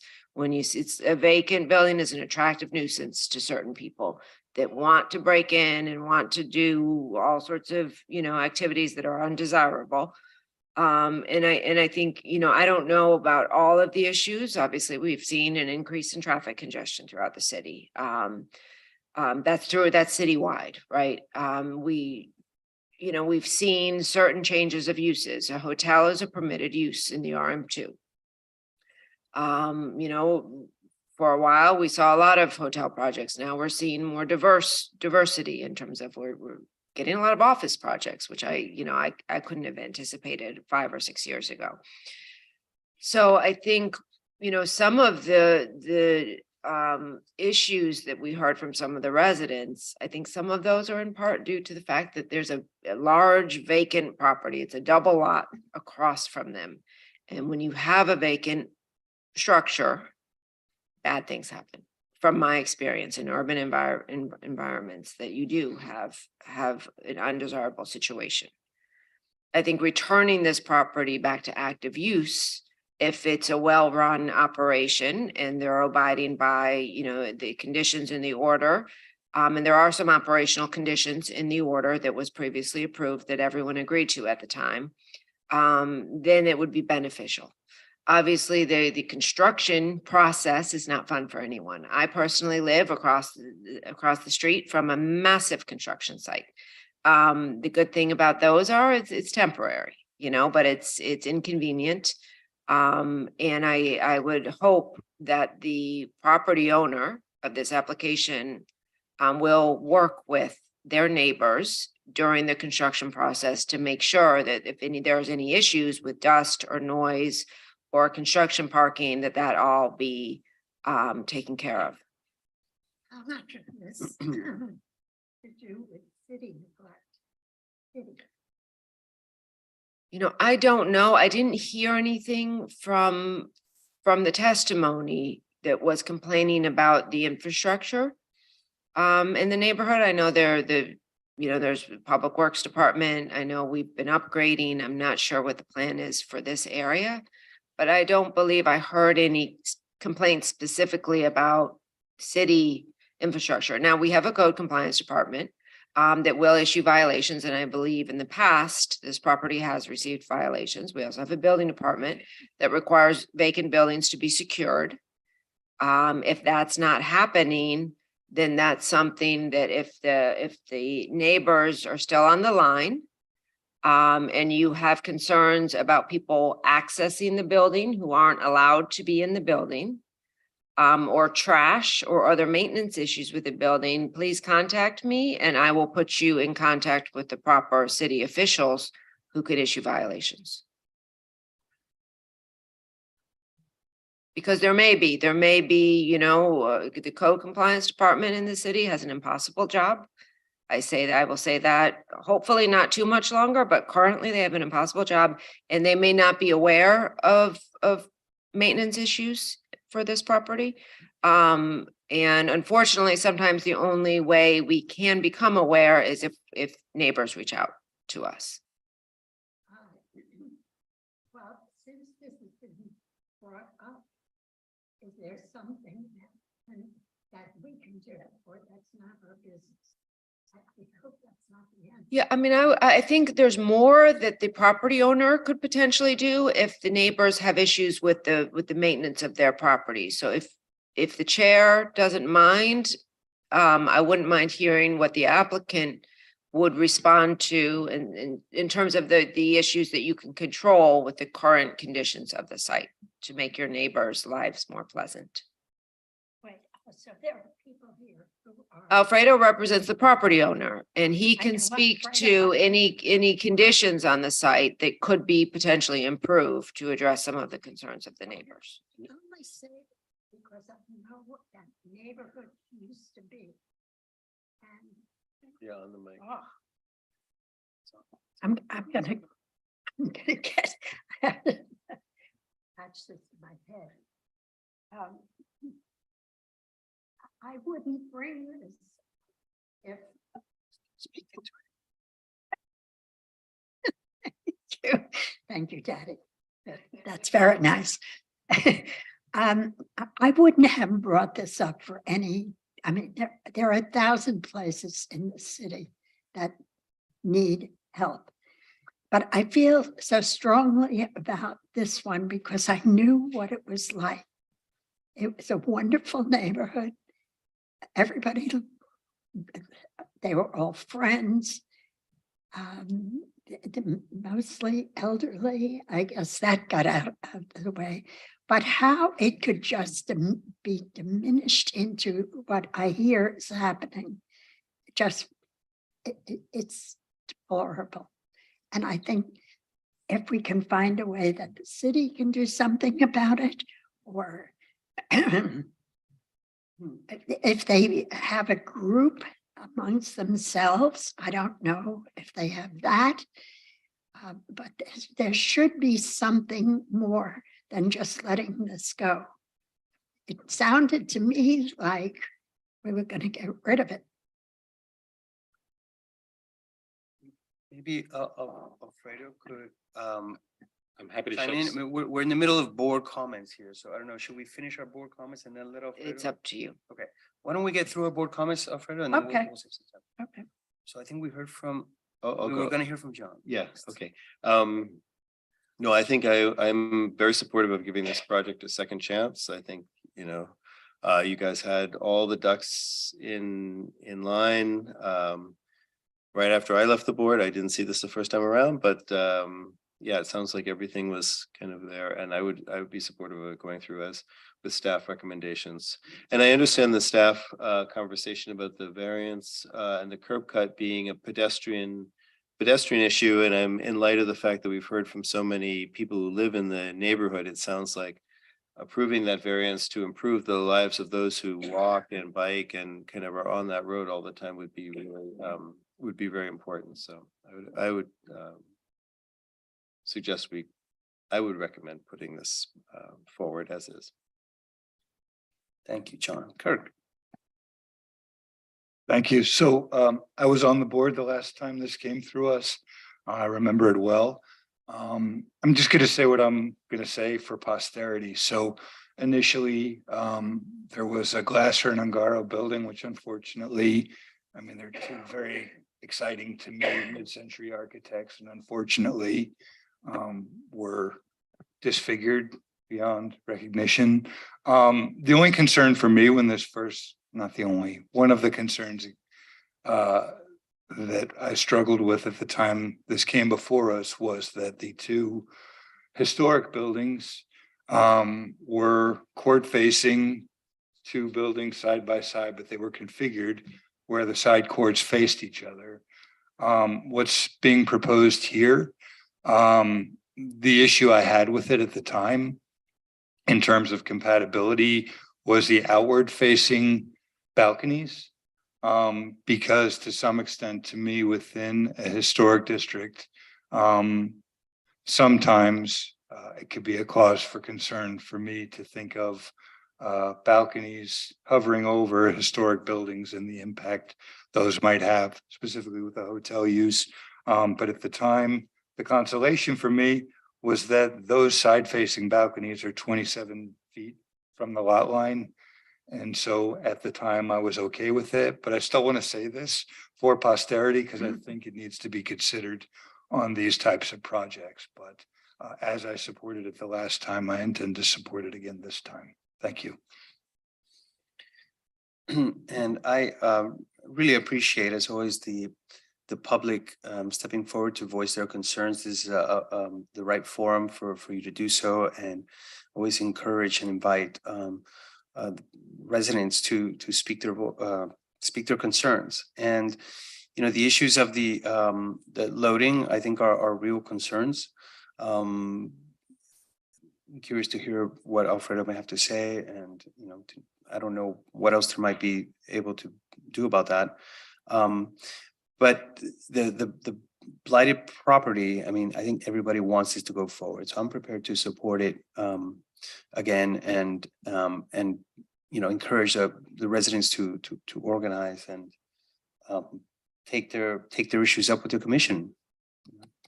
There you go. Thank you. Okay, thank you, Mr. Chair. Just wanted to respond to some of the comments. As far as the conditions of the building, which we all understand is deplorable, this board's talked about sanctuary while I was at other hearings over the last year. When it was acquired by the current ownership, it was already in that deplorable condition. So they've been trying to move forward, and it would have gone forward, but for the problem with COVID. I will tell you that with Hotel 18, in the height of COVID, when there was a total lockdown, we were talking, when this approval was done, construction was ongoing at Hotel 18.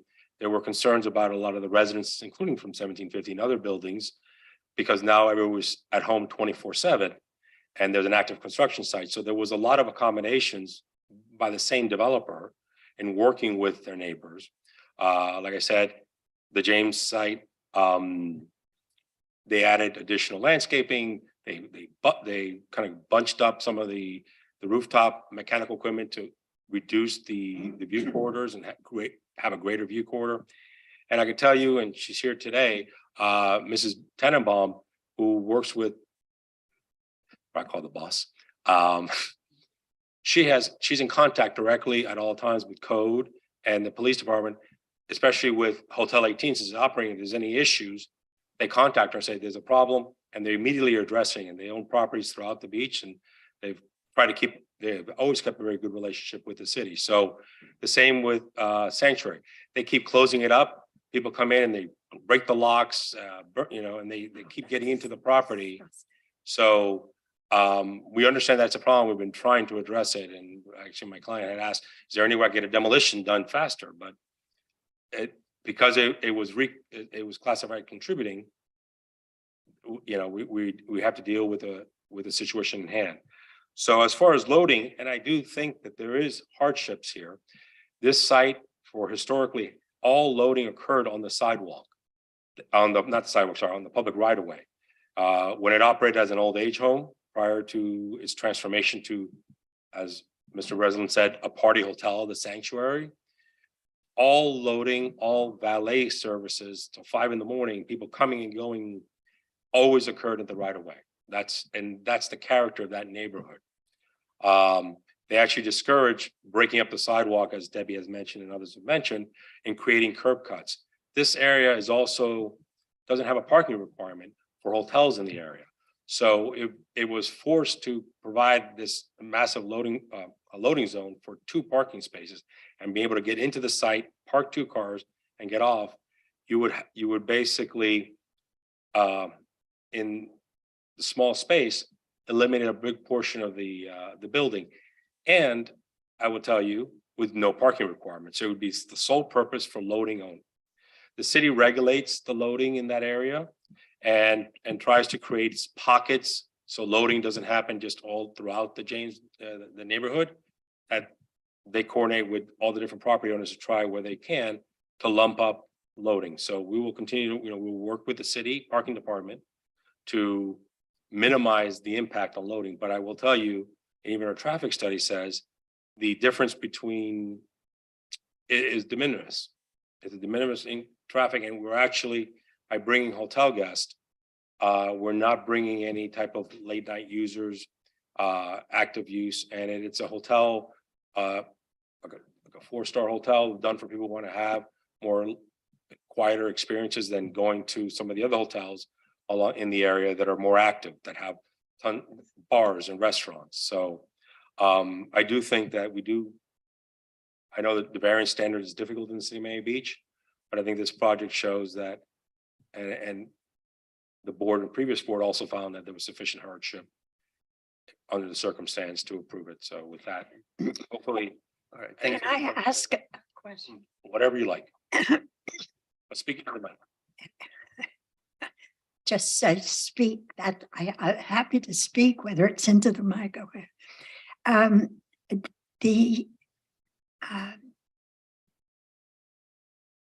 there are 3 blocks, from what I remember, 3 blocks of this area. Is it still that way? 3 blocks? Well, yeah, the Who James, lives remember, there? James ends Here- on here. 20th, is it? It dead ends onto 20th Street. So it's still the same. I mean, It's still the same from when it was the elderly people who lived there. And is the whole thing a mess or just a bit of it, or how to We gotta keep moving here. Is the question addressed to Alfredo? well, still afraid, yes, you ask him. Because the length of the street is somebody, hasn't changed. 3 blocks. It's 3 And that blocks. last block, Pastina has 3 buildings as 1 hotel. And But you may forget about that. all 3 of the blocks are the same, or it's just 1 block that's making the problem? There's not really a problem. Well, Like a lot of issues people. are problems. Okay, so thank you, Alfredo. Any board members, any final comments before we take a motion? Can I move this item? Sure, yeah. So I'd like to move it. I just wanted to see if there was a consensus on John's feeling with regard to the curb cut. I guess that's a separate motion. Yeah, that would anyway. be for the variance. Okay, so I'll move the COA, the staff recommendation. Okay, I'll second that. Okay, I think Mr. Stewart seconded, but that's okay. Let me call the roll. Mr. Reed, Yes. Ms. Liebman, Yes. Mr. Stewart, Mr. Breslin. I know it's very tricky and you're sitting Yes. next to each other. Mr. Pascal, Yes. Mr. Lopez. Yes. Okay, and now that motion passes. We have the variance for the loading, and I just want to point out in the draft order, there are some conditions specific to the operations of the loading that we've included and the applicant has agreed to. And that would be starting on page 3 of the draft order, page 3 and 4. If that helps any of the board members with the comfort level in terms of when they can actually use the commercial loading. It's restricted, for example, it's restricted Monday through Friday. They're only permitted for the commercial loading between 7 a.m. and 3 p.m. So there will be no trucks parked there after 3 o'clock in the afternoon for this operation, for the loading operation of this hotel. On Saturday and Sunday, that time is 9 a.m. to 6 p.m. We also have conditions with regard to the size of vehicles that are permitted. And we are there, that the vehicle shall not exceed 20 feet. And those, One question for staff. That's approved by the parking department. Why is it 3 p.m. Monday through Friday and 6 p.m. on Saturday and Sunday? I think I know these were agreed upon between the applicant and the, I think with the condo association. I think the idea is that parking on Saturday and Sunday in a residential area is much easier than it is during the week after hours. Parking is restricted to residential only on all day Saturday and Sunday. Whereas on Monday through Friday, parking's only restricted to residential use after 6 p.m. So this will get their trucks off the road at 3 p.m. So people, early birds like me who come home at 5 or 5:30, those trucks would not be taking up parking spaces at that time. and these conditions stay with the property. Correct. And under the jurisdiction of this board. Can I move to approve the variance? Okay, we have a motion. Do we have a second? A second by Ms. Liebman. Let me call the roll. Mr. Stewart? Mr. Breslin? Yes. Mr. Reed? No. Ms. Liebman? Yes. Mr. Pascal? Yes. Mr. Lopez? Yes. Okay, so that is approved. Great, thank you. Okay, we have one more regular application and I've been told there's a soccer game on apparently, so hopefully we can get through this one quickly. And then we have as a board, we have a discussion item that should also be relatively quick.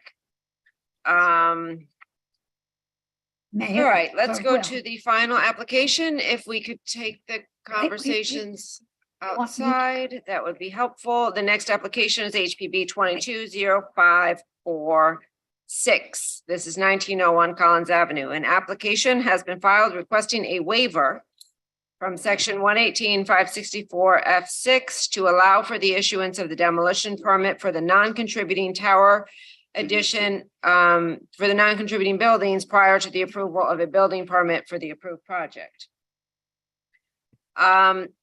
As most of you, I think, recall, this particular. Guys, can we take the conversations outside, please? There was a project approved on May 10th of 2022 of this year for a certificate of appropriateness for the partial demolition, renovation, and restoration of the Cromwell Hotel building, the Shore Club Hotel building, the total demolition of the existing 20-story addition and the 2-story cabana structure, as well as the introduction of a new multifamily residential tower and landscape and hardscape plans.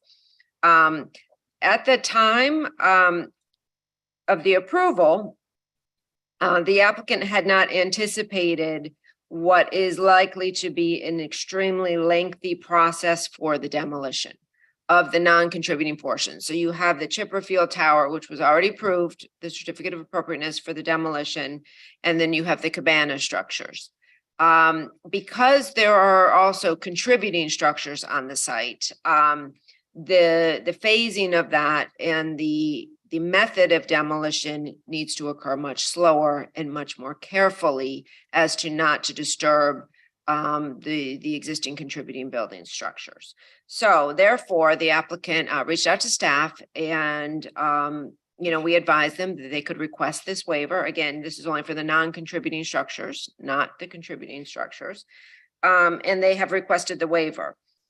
Staff believes, due to the unique circumstances with multiple buildings on the site, as well as the fact that we do want to see this project move forward as quickly as possible, but also as safely as possible, that we are supportive of the waiver. And we are recommending that the board allow for the non-contributing portions, those demolition permit requirements to be waived.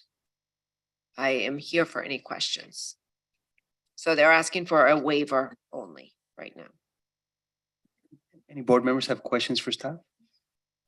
I do. Yes. I mean, go ahead, Stuart. Has this issue come up before? Because today it seems like it's coming up on 2 or 3 applications is the timing of the demolition permit, and it's never, I don't recall it coming before us, this type of issue before. I can answer that, but if you want to ask all your questions, I'm happy to do that as well. I'm just trying to get a better understanding if the requirements are in place to safeguard the historic buildings. What measures are not going to be taken that would have safeguarded those buildings if this is approved today? So to answer Mr. Reed's question, this actually does happen, but typically it's rolled in to the first application. In this instance, I think it was an afterthought by the applicant in terms of, their process. And once they got the approval, figuring out their timeline. It doesn't happen extremely often because mostly we're seeing contributing properties, right? We have a lot more contributing buildings in the historic districts than we do non-contributing buildings. So it's, most of our applications, again, deal with contributing buildings. The waiver is not eligible for contributing buildings. But when we run into circumstances where we're demoing a non-contributing building, it does happen quite often. To answer Mr. Pascal's question regarding what additional measures, I don't think there are. I think regardless of the timing, they would institute the same exact safety measures to protect those contributing buildings.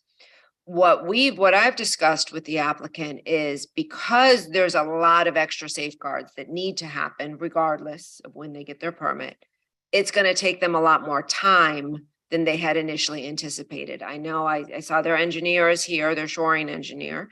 And I think once they got their approval, they started looking at timing and realized all of these things that are going to be required to protect the contributing buildings is going to extend their timeline out significantly. So if they could start that now before they get the full building permit for the full project, which will probably take quite some time, maybe 6 months, hopefully, maybe up to a year. I think that's what the idea was, and staff is very supportive of moving this project forward. We think it will be an amazing project, not only, for this property, but also for the district in terms of the quality of the project. But it is a rather large project and the permitting process will take a good amount of time. Can I just ask one follow-up question? So who would be the responsible party that oversees that the contributing buildings are safeguarded as part of that process if the full permit hasn't been pulled yet? That would be the project team, including the project engineer and the shoring engineer.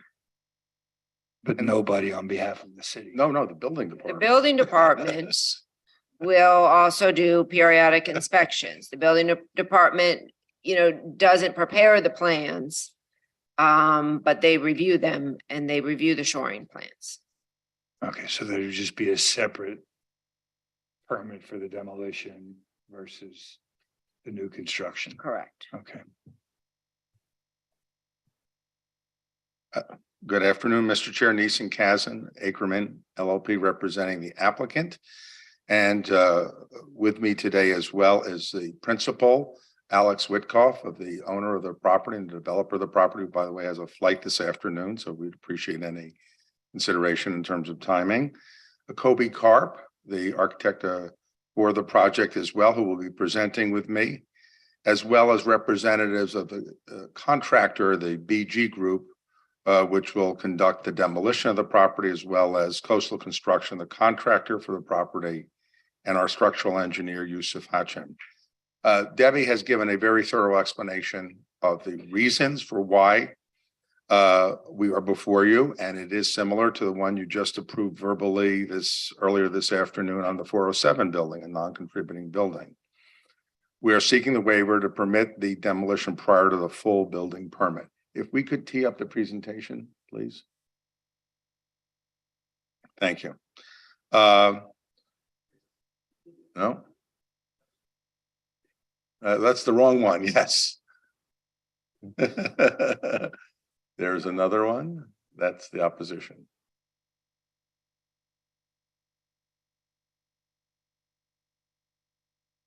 Okay.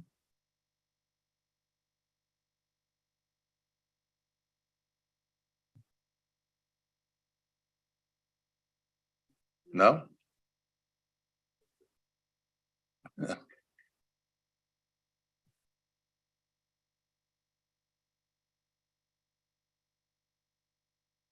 No, no, that's not it.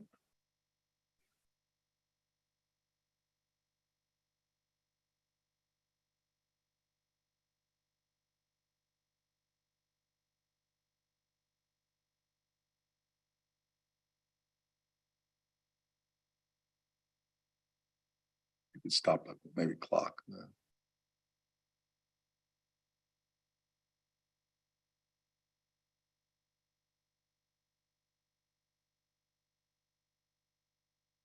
Yes, that's what we actually have on Novus. So just bear with me 1 second so I can verify if there's another presentation that was submitted. All right, just give me one moment.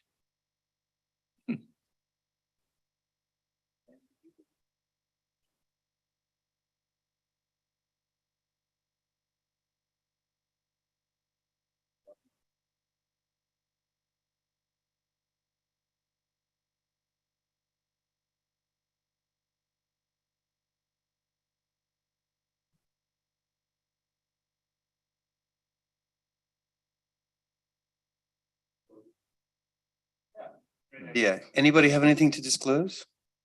Just that I probably, like everybody else, received an email from the SETI regarding coordinating the efforts with them and wanting to have a representative and all of that. So I want to go on record that I received that.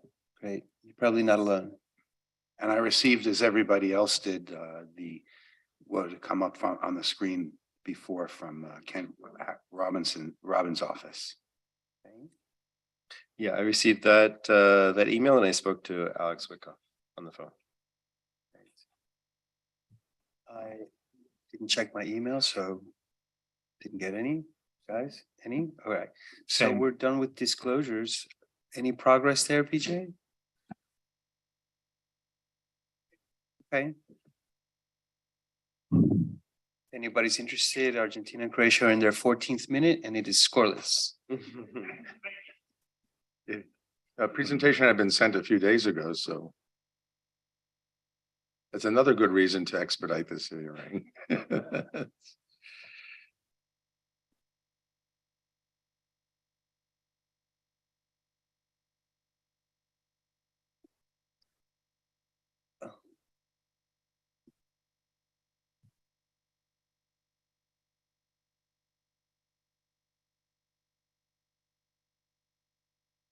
Discussion even first.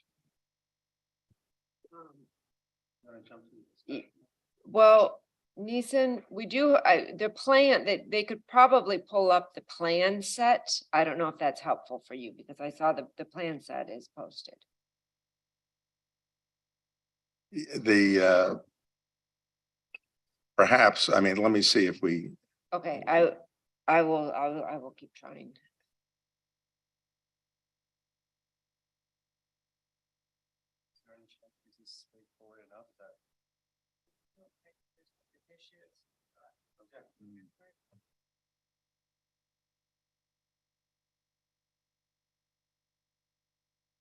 Okay, we're good. There we go. So- Nick, can we reset the clock? Thanks. Of course. Thank you. So to continue, why we want to seek this waiver at this time is to move this project forward, just as Debbie said. We will save 8 months and provide a better and more self-contained staging area for the new construction. And to Mr. Pascal's comment as well, one thing you don't want to have happen is having the construction and the demolition all occurring on the site at the same time. So the staging of this and the extra time to carefully do the demolition is important, not only in terms of expediting the process, and you all said, let's get these projects moving, but also in terms of safeguarding the historic building.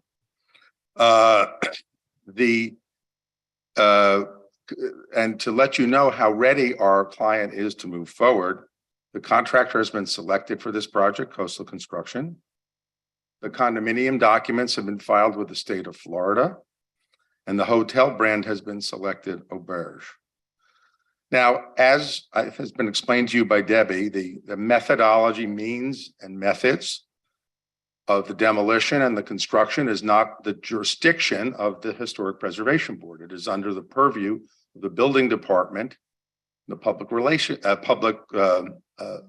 works department, which have authority over these matters. However, what we want to do is to bring to your attention the careful manner and method in which the demolition of the non-contributing buildings will take place. And so with that, if we go to the next slide,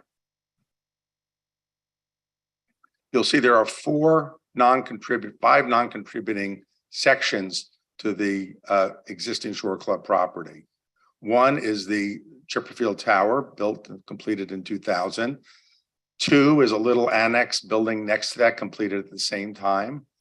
3 is a colonnade, which was built at the same time as well. 4, the pool area, and 5, the cabanas, all built at the same time.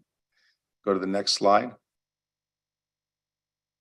And you see there the buildings that will be removed, the non-contributing buildings, and the buildings that will be retained, the historic buildings, the Shore Club Annex, the Cromwell as well. And with that, I'd like to turn it over to Kobe, who can walk you through the step-by-step process by which the demolition will occur. Hi, Kobe Karp. Good afternoon. As Neeson has mentioned, this in orange is what we're looking to demolish. Next image, please. Here you can see it also from the ocean side. Next image, please.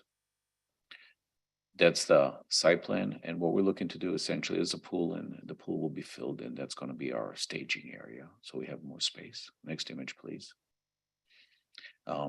This is the site, and what we're looking to do is basically the Cromwell to maintain in the Shore Club while doing the removal of the building that was built recently. Next image, please. That's the building in blue. Next image, please. And as it was built separately and independently, it stands on its own structurally. Next image, please. Actually, if you go back one image, I'm sorry, to just the protective element is in the green that wraps all the way around the building. Next image, please. And then they come on the inside, and obviously they're structurally supported, and then they chip away at it. Next image, please. And that's what it will look like. Next image, please. And that's in blue, the phasing of the removal. Next image, please. If I may, can we Yes. go back a couple of slides? I just want to explain a little greater length to one before that. Yeah, that one. Just so you understand, this is where the historic Shore Club and the Chipperfield, the non-contributing building, connect. So what's being done there, and you see the picture on the left, is internal bracing of the inside of the Shore Club structure, so that during the period of demolition and construction of the new building, that building will be braced and protected. No, very good. And the idea again is to get to the point, which is the protection of the existing buildings that we have in red and shown all the way around. Go ahead. You were going to say something else? No, just at also, and you'll see as the succeeding slides, that the entire Chipperfield Tower is going to be encased to protect from any debris. Correct. Scattering. Please go ahead. And so we come in and I'll talk slowly and louder. So what we're removing is we're removing the interior partitions. We remove the sheetrock, then we remove the studs. After we remove the studs, we chip away at the structure floor by floor. And then we come down the building and we have a staging area, which is where the pool area is. And that's where we can collect all the debris and haul it out. This site is very unique and very special. It has 2 points of entry and exit, as you know, on 20th Street, as well as on Collins Avenue. So where the Cromwell sits on 20th Street, the pool area and that whole area towards the east is where we'll be able to take the debris and haul it away. And if I may add, where you saw that large staging area where the pool and the outdoor patios were, will allow the demolition activity, the loading, storing, et cetera, to take place on that site. And equally importantly, when they're in the construction phase, they'll have a large on-site staging area, which will minimize any impact to surrounding properties. And the contractor that we have coastal, they've done a few jobs in Miami Beach, as well as a demolition contractor has done jobs in Miami Beach. So they know the city, they know the building department, and we've had communications directly with the building department, with Anna and the rest of the people. Next image, please. So that's in blue is how we're showing how we are proposing to remove the building. Next image, please. And there will be internal robotic machines inside. Yes, and we will have monitors and so forth. Because obviously, we want to not only protect the environment around us, we want to protect the Cromwell, the Shore Club, and the Grossman addition. Next. So that, if just so you see, those 2 slides demonstrate how it literally is being demolished a floor at a time. Yep. And that's what's good about it. We have the time to do it while the process is moving forward. So it helps. Next image, please. And then you can see how it comes down, and the Cromwell stands on its own accord to the left. You can see the Shore Club towards Collins Avenue. The townhouse is the vacant corner. Next image, please. That's it. That's it. Yep. But here you can clearly see the site and how big it is, and allows us to do the staging area to the east of the Cromwell. And that's our presentation. We thought you'd want to see how carefully and thoughtfully the demolition is being done. And to the point that Debbie made, how it will be a more lengthier process. We're not going to implode the building. We're not going to be using wrecking balls. Right. And therefore, to keep this project moving, and at the same time, provide the minimal impact to the surrounding area by creating this large staging area there, will accommodate both the demolition and the construction. Correct. Thank you. Thank you very much for that. Board, any questions for the applicant? Yeah, just out of curiosity, how long will it take to demolish or actually dismantle the building from top down? We're looking at approximately 6 months in total.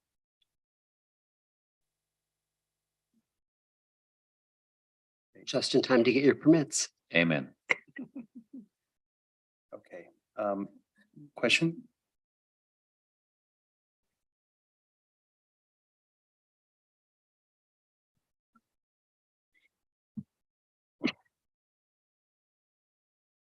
I wanted to be able to understand what happens on 20th Street itself, because I have been through that and tried to help along, because that's a very congested place, to say the least. How does what you're doing at this phase, how does that work with the chaos that goes on 20th Street going Yeah, a couple of west? points. I think, as we know, as we've seen through the prior hearings, the problems are caused by the property across the street, the Satai, Yeah. the lack of loading, et cetera. But most important, first of all, before the demolition permit is issued, the building department will require us to have a maintenance of traffic plan and a maneuverability plan All that is done by the building department in connection with the issuance of the permit, as it is on every single project. But to go beyond that and to give you some further insight and assurances, as you saw by the staging of this, by removing the pool area, the pool deck, the old cabanas, the colonnade that they had around the chipper field, you're creating this huge staging area on site. And I think those of you know who have seen a lot of construction on Miami Beach, a lot of projects don't have on-site staging. And they have to take over streets or adjacent properties. So we have the blessing here of, once the demolition is completed, of having this great staging area and for the demolition and through the construction. So basically what I'm telling you is virtually everything is going to be occurring on site, and it will have no impact on 20th Street at all. Good luck. Thank you. We'll take it. Okay, I think we have one last question at the end. Yes, you do have a great staging area, but also there's a double row of palm trees that go from the street end to the beach. And I'm not sure how you're going to get from that staging area back onto 20th Street to get down and out. That's a good point. We do have, if you recall, the loading area, which is the loading area to the east of the Cromwell. So we'll be using that as well to exit. And there's enough room to get big trucks through there with. Oh, yeah, that's a multi-level, yes. Okay. Thank you. Remember that. Yeah, it's across the loading, it's across the loading alley of the Satai. Okay. Thank you. Yes, All sir. right, moving right along. We'd like to, we already did disclosures, but we had that little downtime. So I'm going to ask for the public to step forward. Welcome.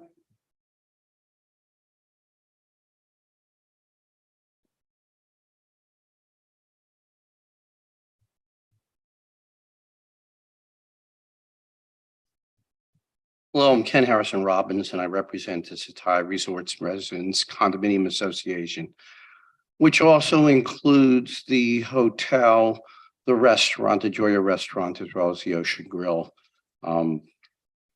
We have some concerns, and we sent out a request for information, and I sent copies to the members of this board because we'd like to have these questions answered.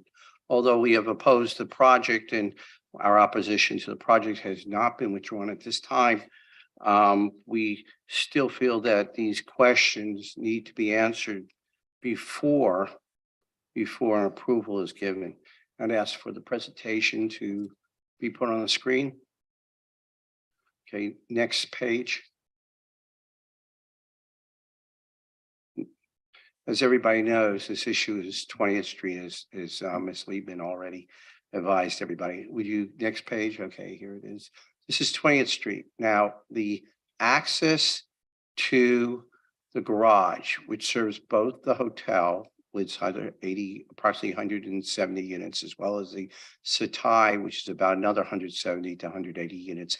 Depends on how you count it, about 350 units, all goes through that entryway on the first entryway and into the garage area, which is immediately across the street from the area of demolition. And the residential entrance, as you can see, is right at the end of the circle. Now that circle looks large, but you can't even turn a 20-foot truck in that area, just around the circle. You would have to back up and turn around. So that end point cannot really be functionally used for turning around trucks. Very often they'd have to do a 3-point or 4-point turn. So it's really not functional at the end. So the question is how are we going to deal with all the functions that are going to occur during the course of the demolition? And let's go to the next page. The issues that need to be addressed is how will traffic flow be handled on 20th Street during the demolition process? How will the trucks be entering and leaving the site managed along the 20th Street? Where will the construction trucks and dumpsters be deployed? Where will the construction workers park their vehicles? How will the construction dust and debris be controlled? And what work dates and hours are proposed for the planned demolition? These are all critical questions, and they have been posed I sent these quests over to the city to let them know these are the questions I think that's appropriate to be answered as part of this process. And I've seen some answers occur here, but I have reviewed the applications. Nothing is in writing. And we know in the city of Miami Beach, lots of promises are made, but until it's reduced to writing, we don't know what really is going to happen. May I have another 30 seconds, please? 30 seconds. Okay, thank you. So next slide, please. So what we like in writing is a traffic management plan, employee parking plan, a construction management plan, and as important as anything else is somebody to talk to, a Shore Club designated liaison to coordinate 20th Street traffic with the Satai during the course of construction. When things happen, and we know no matter how good the plans are, there's going to be obstruction. If there's obstruction, emergency vehicles won't be able to get into the residences of Satai. If there's obstruction, our cars can't park. We have a hotel valet. They won't be able to get through the area into the entryway. These are critical issues, and we'd like to have them addressed in writing in advance. I'd ask for that to be a condition of any approval. Thank you very much. Thank you, sir. I look forward to all the answers. Anyone else from the public? Please come forward. Welcome. My name is Martin Scacera. I'm the Community Association Manager at the Satai. I represent all the unit owners there. And I'm just here to give a little bit of a reminder. 6 months ago, we were here and the project was approved after a straw vote and some horse trading. About 20 feet or 30 feet were removed off the back of the building. There were no drawings for that. We expect that staff will get those drawings. I'm just here today to say that as far as we can tell, those drawings still haven't been provided. It's 6 months later. In the course of my day, I'm often asked by our residents, what's this new building going to look like? And I can't tell them. I don't have an answer. I know it was stepped back to some degree. I know there was a pledge to cut off the eastern end of it, but you don't just remove footage and not put it back somewhere else. So where's it going? Is it going on top? Is it going on the sides? Nobody knows. There's no drawing. And so now here we are today going either putting another cart before the horse and saying we're going to tear down this tower, but we still don't have the drawings, let alone the building permit. So I just wanted to point that out to you. I don't know if you guys know that, but there are people who say, how is it possible the city can approve a project and not know what it looks like? So I asked you to consider that. Thank you. Thank you, sir. Is there anyone else from the public, perhaps on Zoom? Anyone on Zoom wishing to testify? Seeing none? Okay, we'll invite the applicant back. Just a very brief response. I'm not going to address the complete obstructionist behavior of the Satai and its representatives with respect to our project, the preceding project, the Fasano, the Bulgari, et cetera, et cetera, et cetera, the litigation, et cetera. That's not actually for this board to consider. What's to consider is what's before you, which is merely the waiver. But the other thing that I would say as well is none of the items in Mr. Robbins' presentation, none, are appropriate conditions to have at this point in time. These are matters of the building department to consider when they issue the permits. And so therefore, we would ask not only that you pass this, but pass this with no conditions.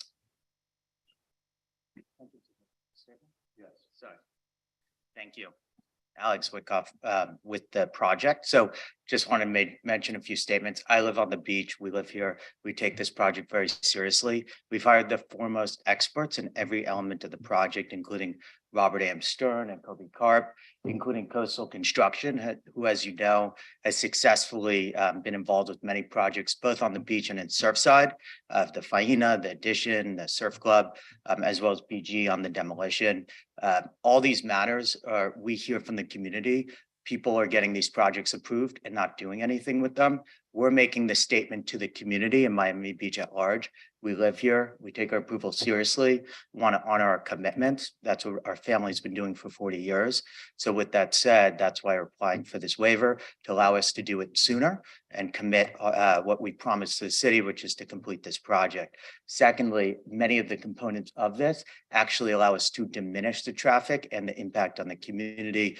As Neeson pointed out, one large component is filling in the pools to provide an on-site staging area. What that does is it allows us to not do it on the street, which obviously would be enormously more impactful, and do it on the site. So everything we're doing in advance is actually largely mitigates and reduces the impact on the surrounding area. So just here to say, we take this very seriously. We're here to move it forward, and that's why we put this before you today. Thank you. Thank you. Okay, board member comment. Well, Stuart? a question to Mr. Wickoff is, you know, in other words, the trucks are going to only just drive down 20th Street onto their property. We've done questions. We're gonna do comments now. Okay. Stuart, go ahead. Okay, thank you. Well, I had actually, come back to me because I had a question. I was. Ray, do you have a comment? Just, I see nothing wrong with it. Okay. Oh, yeah, here's my question for staff, actually. So if the waiver were not granted, they would We've need- done, I'm sorry, I'm really trying to move this along. We've done questions to staff already. No, We're but doing, this is we're doing important for board me to- comment.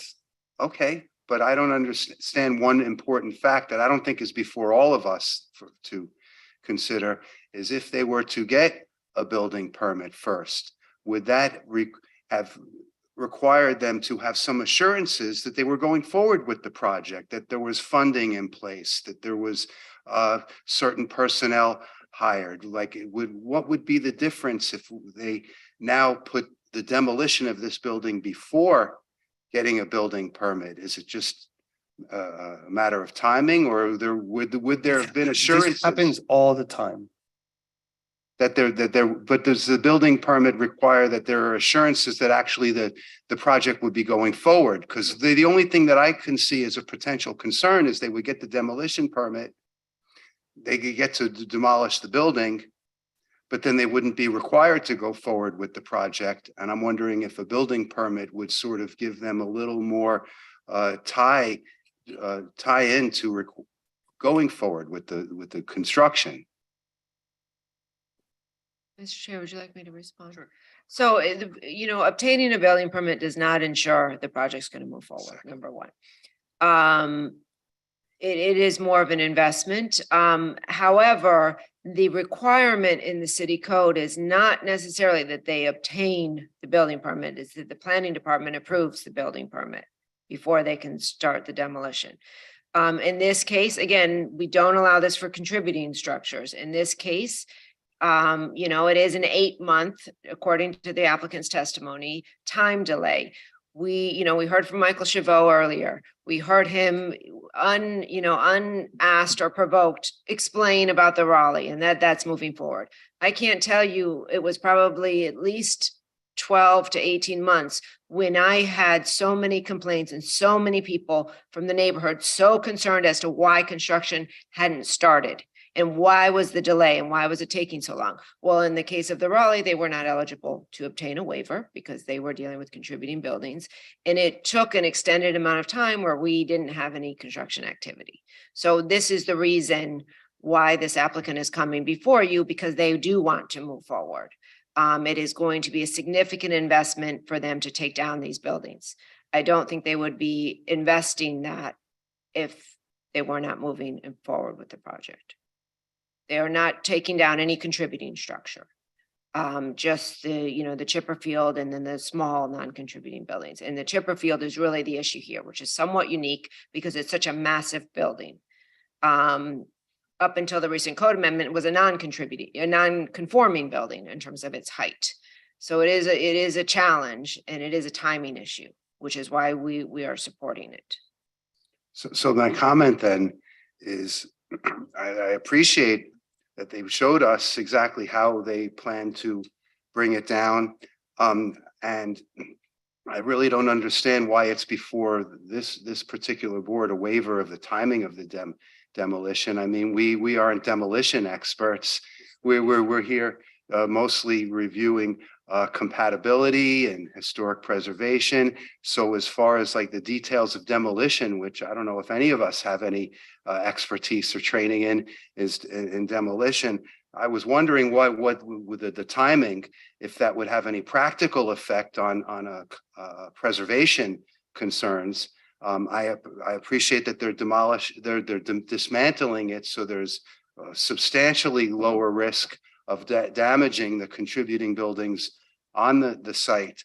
But as regarding the details requested by the SETI, that we would require a traffic management plan, an employee parking plan, construction management plan. It sounds like a great idea to me, but I think that's up to people with the right training and expert. I would think that the city already requires, when you're going to do a demolition, that you would have to have these sort of things in place. So for me, the board approved the demolition of the building previously, and the waiver doesn't have any standards like the variance where they have to fulfill any criteria. It seems like it's just up to our discretion. So if it helps move the project along, I support it, and I hope that the city does all of the things that they're required to do to protect the neighboring buildings, the contributing buildings, the traffic pattern, because construction can be, and demolition can be, extremely disruptive.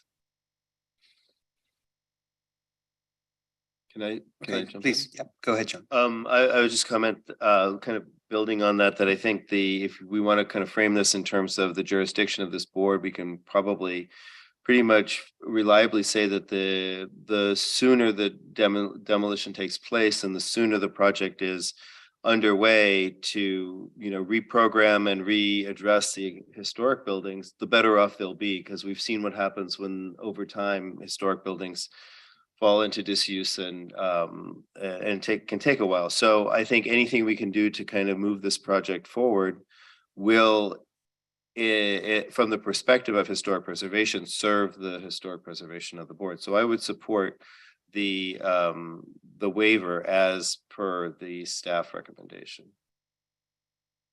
Thank you, John. Nancy, do you have any comments?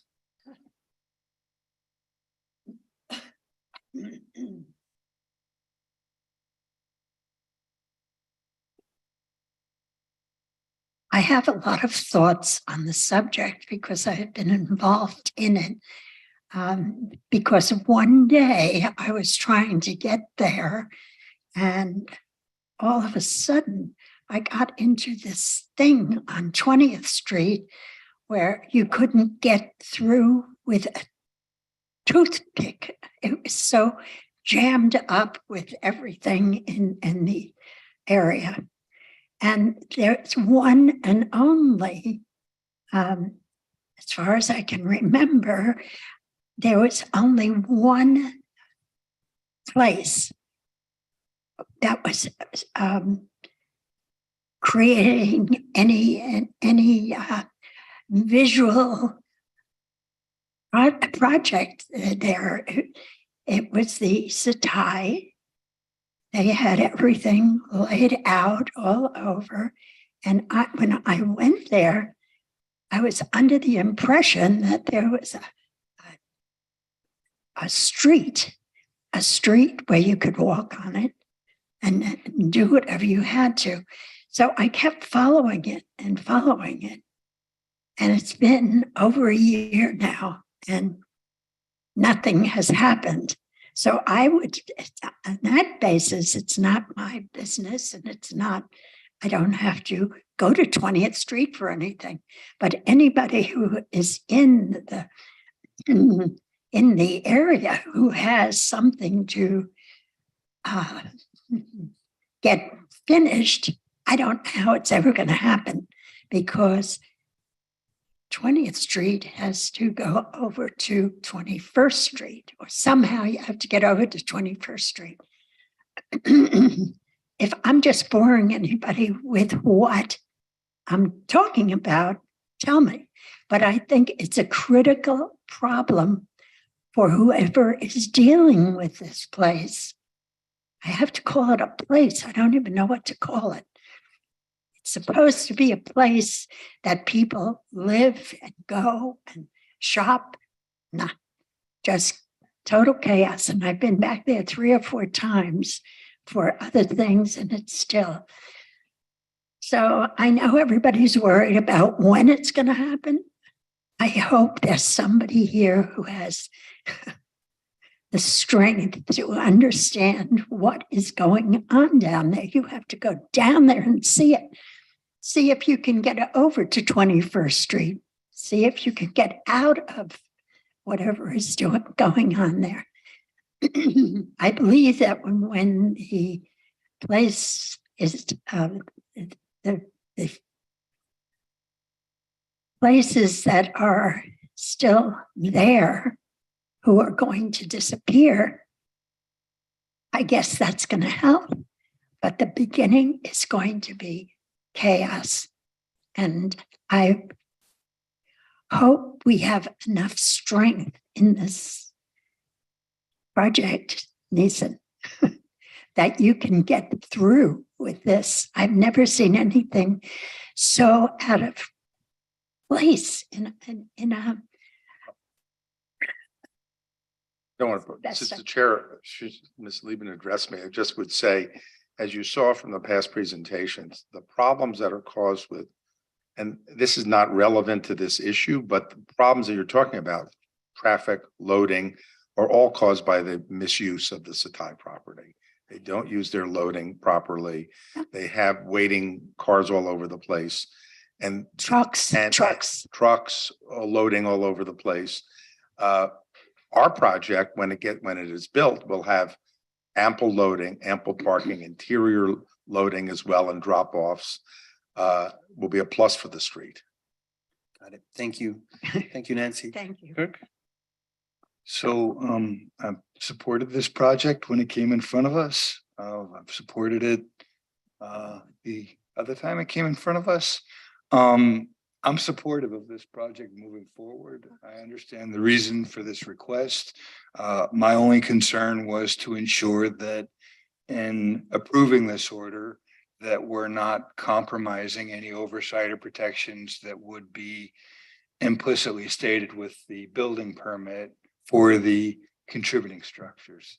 And that's the reason why I asked, because it's not really implicit in the order. But other than that, I think I look forward to the Copperfield, is what it's being called, the Chipperfield,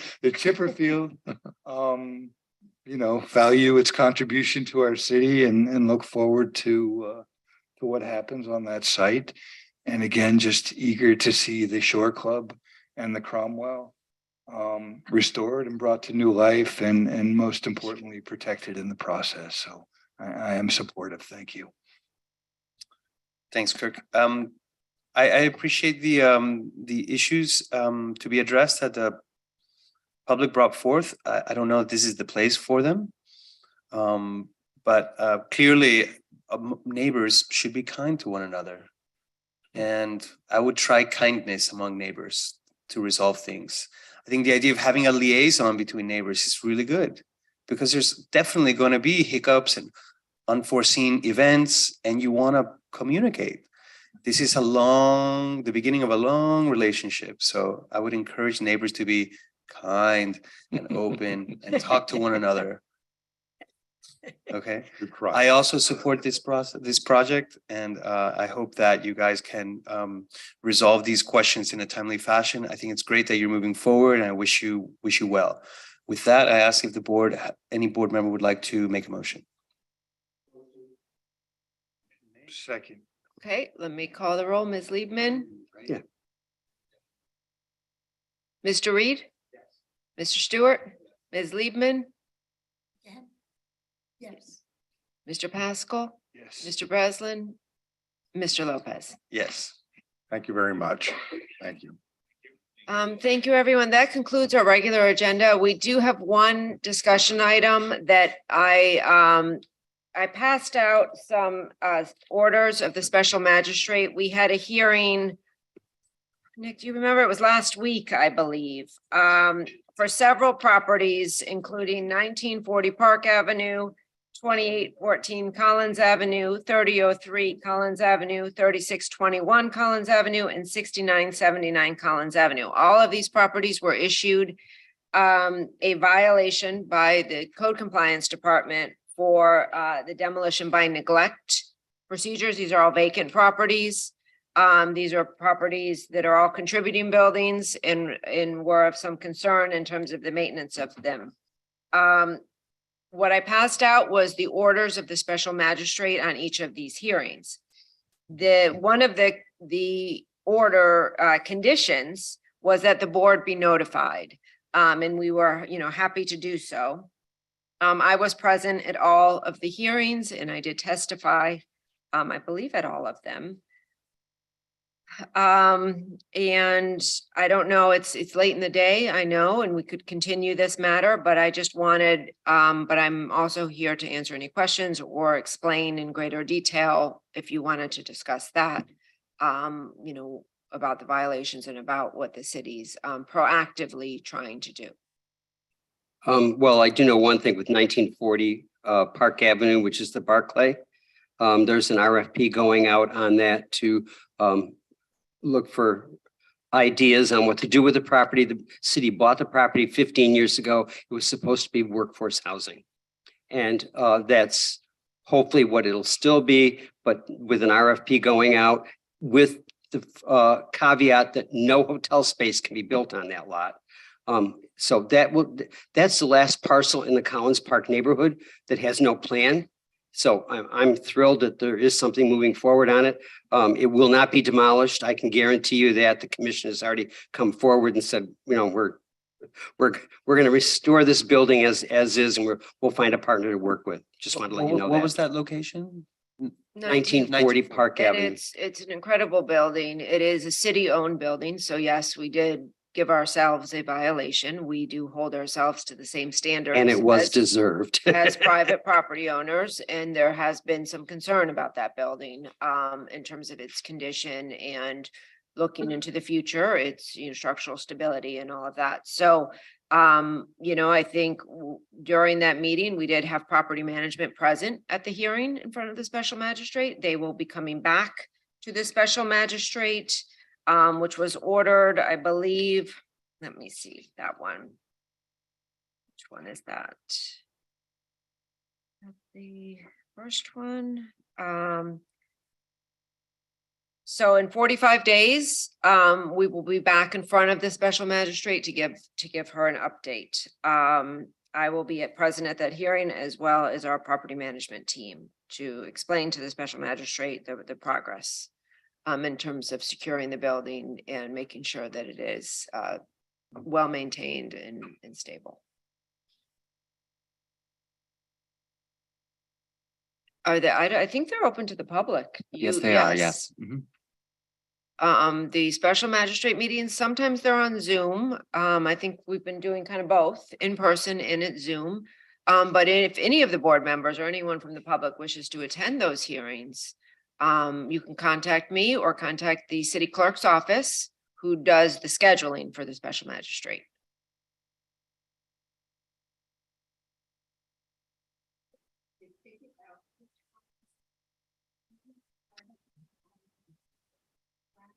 Well, if you read through the special orders, we do have one actually, pretty successful case, which is the 6979 Collins Avenue. And I think Mr. Lopez, you'll remember, this was a building that the building official was actually ready to issue a demolition order for.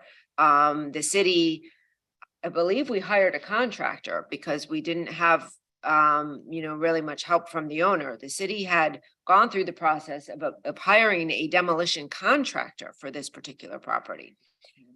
This is the Normandy Plaza. Since that time, planning, and I'm sure the building department, and in fact, I know the building department has been working with the property owner. The property owner hired an engineer.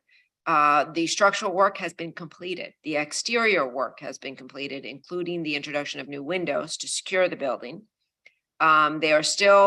They still have an active permit for interior, modifications and significant interior upgrades, including the electrical work. But that's a success story. The special magistrate was very happy. They are still going to be coming back. I think she gave them 6 months to update on the interior improvements. But so, the point of this and why the city is being proactive is not to get these buildings demolished, right? It's called demolition by neglect. The point of this is to compel owners to comply with the minimum maintenance standards and make sure that their building is structurally sound.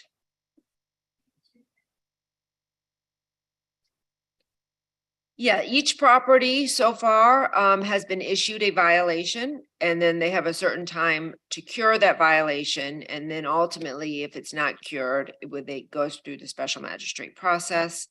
And the special magistrate issues the orders as to, you know, what needs to happen.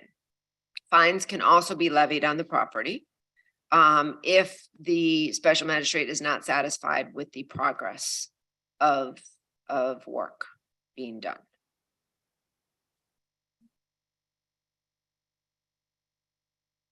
The city clerk is the department in the city that controls the calendar for the special magistrate. I believe they have, do they have that posted on their website? They're on the city's, through the city clerk's office, there's a page that says special magistrate, and it includes a list of pending cases and summaries of each case.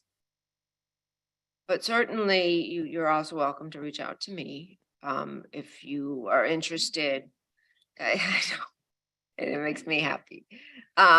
So yeah, you're welcome to reach out to me. These were just, I think, the first 5 cases. And part of these orders are also for the property owners to provide the board with quarterly updates.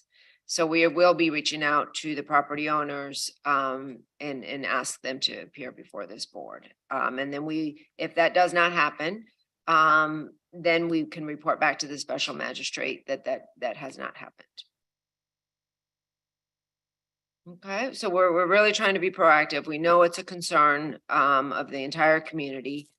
We're concerned about it, and we just want you guys as partners in this and be aware of everything that's going on. We do, and I will say this, and I've said this, and I know we've had some very difficult circumstances. And we lost the Deauville a few months ago. However, from my experience here, the vast majority of these situations do resolve themselves successfully. They resolve successfully, almost, I mean, to an extremely high percentage, probably well over 90% of these types of properties do resolve, they do comply, and they do ultimately end up coming before this board. And that's the proper venue for a demolition request, right? The Historic Preservation Board, not the special magistrate and not the building official. And I think everyone in the city agrees with that. You know, the building official is a really important partner in this. And she has also been participating in all of these hearings, the building official, Ana Salguero. And she testified as well in these cases, and she keeps the planning department informed, and in turn, we will keep you informed. Great, thank you. Okay, that's all I have today. If there's I'll make a nothing motion else, to adjourn. we can make a motion to adjourn. I Have made a very happy holiday season, everyone. We will see you next year, January 10th, 2023.